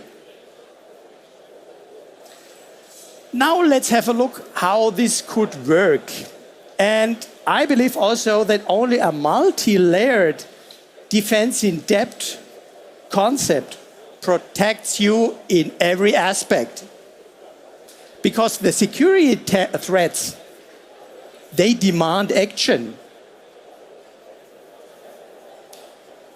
So you see our nice factory in the center, and there are some layers around. And the first one, which I want to grab, is system integrity. So you have to take care for system hardening. You have to take care for patch management or for authentication. And believe me, you have to take care that on your PLC is running the original code and not a manipulated one. So very important. So let's have a look to the next layer. And the next layer, oops, this is network security. And regarding network security, I would like to say it is a must-have to have cell protection. It's a must-have to have virtual private networks. And I also believe you have to have a segmented network. Okay, so in the last layer in this picture is plant security. And this starts with rather easy things like that you have to prevent that unauthorized people can enter your plant. Easy things like if you do not have a card reader at your door, you cannot identify clearly who is entering my plant. And by the way, if you combine this with a revolving door, then you make sure that not one card is done and 10 people are entering your plant. And from a technical perspective, one of the points for plant security would be, for example, anomaly detection. So you have to make sure that your plant is running in an official mode and not in any kind manipulated, any anomalies. Okay, so this whole thing is surrounded by cybersecurity services, and they are running all the time. They are always active. I think this is really important to know. And if we dive a little bit into this defense in depth concept, then I would say that defense in depth is in the future enriched by the zero trust principle. What does this mean? Classical cell protection will be enhanced by zero trust principles in the future. But believe me, this is my personal opinion, that a pure zero trust network, this will perfectly fine work in the IT environment. But this is a no-go in the OT environment. Why? Because you have so many legacy systems in your plant that it is necessary to have a coexistence between zero trust and our defense in depth concept. So that's what I believe. Now let's have a look what we Siemens can offer you for the different topics. So I would like to start with the expertise of Siemens. I would like to tell you that we Siemens, we really use what we sell. So we did a real huge effort to make our factories secure as well as our R&D departments. And you as a customer can benefit from that because we really have this deep knowledge. And looking for the portfolio, we believe that it is necessary to have hardened products. So every product out of a Siemens factory leaves the factory in a hardened state. And you, in your company, you start setting the cybersecurity features. But there's also something proactive, which is, I think, for customers rather necessary to know. And this is our cybersecurity emergency response team. And they really can support you if something happens. And believe me, what day it will happen, unfortunately. And last but not least, we have a strong industry cybersecurity services team. And this support team, they can guide you along your whole digital transformation journey and give really useful hints how to do this transformation. So at a glance, we have this profound expertise. I always say we from Siemens, we produce from PCB boards up to huge gas turbines, for example. So we really know your demands. We have this broad portfolio with integrated security functions. We have our cybersecurity emergency response center, and we have extensive services. Okay, that's it. And I would like to invite you to visit our security booth, which is on the right side. The colleagues will be really happy to help you. And I would like to say thank you for your valued time and enjoy the fair. Thanks, Klaus. That was very educational. Thank you very much. But how do you validate someone or something's identity?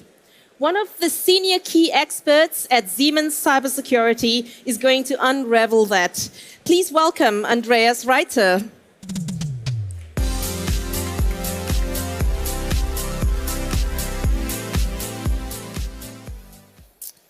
Yeah, thanks, Malaysia, for this nice introduction. So, what I want to talk about today is cybersecurity. And actually, my slides are missing. Yeah, thank you. So, what I want to talk about today is cybersecurity. And to be more specific, how does it work today? And how could it work in the future to make sure that an operator, for example, is really the one that he claims to be? So, how to verify the identity of someone or something, or how someone or something can actually prove its identity, or as we security people call it, authentication. And if you look at the picture on the right, you actually see the need for a lot of authentications. So, just take the operator on the bottom using the panel. So an authentication there is required so that the panel can just show the controls the operator is actually allowed to use or allowed to see. But the question is, how does this actually work? And how can it be improved? Or is there a need that something is improved in terms of security? And if we look at our environments, what we usually see is password-based authentication. And with password-based authentication, to actually get a decent level of security, you need to have complex passwords. You need to fulfill certain security policies. You need to fulfill certain security requirements. So eventually, the password is hard to remember. The password is time-consuming to enter, and of course, it needs to be kept secret at all times. And once an attacker steals your password, so still the main source for compromised accounts when you're using password-based authentications are, of course, steal passwords. And if an attacker steals your password, he immediately gets full access to your account. And there are many different ways of how an attacker can steal a password. And I think this also gets an increasing issue also in our domain, because due to the increasing interconnectivity, to the increasing connectivity or availability of connectivity at all. So the question is, what can we actually do against it? And actually, we are not the first ones facing this issue. So if we look, for example, at the IT domain, they are already dealing with these issues for many, many years. And I think we should just look at the IT domain. So what are they doing? How are they facing this issue? And maybe there's something we can adapt there. Okay, so how does it work in IT? So in IT, the solution to this is multi-factor authentication. So you don't base your complete security on something that you know, like your password, but you add an additional factor, like something that you have, like a smartphone, for example, or a PIN that is sent to your smartphone, which then needs to be entered additionally in your login process. And I would say in IT, multi-factor authentication is already a de facto standard. So you barely find any services that do not support multi-factor authentication in one or the other way. But the question is, can this also be applied to our equipment in this exact way? And the answer is maybe yes, but only for very specific use cases. So not for the generic use case, for the generic industrial use case. Because in this case, the authentication process, it of course gets more secure, but it also gets more complex because you have an additional factor you need to enter in your login process.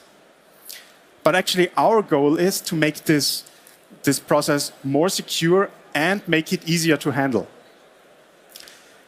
Actually, also, IT is changing in this regard. So they are also, so if you followed the news this year, also IT is trying to make the passwords more and more obsolete by replacing the password, replacing the factor, something that they know, with something that they actually have, like a smartwatch, for example, and use something that you are as a second factor, like your biometric fingerprint. And this is what is also considered as unphishable security token. Unphishable because you need this security token in your hands to really perform an authentication process. And again, the question, is this something that we could also use in our domain? And I think the answer is yes, because yes, especially when it comes to human user authentication. But we need to make sure, we need to enforce that there is not an IT standard and an OT standard, but we need to have a common standard so that we can also do authentications across domains, and even using the same hardware device for these authentications. And if you followed some of the big tech companies this year, they already made some kind of a broad commitment to the FIDO2 authentication standard. So with FIDO2, FIDO2 is originally built for web applications, but it's built in a very open way, so it can also be adapted for, let's say, native applications. Also, that's something that you already see in the IT industry, that more and more native implementations are already emerging, so that you can also do FIDO2 authentications using for native applications. So what we want to achieve is we want to have a substantial increase in security, and maybe with FIDO2 or with a different mechanism want to have, let's say, a FIDO2 passwordless authentication experience, also on the shop floor, and not only for the IT. Okay, so I would say let's come to the fun part. So how do these security tokens actually look like? So I was talking about dedicated security tokens. So how do they look like? And actually they are, so it's a standard-based approach. So there's a broad variety of tokens available, and they are not limited to a certain set of to a certain form factor. And if you build new tokens, if token vendors build new tokens, they will also be compatible with already existing implementations, as long as they adhere to the defined specifications, to the defined protocols, and to use one of the transport mechanisms. And I actually have 3 of these tokens with me, which I just wanted to show you. So the first token is, I would say, the standard IT token. So it's a YubiKey. And this YubiKey is the standard IT token, I would say. So each and every IT guy doing something with security will know this token. And this is, it's NFC capable. You can use contactless authentication by NFC by just touching your NFC reader. You can also plug it into your USB port to do authentications. This particular token is not capable of reading your biometric fingerprint, but as I said, there are many flavors available, and also this token offers one or the other flavor where a biometric fingerprint reader is available. Another token could actually be your phone, so your Android phone, for example. So each and every Android phone is NFC capable. Each and every Android phone has a secure element to store your secure credentials. So you can just deploy an app which makes your Android phone a full-fledged security token.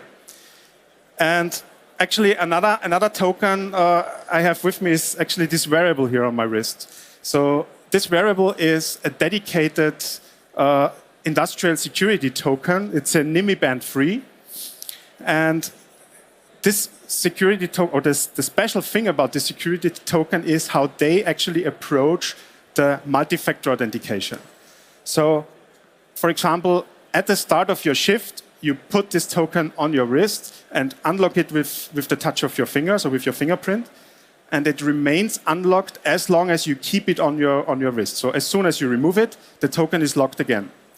But as long as you keep it, you can use it for authentication purposes. So you can basically or effectively perform a multi-factor authentication by just a single tap on your NFC reader, but without any further interactions. And I would say this is a perfect example of how you can target the use cases of the security tokens to your industrial use cases or to your use cases at all. Okay, so this already brings me to my summary. So what are the added values that can be provided by this, or could be provided by this FIDO2-based approach? So we have these unphishable hardware security tokens, which yield really a substantial increase in security and even give you a better user experience compared to, for example, password-based authentications. This approach is based on standards, so there is no risk of a vendor lock-in, and vendors can build very different security tokens, really matching your use case. And on top, you also get interoperability with your existing systems, so with your IT systems, for example, out of this security token approach. Okay, so that's it already from my side. I would be really glad to get your feedback. So what are your experiences, or do you have use cases that could be targeted with this approach? So just drop me a mail or write me a note on LinkedIn. And otherwise, I wish you a nice fair, and thanks for having me.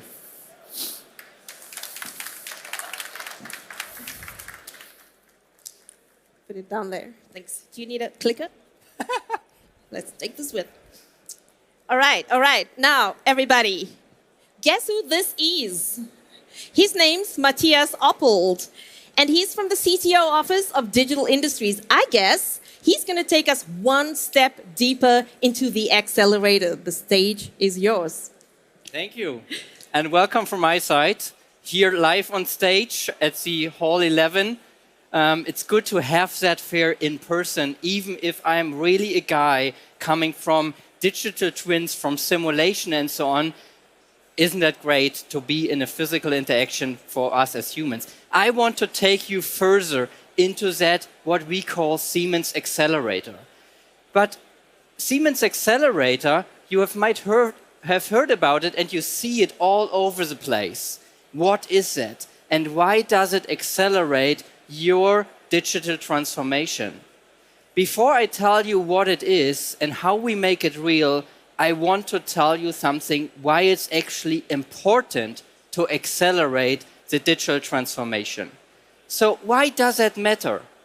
In simple terms, digital transformation of industry matters to all of us as humans. Because if you just imagine how many products you use in your daily life and how you arrived here, it's all made by industry. We have such a tremendous responsibility for all of us to make our life the life we would like to live it. But it's not only that it's for humans it matters, it also matters for the planet. Because we as industry have a responsibility for the planet to say it's 20% of CO2 emissions we are producing as industry. It's 37% of energy consumption we are actually using, we are consuming as industry. And it's a huge potential out there because only 13% of the products we currently bring into the market are going to be recycled.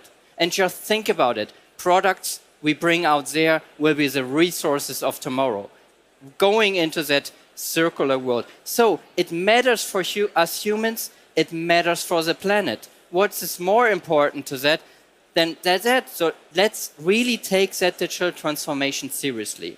And it's not only about sustainability and climate change. So the world in the last couple of years where we didn't have a fair due to the second C after climate is COVID. Yes, it's almost gone, I hope, and we can live as humans closely together. Now we also turned into conflict situations, and we still fierce competition. If you put just the 4 C's together, what do you end up with? With C4.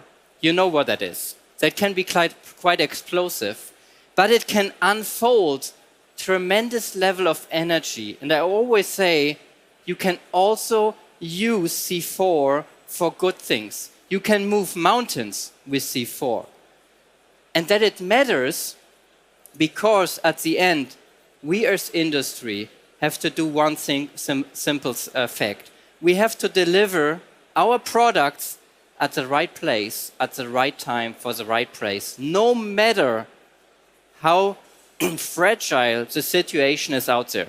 So this is really something we are all in it together. And we as Siemens, we are in it together with you because we also operate more than 120 plants ourselves to produce all our products. So it's not just this theory I will convey here that digital transformation matters, it's also something which matters for us as Siemens. So to be adjusted, adaptable, it's really something where speed is of the essence. Speed is of the essence to be ready to adapt in all these circumstances we are in there. So let's move really at the speed of digital transformation to the next topic and say, okay, with all that responsibility we have as industry, for us humans, for our planet, how do we make it real? We start with how do we would like to have it. So if you can dream it, we can make it. We can make it real. And it all starts with that dream. If we can capture it, we can grasp it, then we take that to turn that into a reality. And if I talk about a dream, I was speaking with so many different customers over the last couple of years and was asking simple questions. The simple question, how do you envision your operations would look like in 10 years? And why is it different than today? This is really essential questions, basic questions, but we really need to figure that out to understand where do we would like industry to transition to. And if we have that dream captured properly, we can take that into reality. From all that customer dreams I have seen, and everyone is different, and this is good. I could summarize that it needs 3 important dimensions to be way more integrated than they are today. The first one is a horizontal integration. A horizontal integration of that life cycle which you see there, which is classical in a sequential order. Tomorrow, it has to become way more integrated than from one part of that step, data automatically transitions to the next one to build up on, to make more and not reinventing all the time the same topics. So it needs to become horizontally integrated. First step. The second thing, it's not only about a horizontal integration, it's also about a vertical integration. From the shop floor, all the actuators and sensors which have to turn the bits and bytes and the commands into real actions, all the way to the cloud, to the top floor, to make that smoothly integratable, interoperable. Horizontal integration, vertical integration.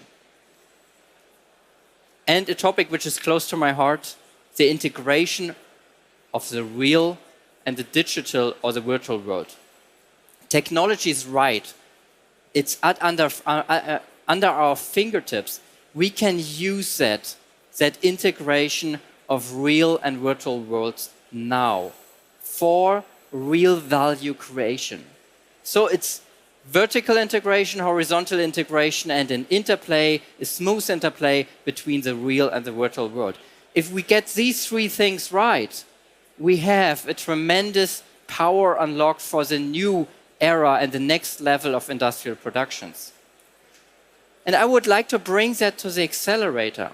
The Siemens Xcelerator, in essence, is our promise as Siemens to all of you who listen there or who will watch the recording. It's a promise that we want to make it real. We want to make it real at scale and at speed. And it's an open digital business platform which comprises, again, out of 3 pillars.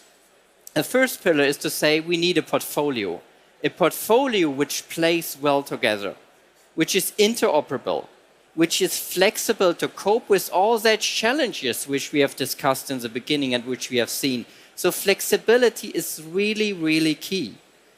Openness is key. And openness is key because that transformation we are ahead of, nobody will master them alone. So we need to rely on each other. We need to step in for each other, and we need to leverage each other's potential as best as possible. And therefore, we need to have an ecosystem play to make that digital transformation work at scale. And it should also be as a service. So interoperable, open, flexible as a service. And for sure, just think about that vertical integration from shop floor to top floor. You better consider cybersecurity, and you have seen that presentation before. You better get cybersecurity right by default. And if you develop a great portfolio, which could basically everybody could bring in an ecosystem, you need to have transparency, what is out there, what is available. And therefore, you need something which I would call it a marketplace.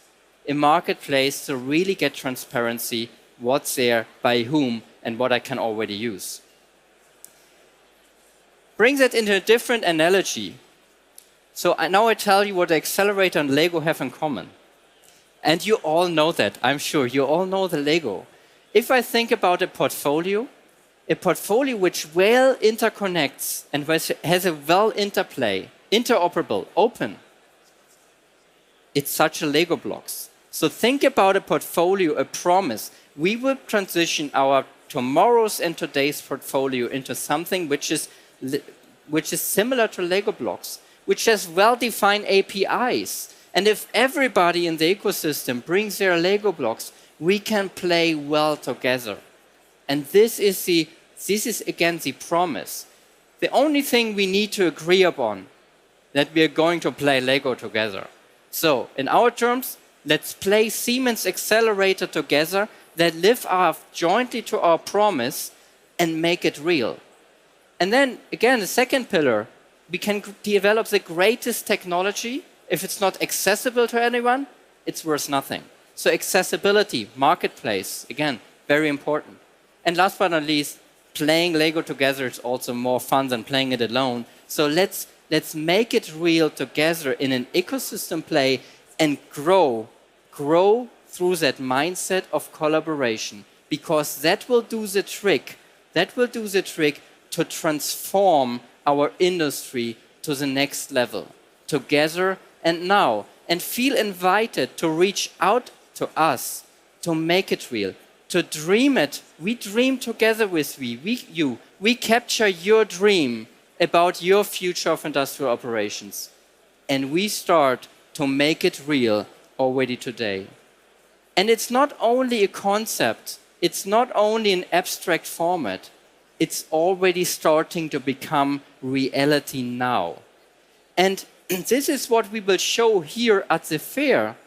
And I will go smoothly over to my colleague Sebastian, which is right over here at the booth, who is at the Xcelerator Cube, who will give you an insight into what things are already real today as part of the Siemens Xcelerator. Thank you very much, and stay tuned. Thank you, Matthias. Great presentation. And what we say at Siemens is, if you can dream it, you can make it. And the SPS motto this year is, make it real. The digital enterprise is in our focus. And how can you transfer digital? How can you do that faster? This is a topic which will be now explained by Sebastian Wolf. He's here at the Xcelerator Cube, our new open business platform. And it's easy, flexible, and open. And Sebastian will tell us more about it now. Okay, thank you very much, Chrissy, for introducing me. So first of all, it's about the digital enterprise. It's about bringing pieces together that are naturally deserve to be together. So it's about combining the IT and the OT world. And I think we with Siemens have the right portfolio to help our customers and partners to enable them through our solutions to converge the IT and OT a lot faster. So this is what we see here on the booth.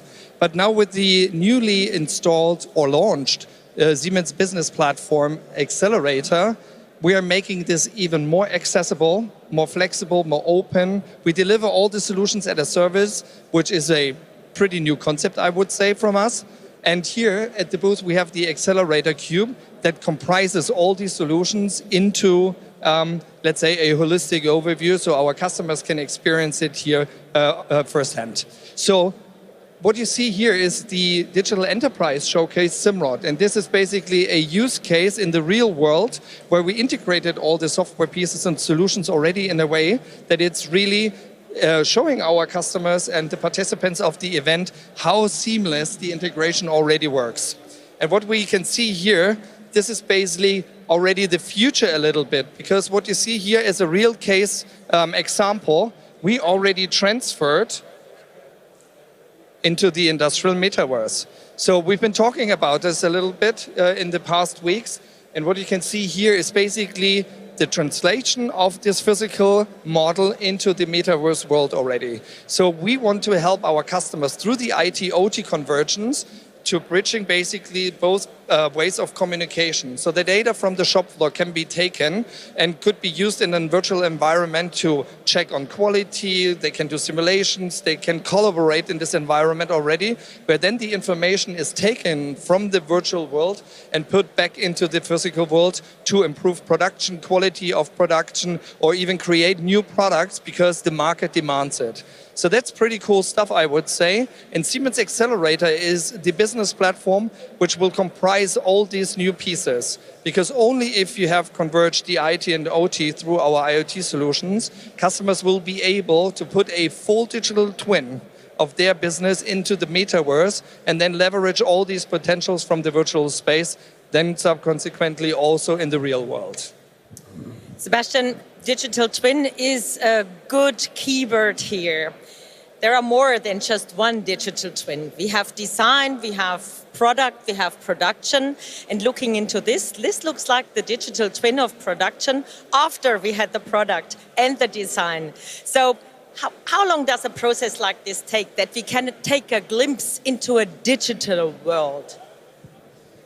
So the metaverse is just in the setup phase, right? So there is not one metaverse where this already works. So bringing these pieces together really depends on where do you start. I had customers here talking about the design phase. So they are more in the creative process of building a new product, but they're not quite there yet in producing it. So with our Siemens Xcelerator, we will help these customers to speed up the process based on our expertise that we put into the Xcelerator platform to build their production line at fast pace. So we have customers that reduced to build a production site by 50% compared with the conventional approach. This is awesome. And Sebastian, due to time restrictions, I have to hand over to Rosi now. Thank you so much for your information. You will be on stage tomorrow and Thursday, and we'll talk about the Xcelerator at the Tech Virtual Days next week on the 15th and 16th, Tuesday, Wednesday next week, Tech Virtual Days at Siemens. Thank you.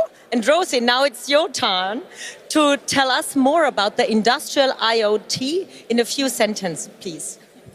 Thank you very much. So, ladies and gentlemen, my name is Rosie, and in the Siemens Industrial IoT kiosk is actually located in the digital enterprise arena, and we consider the digital enterprise to be somewhat of a final state which should be endeavored in order to be or to remain competitive in the future, especially in light of resources being tight and not infinite.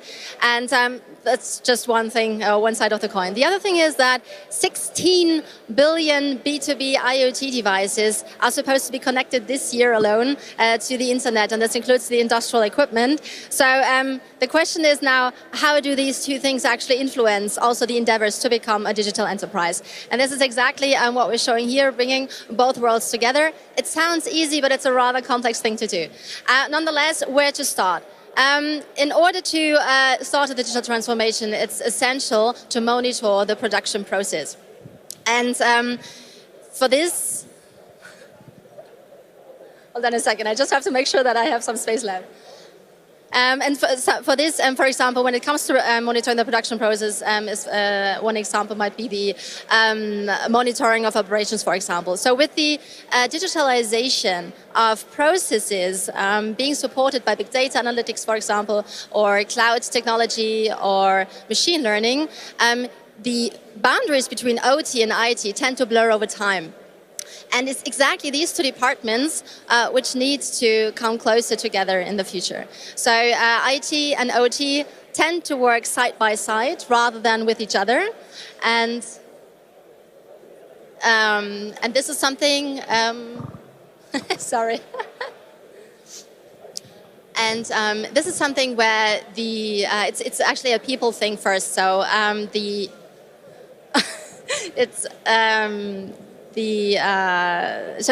people, first of all, you have to kind of ignite the mindset change. Sorry, I'm really messed up right now here.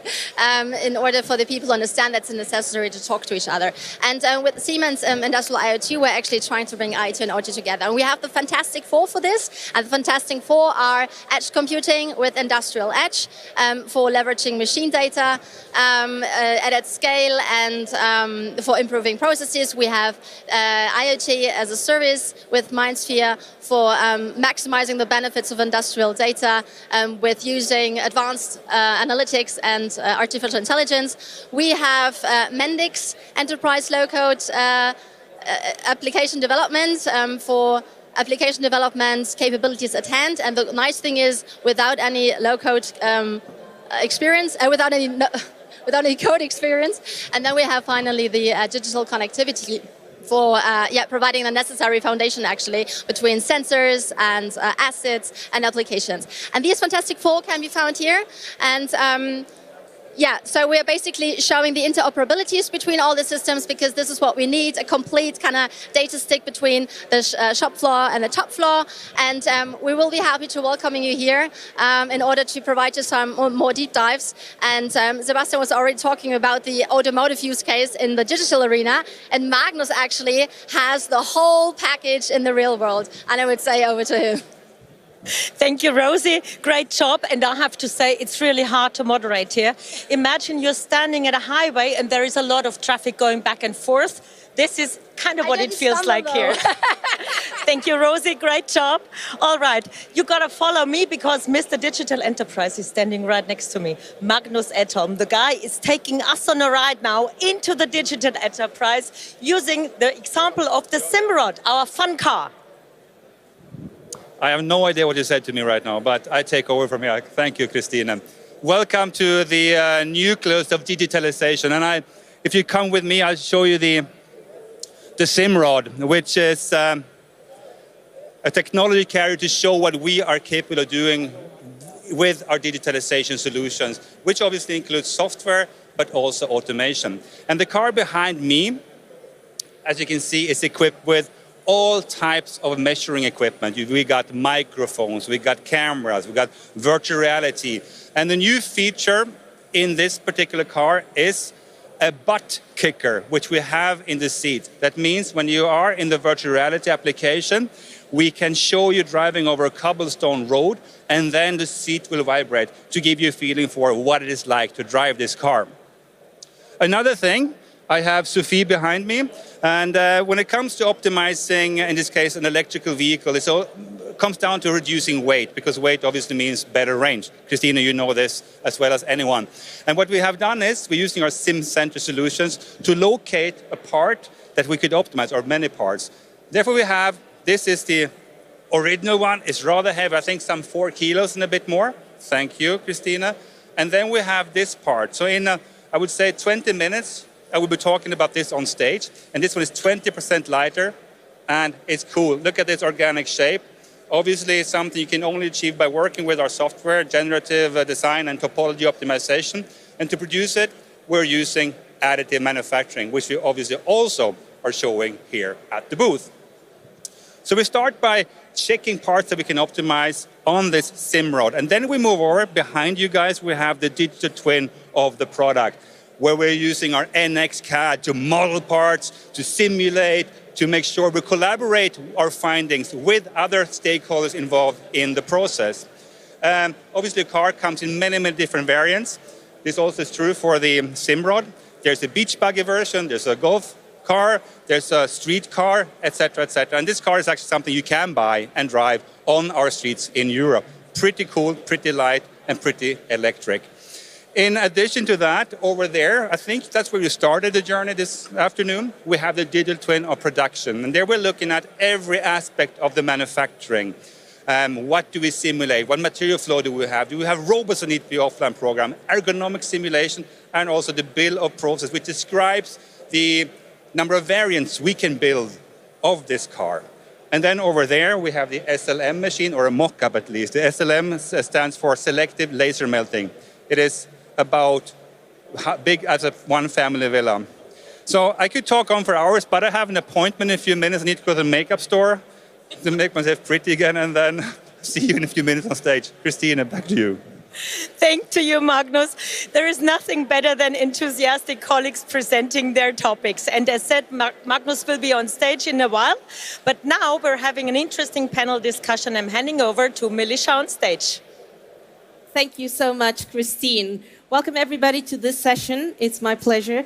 And let's move now from the digital transformation to business model transformation. So many companies have several views about IoT-based business development models. And my three panelists that I'd like to introduce have three views too. So please welcome on stage Veronika Bienert. She's the CEO of Siemens Financial Services.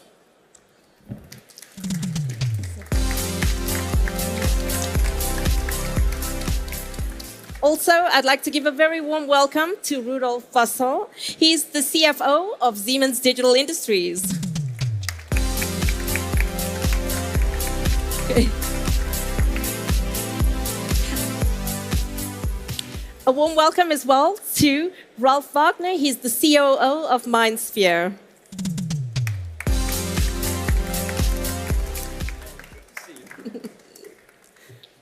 So, great to have you guys. Tell me first, how are you enjoying the fair so far? So it's really terrific. So many guests. It's really incredible. What about you, Rudy? I mean, after 2 years of the pandemic, it's just great to be out. It's wonderful to see all of the Siemens technologies at play. But as a customer-centric company, it's great to meet all the partners and the customers.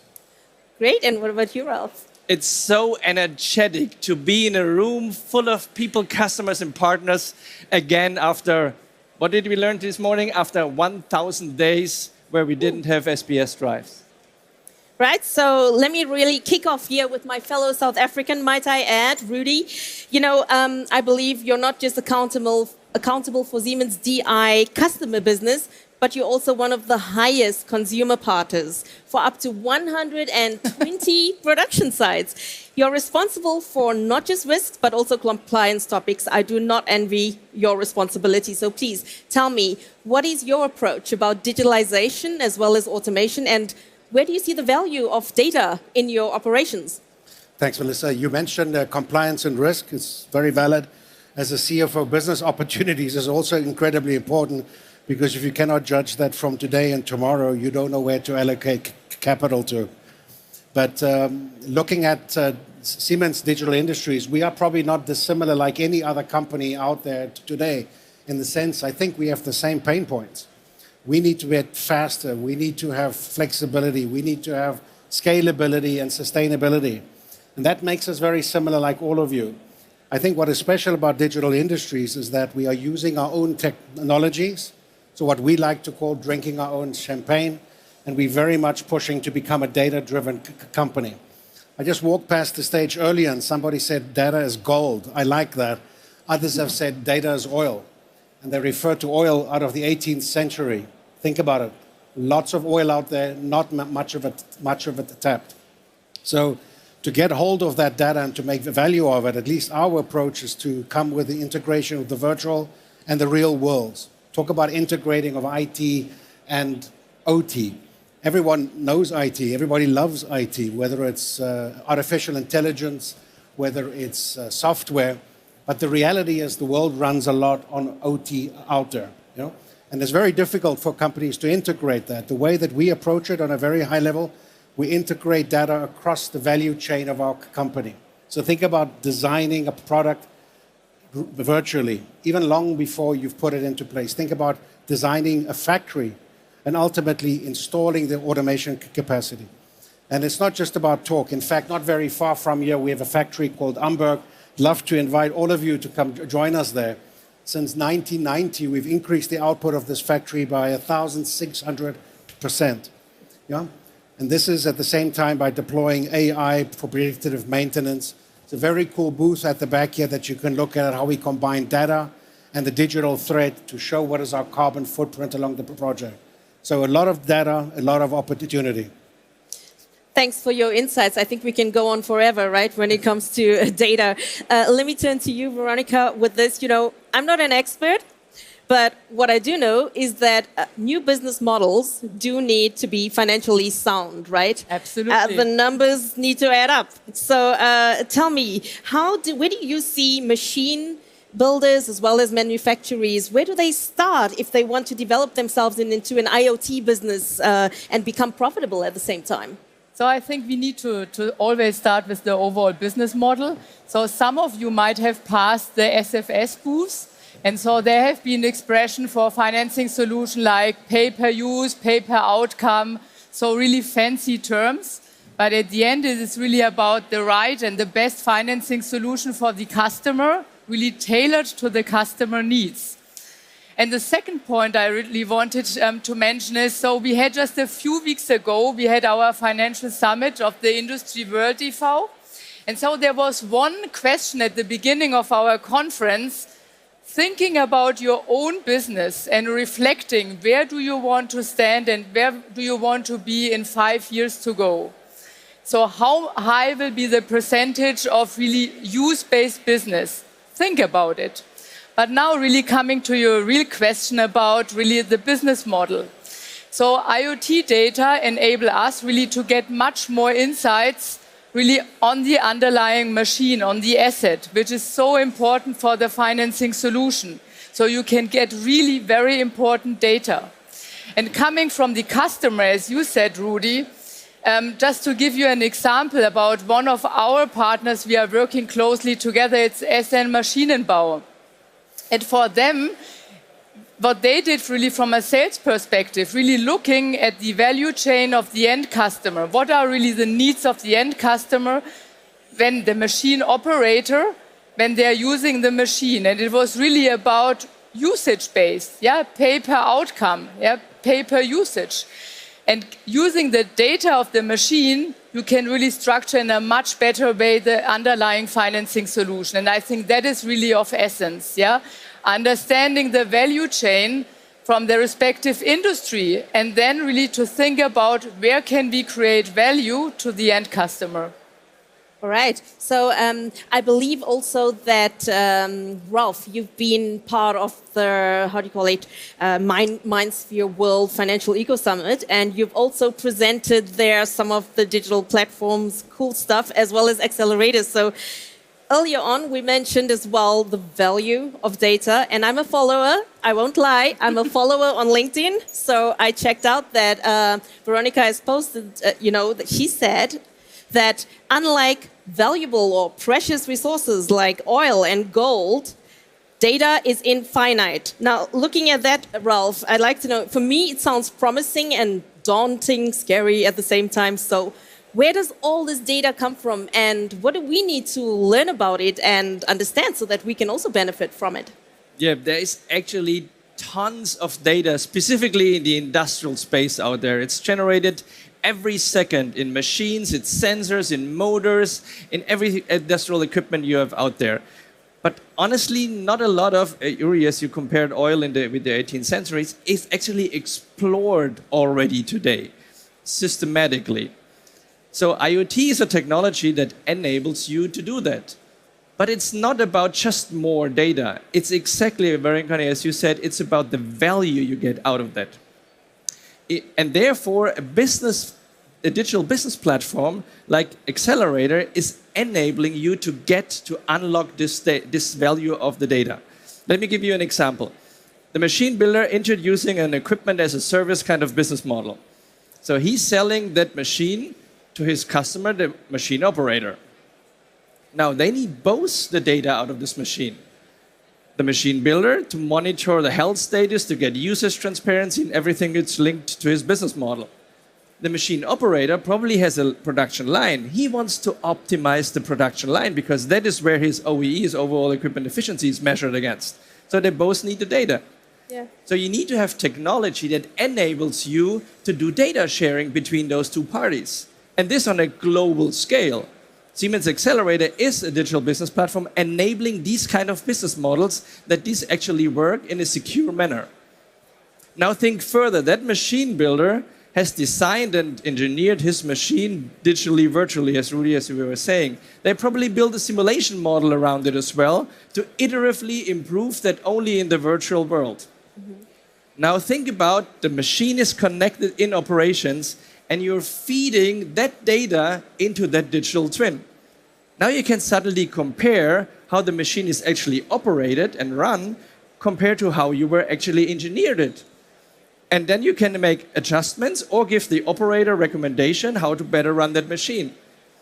But think that even 1 or 2 steps further, you can now, as you have the real data and the machine, can do basically a fast backward and look what happened actually yesterday at 2:30 to that machine when it was a standstill. Simulate what if kind of scenarios. What if I would have done it better? Would it then not have that downtime? And immediately either improve the machine or give instruction to the operator.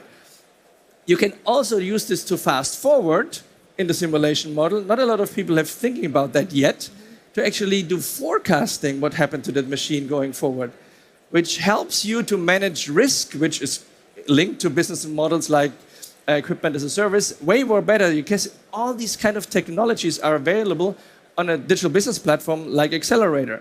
So it's about the value you get out of these use cases in these kind of scenarios. So whether it's you build these kind of solutions way faster because you have an integrated technology stack, like Biosphere developed their digital offering 65% faster than before, or you start with a simple energy management, energy optimization use case on the platform, which like Hansa saved 20% of their energy consumption in a very short period, which gave them very nice ROI. So it's about getting the value out of the data to get the company benefit and differentiation.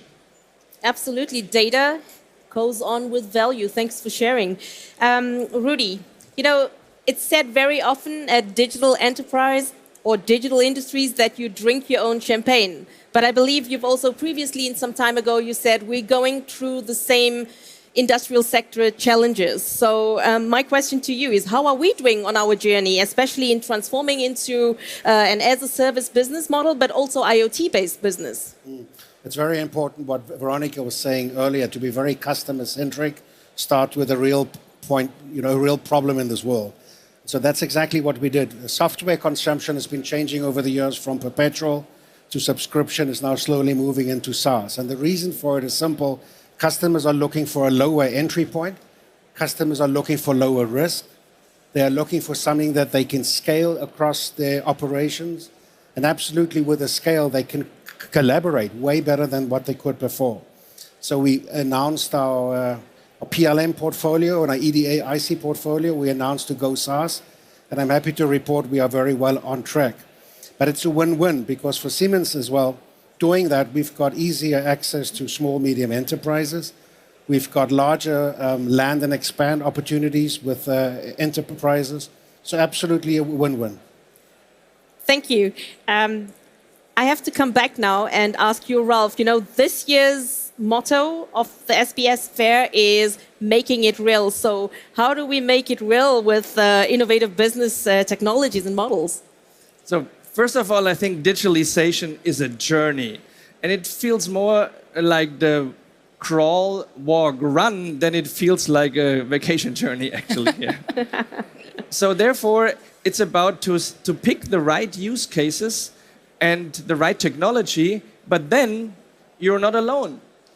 you need to pick the right partner to learn actually from partners and from an ecosystem around you, that you don't repeat, and not every company repeats the same mistakes and learning curves and errors again. So picking right partners, being part of a strong ecosystem where we actually can benefit of each other's strengths in that ecosystem will make that journey way more successful. So therefore, it's a journey, and usually you should start with smaller steps. We describe this in a kind of, in the IoT use case, explore the data, so connect and get transparency, and this often generates eye-opening effects already. Oh, if I would have only known that. Then take it to the next development step and now use more technology like AI analytics and get insights in these data to actually get the recommendation and benefits way more deeper before you then can go to actually start to transform your business with closed-loop digital twin, equipment as a services business model. So it's a journey, and you can start to make it real, starting and picking the right use cases. Yes, and now I'd like to look at you, Veronica, from a financial point of view. What's next? I mean, what is needed to make this actually work? Yeah, so first of all, I would like to come back to the initial question we had. Where do you want to be with your business in 5 years to go? So most of the industrial businesses said in 5 years, around 20% of my business will be use-based. So what does it mean? So this really means that it is a complementary topic to the underlying business model which you are having. And here, the IoT data are very important because the data give you a very tangible information as well as for the financial services provider. So and here I would like to give you an example, in particular for younger companies who do not have such a long credit history. And there the asset is a very important security for the financial solution. And here the IoT data can give some additional information. So just 3 examples. So one example, for instance, talking about a machine, with the data being provided by the machine, you can geolocate the machine. So for the financial services provider, he knows where exactly is the machine. Is the machine still available? This is one part. The other part is really with the data being provided by the machine, it's about the usage. How often, how intense will the machine or is the machine being used? So you can predict in a certain way, if you know the business model of the machine operator, about really incoming cash flows in future. So this gives as well additional comfort to the financial services provider. And then the third aspect is really data about the condition of the machine. So with condition monitoring. And as a financial services provider, you really want that the machine is very well equipped in a very good condition. So that gives you as well additional security. And in a lot of industries, like if you are talking about additive manufacturing, you have startup companies, you have younger companies.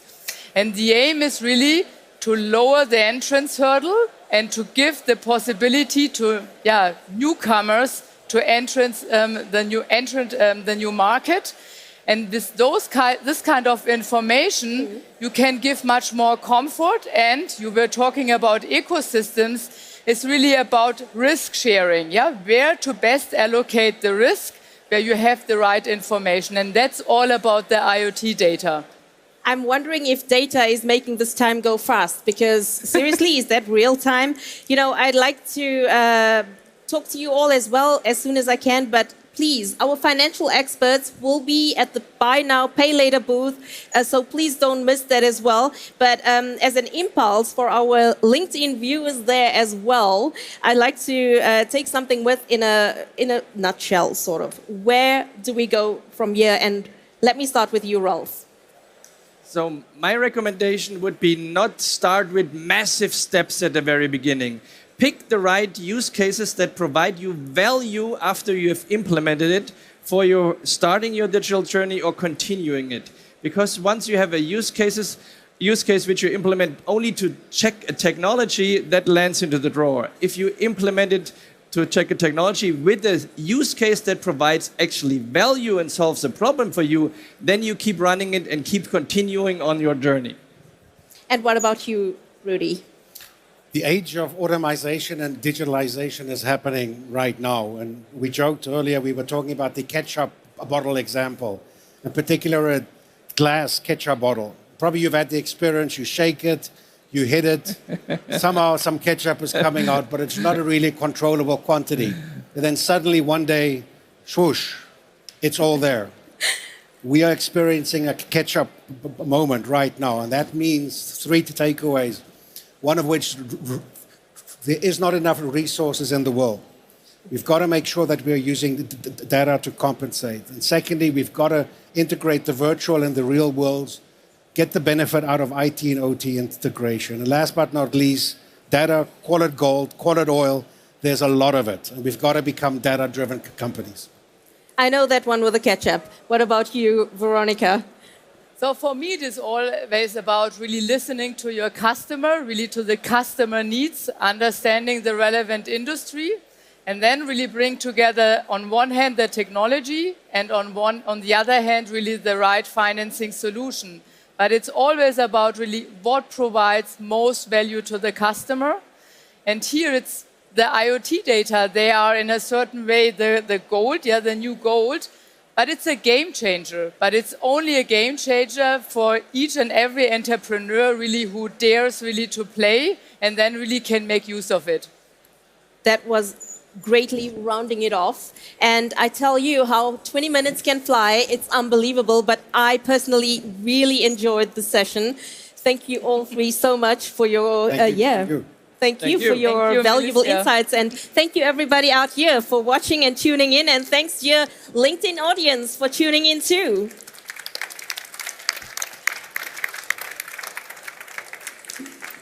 Thank you.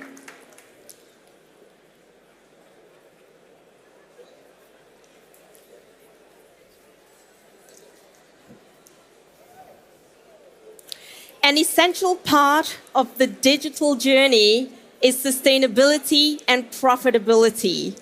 Magnus Edholm is the head of marketing digital enterprise, and he's going to tell us how that is supposed to be done right after this video.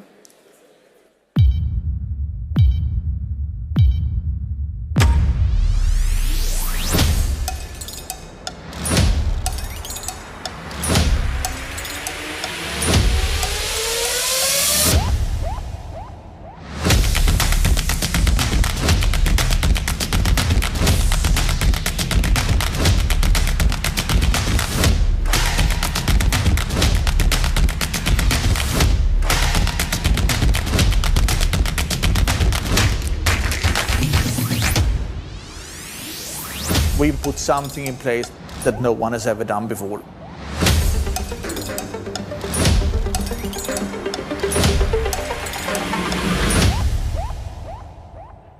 Hello and welcome again back to the stage. I will talk about the digital enterprise and how you can meet those challenges and achieve those goals that you just saw in this movie, and answering the how and also what you need to do.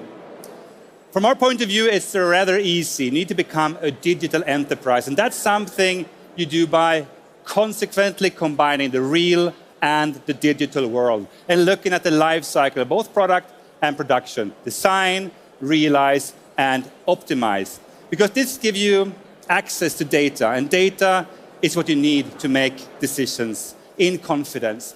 So we look at the product, for example. You have a life cycle, design, realize, optimize. You have the production, same thing there. Ever so often, those two are separated from one another, like this. In some cases, this makes sense. In other cases, perhaps not. Obviously, having those two life cycles working together, having data flowing from the product developers into the production planning and essentially in production, having data flowing. And the data I'm talking about would be the engineering bill of material, the bill of process, as built data, as maintained data, as services data. So everybody has access to the information they need to make the best decisions, to build the best product and the production. And that's kind of how you become a digital enterprise. It's all based on data. And we know, I'm looking here, everybody's sitting with their phones, everything is connected. And it's so important to have this data, to collect the data, to understand and use the data, because that gives us the insight what the market needs, and that means that we can design and develop our products to meet those needs. A digital enterprise is obviously something that works across the borders. You're involving the suppliers, you involve your customers, you involve intralogistics, logistics, everything is needed in a digital enterprise. And most, if not all companies, need to start collaborating in ecosystems to make sure that data is flowing and that you can build the best product that you obviously need. And when you have that much data floating around, it's obviously important to protect your intellectual property, your know-how. And for that, we have at Siemens a very advanced cybersecurity, a multi-layer cybersecurity system, and also zero trust principles, making sure that the people that should have access to data have it and others not. So that's a digital enterprise, and it's all based on data. So essentially, there's a lot of information in here. And with all that said, then we have another what that I'd like to add, and that is the speed, because now we need the speed. And that is something you would achieve with Siemens Xcelerator, which we launched earlier this year in June, to be more specified. And if you want to find out more about Xcelerator, I kindly invite you to join me on the other side of the wall behind the nice cafe. And in the cubicle, you can learn about the Xcelerator and everything related to it. So, enough with the theory. Let me dive into a more hands-on example. I'm sure some of you have seen it, and I'm talking about the SIMrod, a very cool car, all-electrical vehicle, and I'm using this car as a technology carrier in my story. It is a representative for any given product or industry. And when you have an electrical car, obviously distance, how far can you get, the range is of utmost importance. And that is something I will elaborate a bit on in the next couple of slides. We want to make sure we reduce the weight, improve the aerodynamics, and everything related to the car. And to my support, I have a digital twin, or perhaps two digital twins if you like. And I'm going to start with a digital twin of the product. And this digital twin of product will allow me to look into every aspect, in this particular case, the SIMrod. We are analyzing each screw, each component of the car, and this goes beyond the mechanical parts, obviously. The electrical system is one part, the electronic system is another part, and I'm going to come back to that in a few minutes.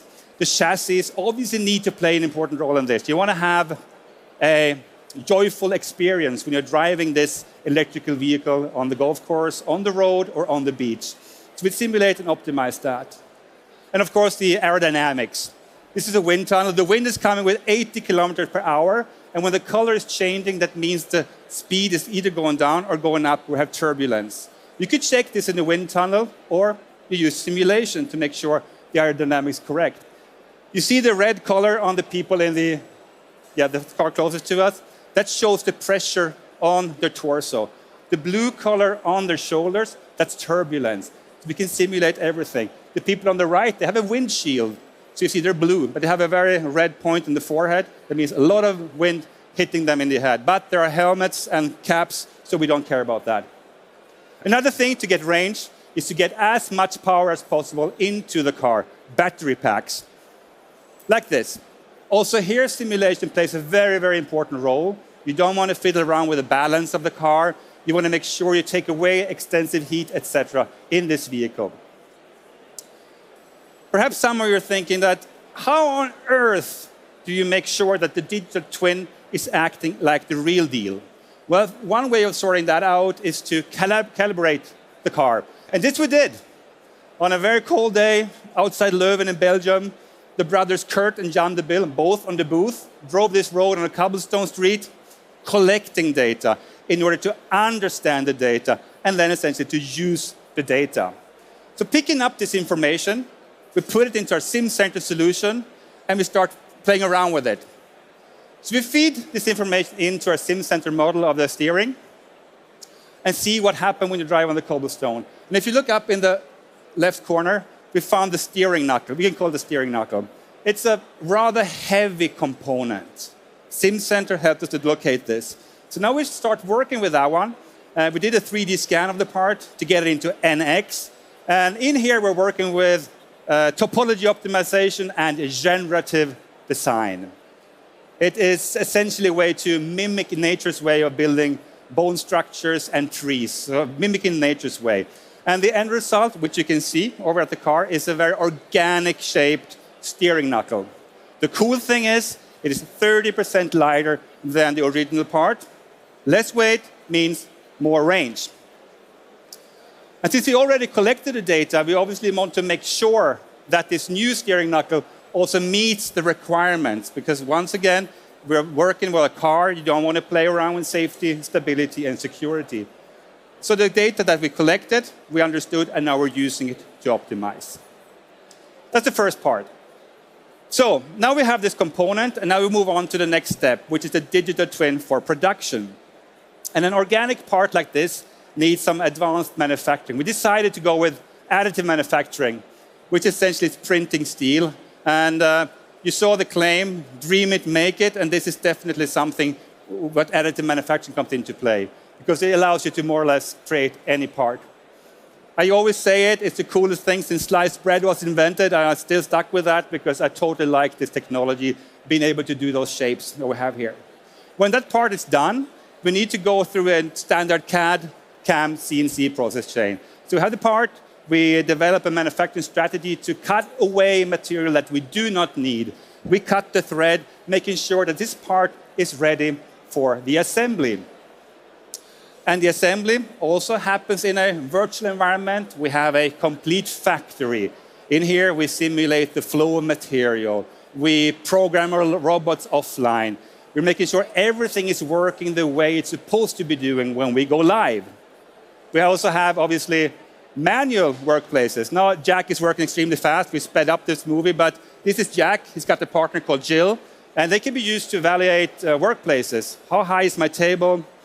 Can I reach parts? Will I have an extra force or torque on my spine that will perhaps lead to work-related injuries? Everything can be validated into the smallest detail. For a machine builder, having access to this environment is obviously also extremely valuable. You have your environment, you develop your machine, you're making sure it's connecting to the conveyor belts required, everything surrounding it. You can check it. You can even obviously virtually commission this machine, as you see in the right window, we have the signals. So we're virtually commissioning the machine, means that we will have a very quick ramp up when we go to production. That concludes the first part of the digital twin for the product and for the production. In the opening slides, I spoke about optimizing also the electronics. And this is an area we're also working very hard on at the moment to develop cool stuff. Autonomous driving will be a big thing, believe me. And to work quickly and more efficiently in this field, we are working on the development of a digital twin of the computer chip, which we put on a digital twin of the printed circuit board, which allows us to check signals going back and forth. And why is this important? We can take this digital chip, which we put in a digital twin of the car, which we have produced in a digital twin of the factory, and drive it around in a digital city to check those what-if scenarios when you have autonomous driving.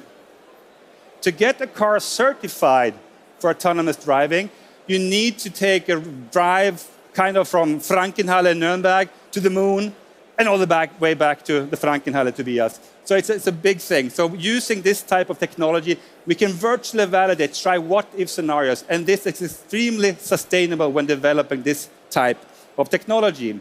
So essentially, we are able to go from chip and all the way to city. So watch out for this. A lot of cool technology being developed as we speak. So now we're leaving the digital twin of the product and the production, and we move into the real production. And obviously, this is an area where we as Siemens have been around for quite some time with our totally integrated automation stuff, which you see essentially all over the place. But I'm going to start with the part manufacturing. So we have this part that needs to be printed. We have this SLM, selected laser melting machine. It is big like a one-family villa and has 12 laser heads. So it offers extreme flexibility and speed to move towards productivity in industry with the printed material. Another way to achieve flexibility is to work with AGVs, automated guided vehicles, which allows you to, when you're producing a car, for example, instead of having the car going to each and every station, it only goes to the stations where the components that you have ordered are being assembled. And this is also extremely flexible. And all of this is controlled by Siemens automation portfolio. It is controllers, edge devices, we have sensors, we have communication networks, because communication, as I said in the beginning, is essential because you want to collect, understand, and use the data. And that is important to become a digital enterprise. I spent a lot of time now talking about what we could call a horizontal integration. But what's also important is the vertical integration, connecting the top floor to the shop floor, having data flowing between all stakeholders, increase transparency, be on top of the batches, checking quality, everything in here. And this is something that SKF, a Swedish company, has been doing. They had this plant, or have this plant, outside Turin, Italy, in Arasca. A lot of commodity machines, not equipped with the latest and greatest controllers and edge devices. But SKF went all in, and they pimped up their machines. They were able to collect data, and by that, optimizing the whole production. So they were measuring and optimizing. And if you want to optimize something, you need to measure it first. You need to know where you're at. So for example, with this energy manager, there's a lot of cool information in that corner over there, by the way, about energy manager. How you can pinpoint areas where energy is being consumed. Because that's the way you need to work in order to optimize the consumption. And we have proof that you're able to reduce the electricity consumption with 14% and the gas consumption with 40%. And talking about saving resources, sustainability, obviously the CO2 footprint is also important. And not just your own footprint. You need to look at the complete supply chain. And that's something we offer also with Seagreen, which I definitely encourage you to go and take a look at, because this is also really, really cool stuff. I'm coming to the end of my story. So now the car is back. The sun is shining. There's no more snow. It's a warm spring day. And Jan and Kurt are driving this car on the road outside Leuven in Belgium. And the optimization continues. We still keep on collecting data to optimize, because this enables us to design better products and production and become more sustainable. And that is what we call a true digital enterprise. And my final slide would be, if you can dream it, you can make it. And I'd be happy to talk to you about this, and my colleagues also will be very happy talking to you about how to go all in on a digital transformation. And you will find us on the other side of the wall. A lot of motivated colleagues are willing to talk to you about consulting, implementation, and optimization across the life cycle of both the product and the production. Bang, Melissa. Bam. I am going to throw you off the stage. Thank you. Thank you. We got that. Okay, so from empowerment to getting transparency in production. Vitus Hawkridge, Product Portfolio Manager, and Ender Yuspasioglu, Product Manager, both at Siemens in Applications, will talk about new data integration element between edge and cloud. Please welcome these two gentlemen. Thank you.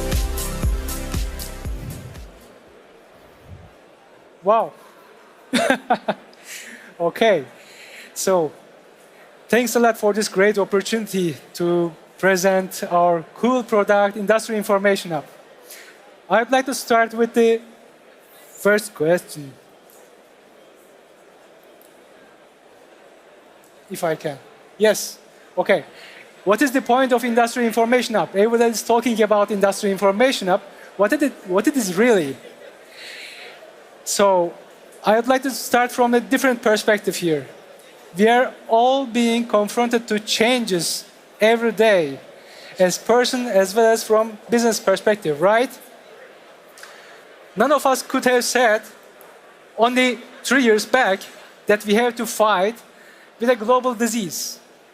And before it is not over yet, now a war began. And it is affecting every corner, every people, every type of business.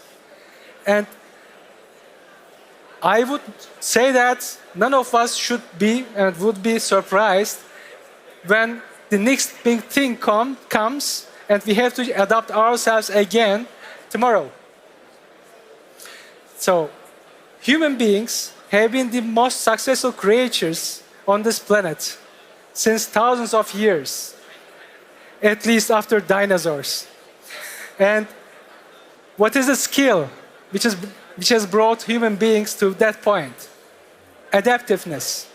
We all have it in our DNAs, and even if we do not use it every day, the question is, does your industry has this adaptiveness in its DNA?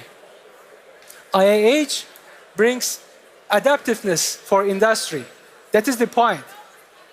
What if you have to increase your production capacity 10 times or even more, like we had in the beginning of the corona pandemic for producing the masks? What if you have to move your production from one location to another, from one country to another, like we had in the beginning of the war between Russia and Ukraine? What if one of your producers or machine producers comes to say, I cannot deliver anything because of lack of material or transport issues? So you have to be, and also your industrial facility have to become more and more flexible, faster and resilient to any type of changes. That is the key. Now, what is our contribution as Siemens to this adaptiveness for industry? This is a cartoon which I like very much. It is a classical. The point is, I don't know how many times I heard from my customers, never touch a running system. I do not and will not ever tell you IIH will make your business fly. No, never ever. But I do promise, and I am 100% sure, IIH will make your business run faster. You do need it today, and you will need it more in the near future. Now I want to make it a little bit more concrete. I want to come with 6 main pillars of Industry Information Hub, how we will make it, or how we are making it today. The first one is collecting data from brownfields. We are connecting already more than 90% of the existing industrial devices on the field. This is not a joke. And this percentage is also growing rapidly. We are having already a number of external and internal contributors as brownfield connectivity providers here. And it is a huge number. It is no matter that you have your own facility, third party or Siemens, you can connect everything. Then the second thing is, you can integrate and neutralize your data by data preprocessing, historic capture, live access, cloud sync. You can prepare the data to be utilized by the apps which are utilizing data and creating information out of the data, like KPIs, like predictive maintenance. The third thing is mapping data between brownfield and greenfield using an automatically generated information model. In the backbone, we are using OPC-UA, and we are supporting every type of OPC-UA companion specs already. So, essentially, it is following. IIH structures your data. It is the added value of IIH. The fourth one is configuring the data easily. The whole configuration steps you can make with a single tool instead of having n different configuration tools for different purposes. This makes life pretty much easier. Accessing data through the state-of-the-art APIs like GraphQL, OPC-UA, REST. We already have The GraphQL, by the way, integrated in Industry Information Hub. You can utilize it either through UI, or you can generate your own queries and embed it into the Industry Information Hub and make it run. Then you get the results. And last but not least, scalability. You can scale or distribute the information model between distributed nodes, as well as you can distribute the data from constrained devices up to the cloud. Having said that, I want to give the words to my colleague Vitus, who is the expert for the realization. Some call him PPO, and he will explain you how IH means that all. Well, thanks, Ender. Every time it comes to the actual realization of things, it hands over to me. Typical. No matter. I want to start with a small story of mine that I had roughly 2 years ago, how this whole idea of industrial information hub actually came along. So Ender already mentioned a few of the features, but what was the idea? Where does the idea come from? And we were visiting a small automotive customer 2 years ago, and the customer had lots of brilliant people working for him. These guys really knew what to do, but they were still struggling with all the different IIoT use cases. And then I asked him, what is going on? Why do you have any problems? And he said, well, it's pretty simple. We have tons of different machines. We have all sorts of very old machines and new machines mixed up, and many different IT systems. And bringing all of them together is quite hard and quite challenging. So even though we have really good ideas of what to do in terms of process improvements and different use cases, they were still struggling. And this is really the time when we got the idea of the Industrial Information Hub. And now I want to just go quickly over how it actually works in a nutshell. So you can see here at the bottom, I've shown a few of the available connectors.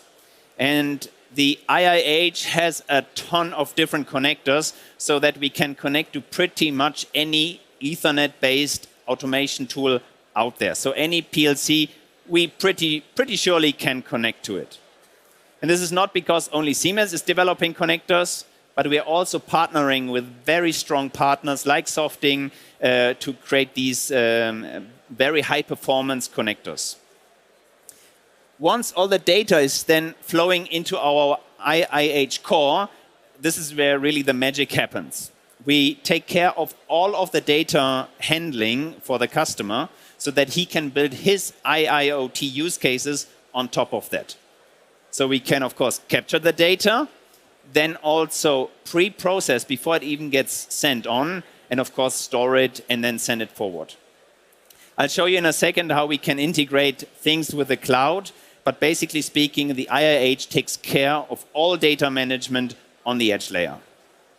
And then last but not least, of course, at the top you see a broad range of different use cases. We have open APIs that allow you to connect to it, and that will make it possible for most of the IoT use cases to be possible.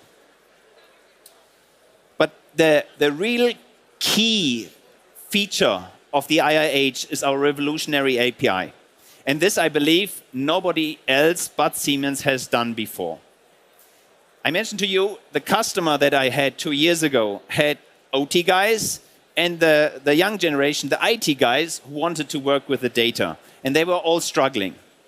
And you will be very happy to hear that the IIH combines both worlds, both OT and IT.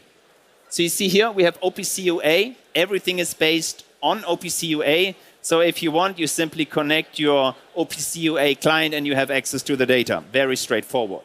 However, if you have an IT guy there and he wants to use an IT interface, then he can use GraphQL. We automatically generate a knowledge graph and use GraphQL to query the data. And then most people ask, what is GraphQL and why is it so cool? Well, if you have ever used Amazon, the web store, or Tesla, or pretty much any online store, then you have unknowingly used GraphQL already. All these stores and online giants use GraphQL to query their data. And this exact IT interface we now provide for 40-year-old machines, which is, I think, super cool, which is a very clever idea from Siemens, and that allows OT and IT to work together on the same data model. Last but not least, we can also do a data integration with the IIH. I mentioned to you we take care of all data management. So you see down here we have IIH running on an edge device on-premise, but then we can also integrate higher level systems. With pretty much one click, you can integrate to pretty much any cloud environment. At the moment, it works best, of course, for MindSphere. And you can then have the same data model available on-prem on your device and also in the cloud. And now I hand over to you to do a bit of a summary. Okay. Before then, there's one more thing. We said about connectors, and I haven't gave you concrete numbers here. So we currently have the possibility to support more than 150 different vendors, more than 9,000 different devices, protocols, third-party partners, which is already mentioned by Vitus partially, and more than 90% of PLCs. These are huge numbers. And what is coming on next? We are striving to expand this connectivity bandwidth and footprint with additional connectors. So this, as I said in the beginning, we have much more connectors running in the pipeline. And in addition to that, I talked about the cloud connectivity. As of today, we can connect MindSphere connectivity or MindSphere as cloud. And in addition to that, we will make the third-party clouds like Azure, AWS possible. Next thing, we had the request from many customers to have a data classification like internal, confidential, and restricted, or having the data orchestrated plant-wide, having a Kubernetes in the background and making the orchestration possible to be scaled easily. These are some of the items we want to struggle. But Enda, can we not throw something in for the audience here? I mean, they listen to us. Can you do something for them? Okay, then let me throw it. The first ones who will come to our booth, 118, we are there, will get 50 free licenses for IIH. What do you think about this? Wait. The first 50 customers, not 50 licenses, right? Yeah. Exactly. Yeah, so first 50 customers. Yeah, please visit us at our booth, 118, and come and get a live demo. We can show the system right there if you're interested. Yeah. So that's pretty much it. Was that a joke, or do you really get the 50 licenses? No, one license per person. Okay, then, please. You heard it, guys. All right, so thank you very much for that.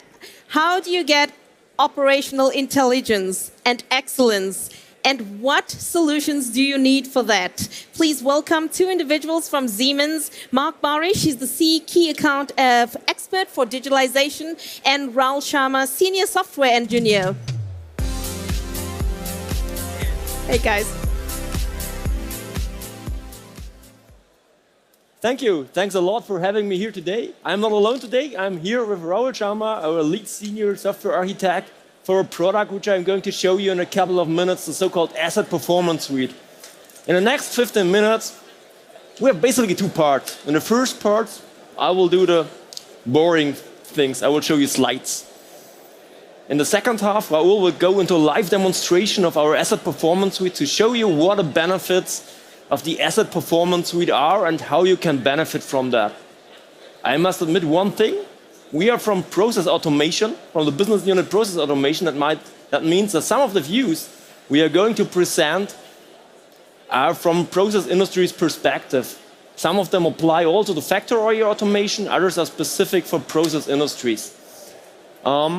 Our talk has the title Plant Asset Management, and what are the actual challenges and what are the benefits of plant asset management and what does that mean? This is basically the first part which I'm going to explain in detail.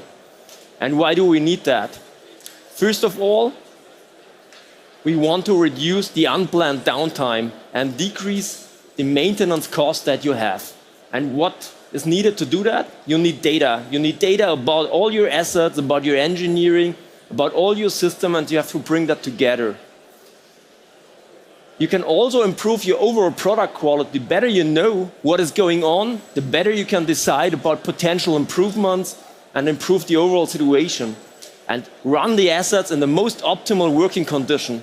And the same holds also for your yield. The better you know the details, the better will be your lead. And of course, if you know when your equipment will fail a bit ahead of time, you can better plan your maintenance activities. And that means also you can better control the logistics and your spare part repositories. And last but not least, a very important topic, sustainability, energy efficiency, CO2 consumption. If you know much more about what is going on, you can start to improve that. And why is maintenance such an important thing? Let me give you some numbers about that topic. First of all, maintenance is really costly. We know from our customers that some customers are doing the maintenance on a schedule base. They are doing maintenance even if their equipment doesn't need that maintenance activity. And if you would now know better when the maintenance is required, you can better schedule that, reduce your maintenance cycles and save cost. And this is also here number one, every third euro is spent in an inefficient way. And if you can save 1/3 of your overall maintenance budget, you would benefit from them. But of course, reducing maintenance does not mean that you want to face the risk of unplanned outages, because all of us know, in particular in process industries, the unplanned outage of a factory is a very expensive thing.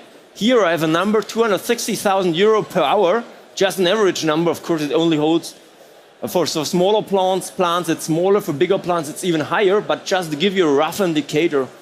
And last but not least, doing maintenance, if you don't know what is going on, is also a risk for accidents. There is a study which shows that there's a strong correlation between maintenance activities, which are not done appropriately based on the appropriate data, is risky.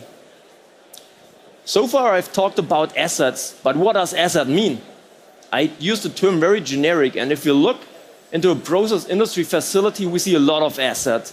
This ranges from valves, for example, from drives, sensors, actors. We have pretty dumb components like heat exchangers that have no actual logic. We have the DCS system, we have pumps, we have pipes, we have the network. And planned asset management in our scope means that we want to address all these assets. And how this will look like is shown in a couple of seconds by Raoul. And we want to do that to increase the overall reliability and efficiency of your plant. And we want to keep your assets in good shape that you benefit from them as long as possible. And that you reduce the demand of replacement to increase the overall value of your assets over time. And to do this, we are capturing data, we are monitoring basically the data, we are showing you the data that you can start doing diagnostic things, but we also use that data to look into the future. What happens? When is the next appropriate maintenance schedule? Is it tomorrow? Is it in a year? So that you can decide ahead of time when the maintenance should take place. And to do that, it's important that you look at the different data sources you have in your plant. There are data sources that give you details about a structure. In process industry, we call that engineering data, that you know what is before a pump, what is behind the pump, what is the flow pressure before and behind, so that you can much better decide about appropriate algorithms and do predictive maintenance in a much better way. You also have to look at your inventory. What assets do you actually have? You have to look into the devices itself. A lot of these devices give you details about their diagnostic status, about their health status. And if you can access that data and combine that with other data, you can address much more questions. And the same holds if you look into your historical systems, your process historian, you can look back and check what happened in the past and use that data to get much more insights about your plant. And last but not least, another important data source is documentation, manuals, calibration reports, so that you know what assets you have and what characteristics you have. And if you start to combine this data, we call that contextualized data. And if you start to enrich that data with semantic meaning, you can address much more questions. And not only on an individual plant level, but also on a fleet level to see which assets are, for example, the cause of problems. And to address that, we are working heavily on a solution towards what is in process industry called as the NAMU open architecture. And this NAMU open architecture, for example, describes a way how you can access data from your process control system in a way that you do not disturb your core process automation, but you can use that data which is already there in your plant and do analytics with that, new things with that. You can start to enrich that with additional sensors. You can use our industrial edge system to address the connectivity point. And last but not least, our asset performance suite, this is a product we are going to see, is the one that helps you to bring all this data together, contextualize that, and do very exciting things which we are going to see in a second in the asset performance suite. And the good thing here is we rely on open standards. We rely on OPC-UA, we rely on the asset administration shell, on open security protocols, on Profibus, Profinet, and much more to address this challenge. Just to highlight the most important points here, with the asset performance suite, we are creating one product to address all assets of a plant and process industry, to have an overview, including the drives and all the assets. We have a possibility to do predictive maintenance and analytics on top of that data. And so to say, we are creating the digital twin of your process plant to do operational things here.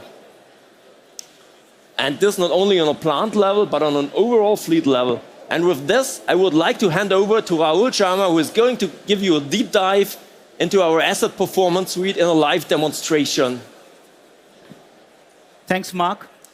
And with this, Mark just talked about the, we were just talking about the ensuring asset uptime, optimizing processes. And the heart of that is to have a data integration and data contextualization. How can we build the digital twin of the plant, which is not only combining the static data, but also the dynamic data together. And as Mark was previously saying, we are in the process industry, and at heart of the process industry is a process and instrumentation diagram.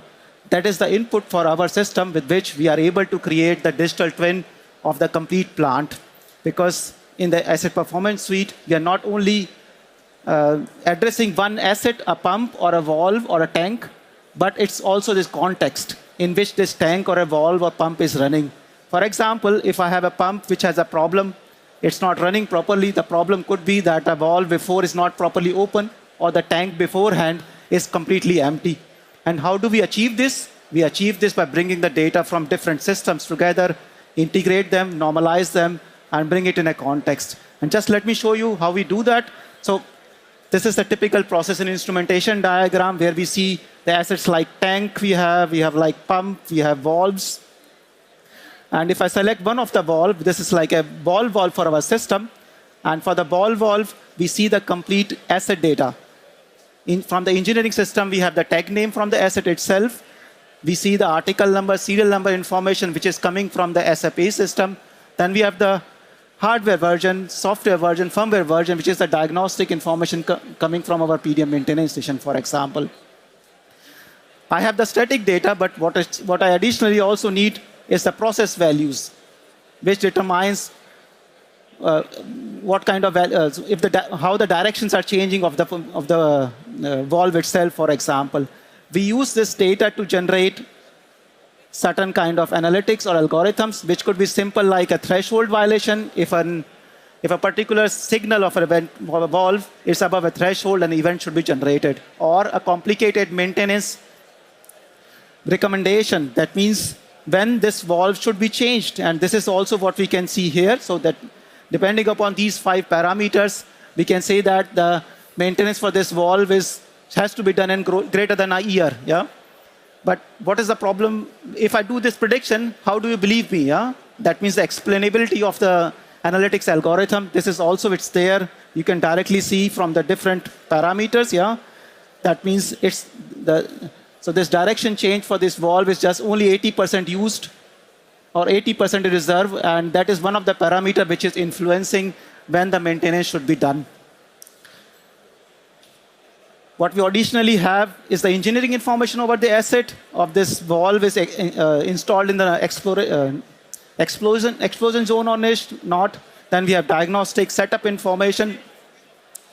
This is what brings the different aspects, engineering, operation, diagnostic aspect of the data together in one context and make it available to you, but not only as a UI, but also as an API, so that an customer can write his own application, or they can also do performance analytics for it. Now I come to the base part of it, because I started with that. I want to understand where my asset is living and how it is depending in its context. And how we are doing this? We are doing this by creating a knowledge graph of it. And this is a graph view where we see assets as its nodes. Yeah, we have tank here, we have valve, and then how they are connected with each other. And the arrows between these assets are the physical or the logical connections. Physical could be the pipes, or logical could be the control loops. And if I have this information, I can analyze how these assets are dependent upon each other. And if there is a problem with one asset, what should I do to find out where the problem could be?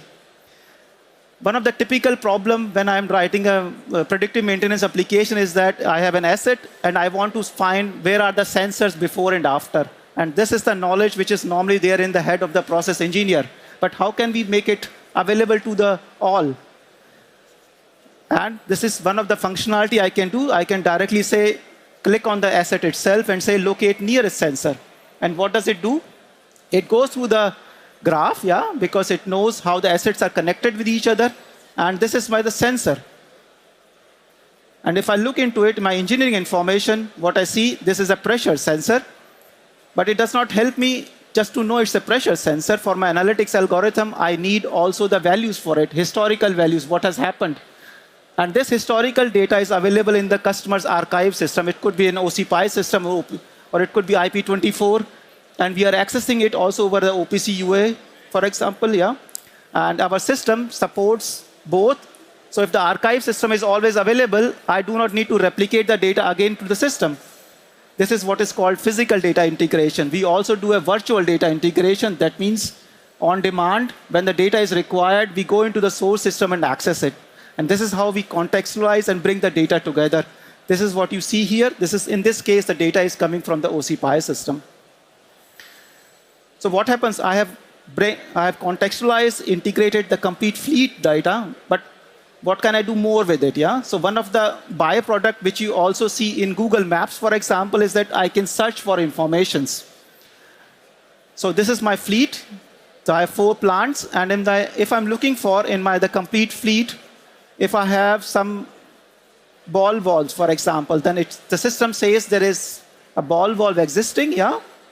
And if I click on it, then it goes through my complete fleet structure and find out in which plants the ball valves are installed. And also in which location in my plants they are located, yeah. And if there are any events active where the customer has to do something. And I can directly select and from there navigate to the asset itself, yeah. And start to analyze my things. With that, I would hand over back to Mark so that we can have a detailed discussions later. Yeah. Thanks a lot for the presentation, Raoul, for giving the live demo and showing you all the features that the asset performance provides to you. We have much more, to be honest. We have much more features which we haven't been showing in the last 15 minutes. Please come to our booth over there and start a discussion with us on the features, what you need, what we have, how we can help you. Thank you very much for your attention. Thank you, Raoul. A lot. Goodbye. Bye. Thank you very much. Thank you. Thank you, Shama. So I like the flow of keeping with transparency and optimized processes. But what role does field data enablement play for our customers? Let's ask our experts. I'd like to welcome Johannes first. He's the product portfolio manager at Siemens.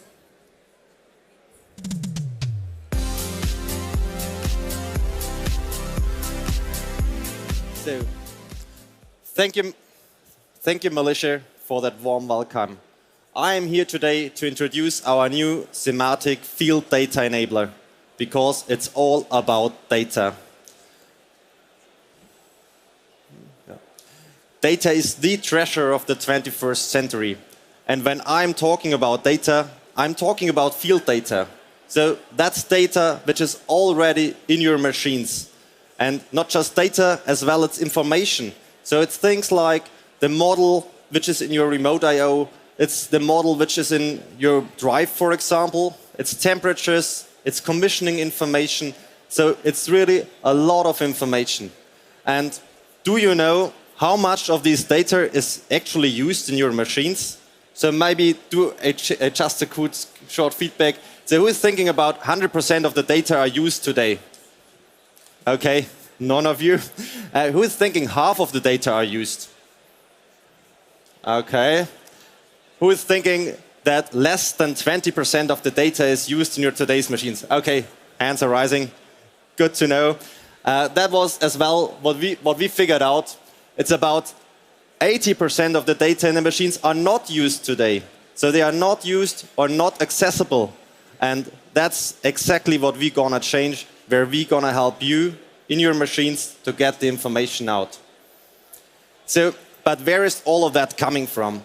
So therefore we have to understand how the world is right now. So today's situation is that we have a cloud infrastructure, we have an IT environment, and we have an OT system. And typically, for all cases of cloud infrastructure or IT environment, we use the OT data coming from the PLC or the HMI system. And the point with that is that these data are optimized data for OT. So that means it's deterministic, it's focusing on safety, and it's especially made for a fast communication, for high productivity, and for high quality. But if it comes to IT or cloud applications, we often talk about information. So there we want to have the semantics, we want to have the context, and we want to have the information, what's behind. And to do that, or to get that in today's applications, we have to think about field bus connected things, which could be reached via the PLC, but therefore you have to change the PLC. So you have to have a function call on the first hand, and on the other side you have to know which data set in your field level or on your sensor level directly tells you what is it about and which semantic or which value you have there. So that means you have to have a lot of knowledge, so that's why we have here the detour. And on the other hand, you have to change your PLC. And that's something most customers, especially in the brownfield applications, will never do. And furthermore, we see things which are not field bus connected, so simple connected devices or devices which are just not connected to the OT world at all. And these 2 points bring us, are very, very hard to reach, so therefore you need a different approach. So how are we going to help you? Therefore, we see as a first point an application which is running in the IT environment, directly connected to the Profinet world, and makes it able to directly get out the process data, the asset information, and as well all the static information from the very, say, commissioning point towards end of life. And that's exactly what you get out without interfering the PLC or the OT system at all. On the second point, for everything what's not field bus connected, we see a gateway approach as the reasonable answer. So therefore, you need a gateway which has different physical interfaces, say serial ones, Ethernet-based ones, or also wireless, to get all that information which is laying over there. And just to make that a bit more clear, if you talk about simple connected devices, so that's all Dynamics V20, for example, and a lot of the Dynamics G120 or the PAC 3200. So all of these metering applications are not connected from the beginning, and especially not connected to the PLC. And that's what we're going to change with that approach.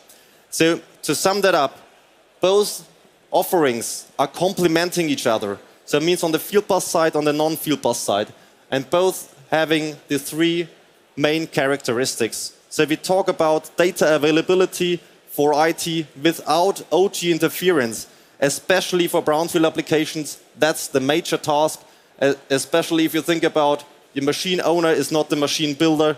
There are some restrictions and nobody want to lose productivity or quality in their machine. The second point is it has to be as easy as possible to use and integrate.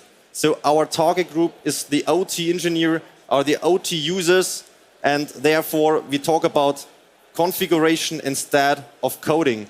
So here it has to be a solution which directly fits in your application. And third but not least, we talk about value data. So means in this case that we do not talk about just data, we talk about semantics, we talk about context information that the customer directly can use that information, and on the second point, that it can be directly processed in the IT world. And now I'm going to go a bit deeper into two products. So on the first one, we talk about the application. So as you can see it over here, so the application is running on an IPC, it's directly connected to the Profinet world.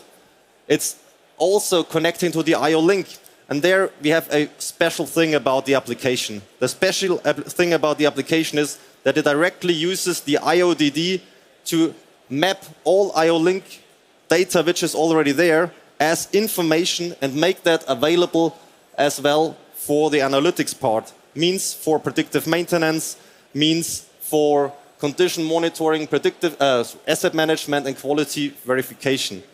And to sum that up, as customer values of the application, we see that it's directly enabling digital use cases in terms of overall equipment efficiency.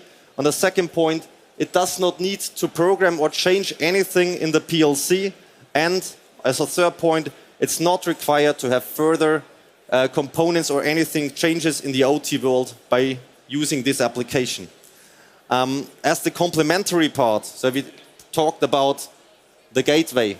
So the gateway, of course, using the same characteristics. It's multi-interface gateway on the south side, and to have a serial interface, to have as well Ethernet-based interfaces and Wi-Fi interface on that. For us, it's very important, as the first customer value says, it's the data selection via web server. It's important for us that we can directly configure all the data what we want to have in the field directly on the device. So there's no further tooling needing. So you do not need to install some things on that, so it has anything on board. From the interface towards the configuration, towards the data selection, and as well to define where you want to have this information. The second point, it's very compact and robust. So as you can see on the size, it's directly fits, or it almost fits everywhere because it's so small, and it has the environmental requirements as our drives have, or our IOs, for example. So it could be directly next to your IO station in the cabinet, for example. And third but not least, for us it is very important to talk about security. So this device can directly send information towards the IT, but as well to the cloud layer. So therefore it's important to us that we have security by design. Means we every time talk about a certificate-based communication from the very beginning, so that you do not have any traps or anything inside your machine. By using that, it has to be as simple as possible and secure as possible again to do so.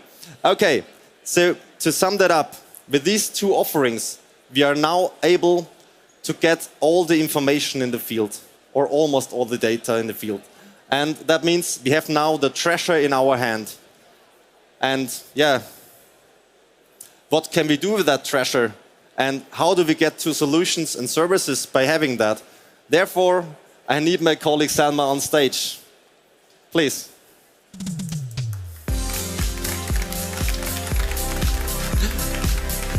Hello, Selma. So please take a seat. Thanks, Johannes, for having me here.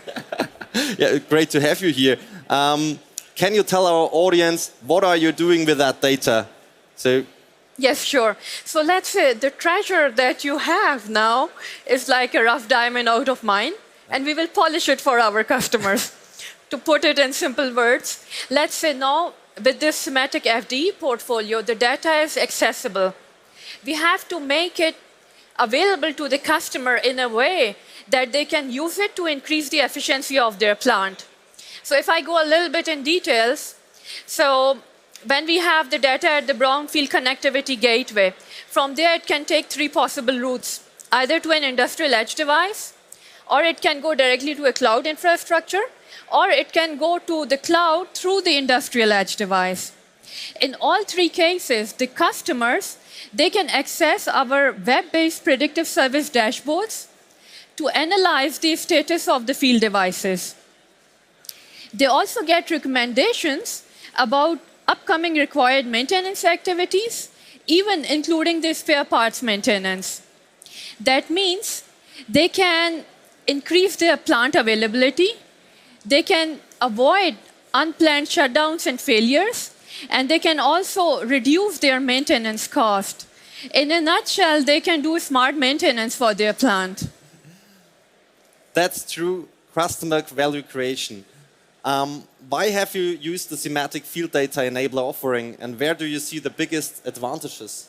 Let's say it's for our customers, of course, and the beauty of Siemens' huge portfolio is that we can put all puzzle pieces together to create maximum value for our customers. We developed this data field enablement portfolio together with the brownfield connectivity services because the market was asking for it. And the biggest advantage that customers can have out of this is they can access and analyze their field machines and devices without changing anything or interfering with their running OT system. And also field devices like drive applications, even the sensor signals from the field are now accessible, and it was not possible in the past. That sounds really great to me. So I'm totally convinced about that, but where can we find further information about the two topics? Yeah, good question. Here we are in the realize area at station number 40, and we demonstrate the data enablement part for our audience. And then the other one is an optimized area at station number 77. There the audience can see the data availability and how we are doing the predictive maintenance. Thank you, Salma. Thank you, audience, for being here. For further information, so hopefully see you on the booth or on our virtual event by next week. Thank you. Thank you. Right. Thank you, Hannes and Salma, of course, for the nice information given. And dear viewers, these guys are the gold diggers, so to say. They have the precious information how to make the best out of your data. Thanks to the two of you. All right, let's move to our next presentation here. How to stay competitive in the logistics market. Have you ever thought about the rising energy prices, the booming e-commerce industry, and shortage of space? That's just a few of the challenges our customers are facing in the logistics and intralogistics industry. Sorry. Our next presenter coming up on stage here knows more and will tell us what you can do. Alex Bollig, stage is yours. Enjoy. Yeah, thanks, Christine. So, hi and welcome to SPS also from me. My name is Alex Bollig. I'm responsible for the market segment intralogistics within Siemens Digital Industries. In the following presentation, I would like to show how we can support with the digital enterprise portfolio customers in intralogistics meeting the market demands and what's going on by means of concrete customer use cases. So, the logistics and intralogistics sector is facing lots of challenges. And however, in the context, we have to say there are also opportunities in there. So let's have a closer look at what's going on in the industry. So sustainability, CO2 neutrality as the target, but how can that be achieved? Avoiding packaging waste, reducing energy consumption, as well as renewable energy in warehouses. Everyone is talking about resilience. Both measures against the pandemic as well as crises in interstate relations do have impact on supply chains where the consequences are sometimes very severe. The third major point is e-commerce. The requirements placed on intralogistics in a distribution center range from small-scale articles changing fast in the stock to extremely high return rates. In particular, the expectations to the end-to-end performance on supply chains have increased very much. So the next day or even same-day delivery and compliance with the delivery promise, so the delivery estimate accuracy as the leading KPI. The next point, in addition, in order to stay competitive, is dealing with new technologies, such as artificial intelligence, digitalization, and the increased use of robotics. This is both a challenge and an opportunity, be it robotics, which, especially in combination with artificial intelligence, allow for flexible solutions such as gripping of unknown objects. Watch out for the next presentation after mine here. Or digitalization, which offers us data and its timely processing for even more efficient solutions. Well, using the full automation and digitalization potential, the industry can meet those requirements as well as the environmental obligations. In this presentation, we demonstrate how you can combine the real and the digital worlds for highly flexible and scalable material handling solutions, increase transparency across all warehouse processes, as well as more efficient engineering and meeting more sustainability targets. But how can you achieve this and get access to the data that you need? And how can you continuously optimize your processes using this data? The answer is clearly through the consistent combination of the real with the digital world. Let me briefly explain how this is applied to intralogistics. The aim is to achieve the most efficient material flow within a location by means of appropriate conveying and material handling technologies. Through virtual design in the digital world, shown here in the upper part in green, predictions can be made about the behavior of machines and systems, and the performance can be optimized in advance. Typically, I start at the warehouse level, meaning I have to characteristics like properties in available space on the right-hand side here, number of SKUs that I want to put in, and so on and so forth. I can simulate it using different technologies for material handling and storing, and see what layouts fit best. Same applies for sure for also the machinery itself. It can be optimized in advance using prototypes, avoiding commissioning and alike. So far for the theory. What does it bring in practice now? This always depends for sure on the status of the companies involved and the boundary conditions that you see there. Customers of ours have reached significant impact. So, for example, up to 35% reduced throughput and engineering, up to 85% reduction in commissioning time and thus shorter time to market, or up to 80% shorter installation time, and productivity increases of about 25%. Sounds good? So let's have a closer look at different use cases, how this can be achieved there as well. Let us look first at the machine builder's perspective here on the left-hand side. Here you can see a digital twin of a typical conveyor application called a dynamic gapper. It consists of two in-feed conveyors with parcels in different sizes and different distances in between, which are typically loaded to the system. The challenge of this use case is to exactly define the separation between those unknown parcels. This requires to calculate the size of the parcels with sensors combined with the speed of the motors and the in-feed conveyors. With the NX Mechatronics Concept Designer, we have designed, simulated, and optimized this use case up front and see before its realization. With its kinematic model, all physical properties of the model can be perfectly simulated and validated up front. This allows for much better quality and faster physical commissioning in the end, while also generating valuable information about the behavior of the process already up front. Based on the mechatronics concept, we can efficiently select and configure the appropriate automation systems supported by the TIA portal and the TIA selection tool. With the help of the drivetrain configurator, we can furthermore design the drive system in a very easy and comfortable way. This again saves a lot of money and effort on the way to commissioning around final operation. Immediately after we have selected the automation and drive components, we can start with the virtual commissioning. An important and usually time-consuming part during the commissioning phase is the fine-tuning of the PLC software on the one hand and the hardware on the other hand, because this is receiving and sending the instructions. With S7 PLC SIM Advanced, Siemens offers a virtual PLC that can be connected with the already created dynamic gapper model which allows to test complex interactions before the final commissioning starts then. And with SIMrod, it is possible to simulate the sensor behavior, to enable the simulation model to send out real telegrams and receive them as it would be in the real operation. These software tools, together with the engineering tool, TIA Portal, can help to significantly reduce the commissioning time and cost. That means much faster realization and commission and operation of the machines with improved quality due to earlier testing of the production code that I will finally use.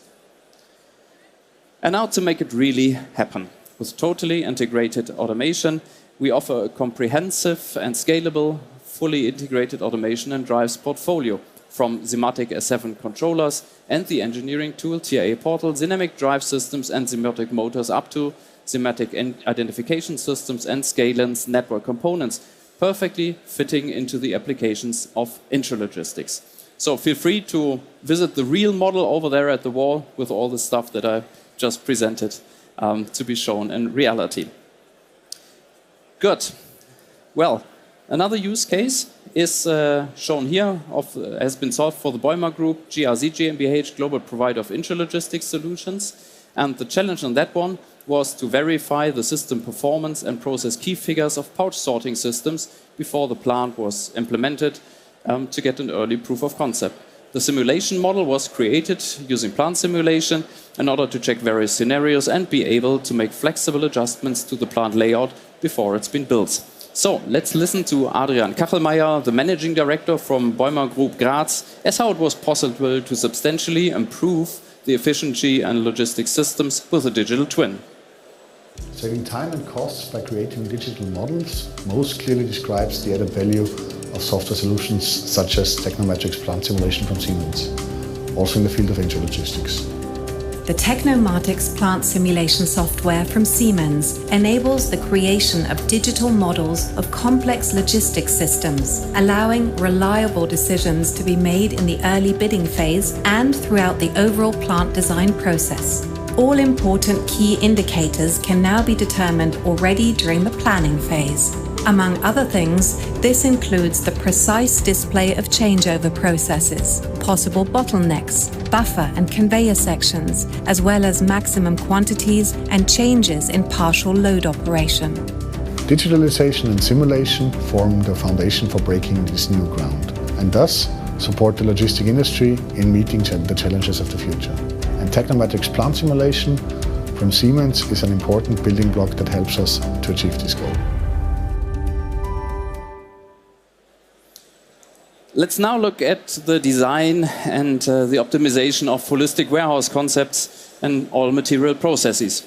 Adverb Technologies provides such automated intralogistics solutions and has the mission to improve the efficiency and accuracy of these intralogistics operations. A diverse team of ours of experts in automation and software preempted those needs and supported the company with our complete digital enterprise portfolio through the entire value chain.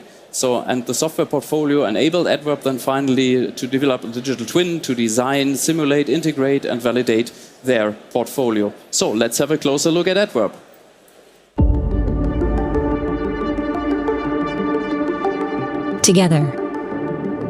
Together with Adverb Technologies, we accelerate the innovation in intralogistics by radically rethinking their entire portfolio of robotic warehousing solutions. At Siemens, we are combining the real and the digital worlds. By developing a digital twin that enabled Adverb Technologies to design, simulate, integrate, and validate their entire product lifecycle with performance data to enjoy higher levels of accuracy and efficiency. Together, we can shorten development cycles, commission faster, and integrate securely and flexibly to create a future of robotic warehouses in one of the largest e-commerce markets in the world.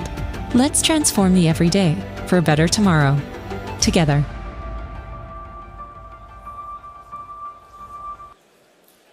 Good. And now finally, let's have a closer look at the operating phase. So far, we have optimally designed processes, we have nicely functioning systems, and processes to the best of our knowledge and firm belief. But does it really work? And what if something happens? Is it really enough to manage the next Black Friday to come up? So, and how do we get the information from a typically distributed and multi-vendor environment? Well, here too, the digital twin might exist. This makes sense for automatic data-based monitoring and optimization of critical elements, such as given here on the left-hand side, like stacker cranes, from which we can obtain status information and time series that can be used for analyze those data and find anomalies, using edge or cloud technologies. By this, we can see and detect earlier than happening some faults that might come up in the system. And to realize this, we offer both the respective hardware, here with MindConnect, Nano Edge devices, as well as standard apps, as may it be in the cloud or on the edge level, but also the infrastructure, such as app stores and professional development services. It becomes even more exciting to let the digital twin of an entire warehouse run alongside the real operation in order to better understand the complete system behavior and offer help for the operators in decision-making and optimization on a day-to-day basis. Using information from, for example, the WMS on inventory orders for the next shift coming up here, planned inventory intake of the warehouse, and some operating parameters, I can constantly calibrate the model and use it for predictions. And by this, we can optimize the operations. By this, typically we also apply then simple low-code user interfaces like given here in the middle with Mendix, and can tweak optimization parameters like how many pickers, how many packers do we need for the next shift, or potentially also additional elements that we can use for optimization. Well, so far for an overview on intelligent intralogistics solutions for the future-proof warehouse. As mentioned up before, we're over here also with the dynamic gapper model and see some of those things in live, as well as a digital twin and MCD. And so, thank you very much for your attention. Please enjoy the rest of the fair. Dear Alex, great presentation. As always, great solutions you're developing. The applause is yours. You got a fan base here, that's yes, I have. sure. And ladies and gentlemen, do use the chance. This exhibit over there, the machine, the real use case. That's not something what we just put here out of the cupboard. A lot of people have been working on that this is working here and we can show it to you. So do use the chance and take a closer look. Well, we're coming to the icing of the cake now for today's presentation, as it is the last one on this stage here. And for all of those who've already been here all day long, great job, you guys. I hope you enjoyed it. Also for those joining us via live stream, I really love it that you're here with and you're getting all the entertainment and information on our products and solutions. Icing on the cake, as I said, his motto is automate the unknown. That's the claim of our corporate incubator for robotics AI. Please welcome on stage Christopher Schütte. You got your games here with you. Sure. Hey, wow, very crowded. So, today I want to introduce you in our worldwide first incredible, awesome solution for something incredibly easy for us as humans.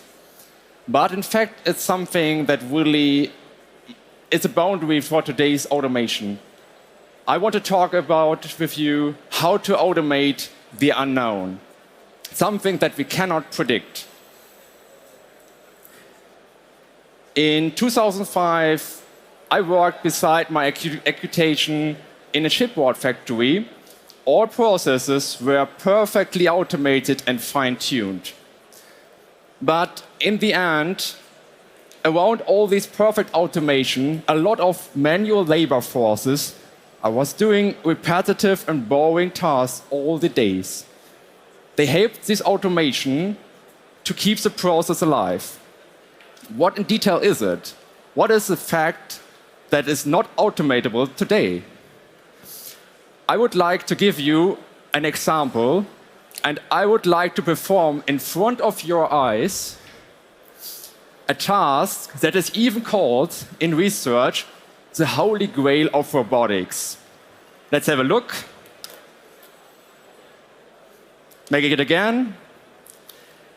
It's grasping of arbitrary objects out of a bin and place it precisely in intelligent wise, like human can do this with the dexterity of human labors. What you have just seen is called bin picking, or in intralogistics also called as piece picking. The worldwide need to automate this, especially in high-cost countries, is unbelievable urgent. So looking in production and logistics, you see just some numbers here.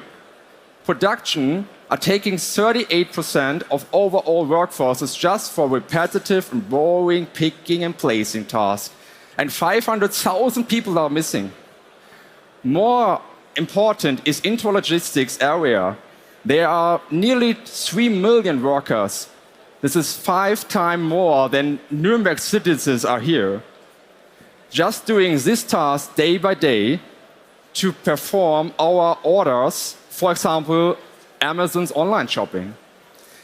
And the automation cannot do this. In times of labor shortage, in time of we have pandemic situations, we have an aging society, and we have the cost pressure of human labor forces because rising labor costs. So what in detail is the problem? You can see here the problem. On the left side, the objects are mostly known to humans as well as to automation. But the problem arises when we go to something more chaotic, for something more unstructured, for something more unpredictable and unknown. I'm talking about the left side, the right side, I'm sorry, the right side. The right side shows intralogistics, and here the objects are mostly not known. You don't have a model, a CAD model for it. You have only 100,000 of different stop-keeping units, so articles in a warehouse you have to deal with. And in fact, what can happen with such objects? It's completely random in a box. And something more difficult, it could be completely deformable. So give an automation of systems a task to deal with something unknown, incredible hard, as I said. So how we can solve it and how we are solving this and provide it to you worldwide. Looking on the predictable side of problems, the blue one here, these things that you can see here all on the fair, the beautiful machines were doing really precisely and perfectly fine-tuned tasks with predictable objects, predictable sceneries, predictable routines. But as said, if we come to a really easy task like grasp any objects, it's unpredictable. So we are entering the upper level of automation. And here, how to solve it? Which mechanism, which programming can be used for this? Today's automation is mainly based on programming, also on training objects in an object, in a system. But in fact, this does not help with unpredictable objects. The research showed us that we can switch from classical programming to machine learning approaches that enter also the upper level of automation. So we will train a system to grasp any object instead of program it routine by routine, step by step, with ifs and else, because this is not reliable, this cannot help. And in fact, if we see something predictable, it's like having this puzzle here. This puzzle is something for me very hard to solve, maybe unbelievable hard. But give it this task to automation and giving, can you solve it for me with your intelligence? It's not a big deal. It's a piece of cake for automation today. You can find a free app in your app store, you can download it and solve the puzzle. And same, a computer can beat any person at the moment on this planet in chess. A computer can beat any person at Jeopardy. This is what artificial intelligence can provide today. But this is also the category of predictable. Even it looks fantastic. And coming to the point, grasping and manipulating arbitrary objects, there's the limits of automation until today.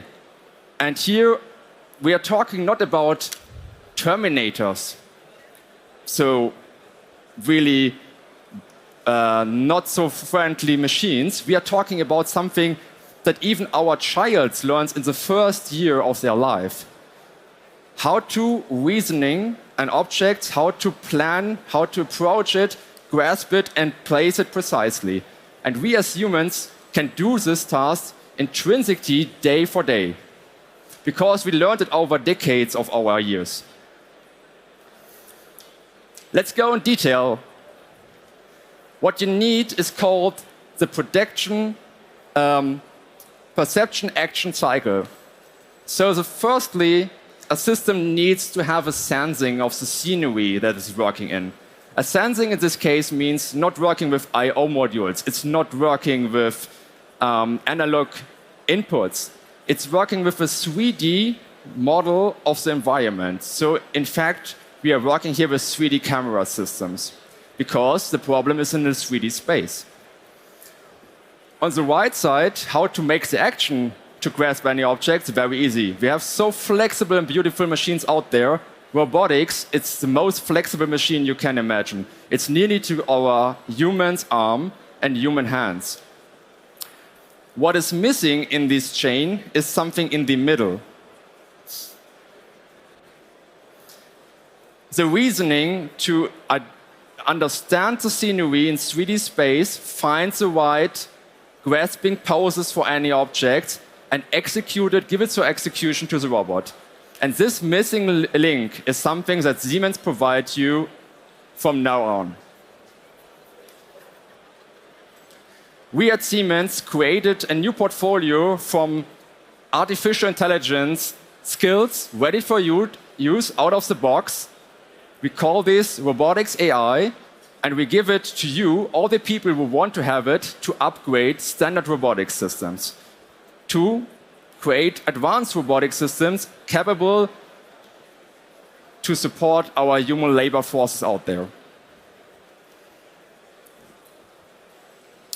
The first two skills I want to introduce you in is 3D picking of unknown objects and 3D placing of unknown objects. We are doing the AI skill for it. And what we're not doing, and you can get it from the market, is the 3D sensing, because they are really beautiful and extraordinary great 3D vision systems on the market. And we're also not doing these robot things. This is something that you can already get from the market, and there are so many good brands to solve this problem. What's missing is the AI skill. And now I want to show you just an example how this could look like in detail.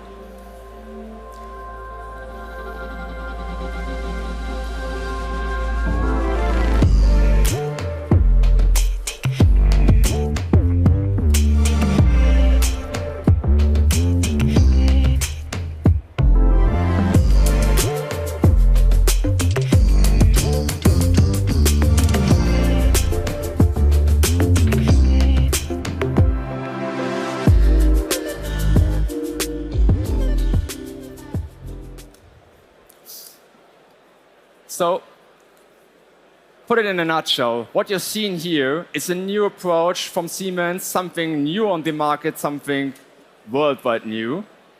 An approach of giving you the capability, the skills to advanced normal robotic system with AI to be piece-picking robots, advanced piece-picking robots. And this in a way that we learn from our already existing pilot customers. We're doing this in a reliable and the most economical way because we understood that this new technology needs to be justified at the end. The next thing is out-of-the-shelf flexibility. You don't have to train this. We made it for you. Just take it, put it in your robot, and it will work. And it's made for arbitrary objects.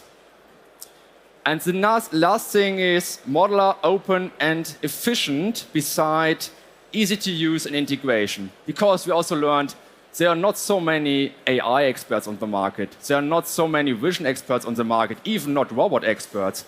So we put our software in a really easy to use approach. And if you are interested in, visit us and through booth 376, and you can see our Yaskawa demo module just to see what is possible with Yaskawa robot. We can do this with any robot, and also see which vision system we are supporting and how we help to reduce reliance on labor shortage and amplify our human potential.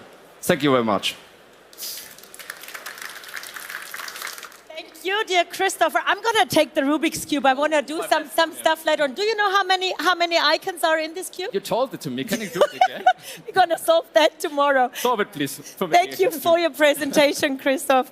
Really impressive. And Melissa is with me up here. You guys, you made it. It's the last presentation of the day. It's over. How are you doing? So, totally exhausted, in a good mood? That's perfect. Lots of information, I must say. Today, my highlight was watching you all being so interested and actually seeing live demonstrations here and the Xcelerator 5G. I'm going to go back, surely. For sure. And I mean, talking about those joining us via live stream, so cool that you stayed with us all day long. I don't know what you did besides watching us, but it's great to get all this feedback. And tomorrow, don't forget to dial in again at 9:30. We'll be on here on stage. But also, Melissa, you'll be running around as a reporter. Yeah. Full program, same thing like today. Booths, presentations, panel discussions, all about partnership and close collaboration. It's gonna rock. So please do tune in, don't miss it. We will have a delegation from Southeast Asia on stage here talking about the future of work and how you get skilled workers and get the right training. We will have our partner, Supata, up here on stage, EPF, the colleagues from Italy, presenting their machine also with artificial intelligence, lots of robot picking as well. SCADA, the IE4, the circuit breaker. AI. AI, exactly. The TIA portal, you name it. Everything will be on here. Xcelerator, how to become a digital enterprise and how to make it real. Oh, yeah. That's the motto, and we hope you make it again tomorrow at 9:30, dialing in. Watch us again on YouTube. If you missed any of the presentations, no worries. You can watch it tomorrow on demand. We will be there forever in the World Wide Web. It's a wrap for today. Woo! We made it. You have a great day, great evening, safe travels home. Tune in again tomorrow. Melissa, and Christine, say goodbye. Goodbye, everybody. Have a great evening. Stay healthy. Thank you. And thanks to the wonderful team supporting us.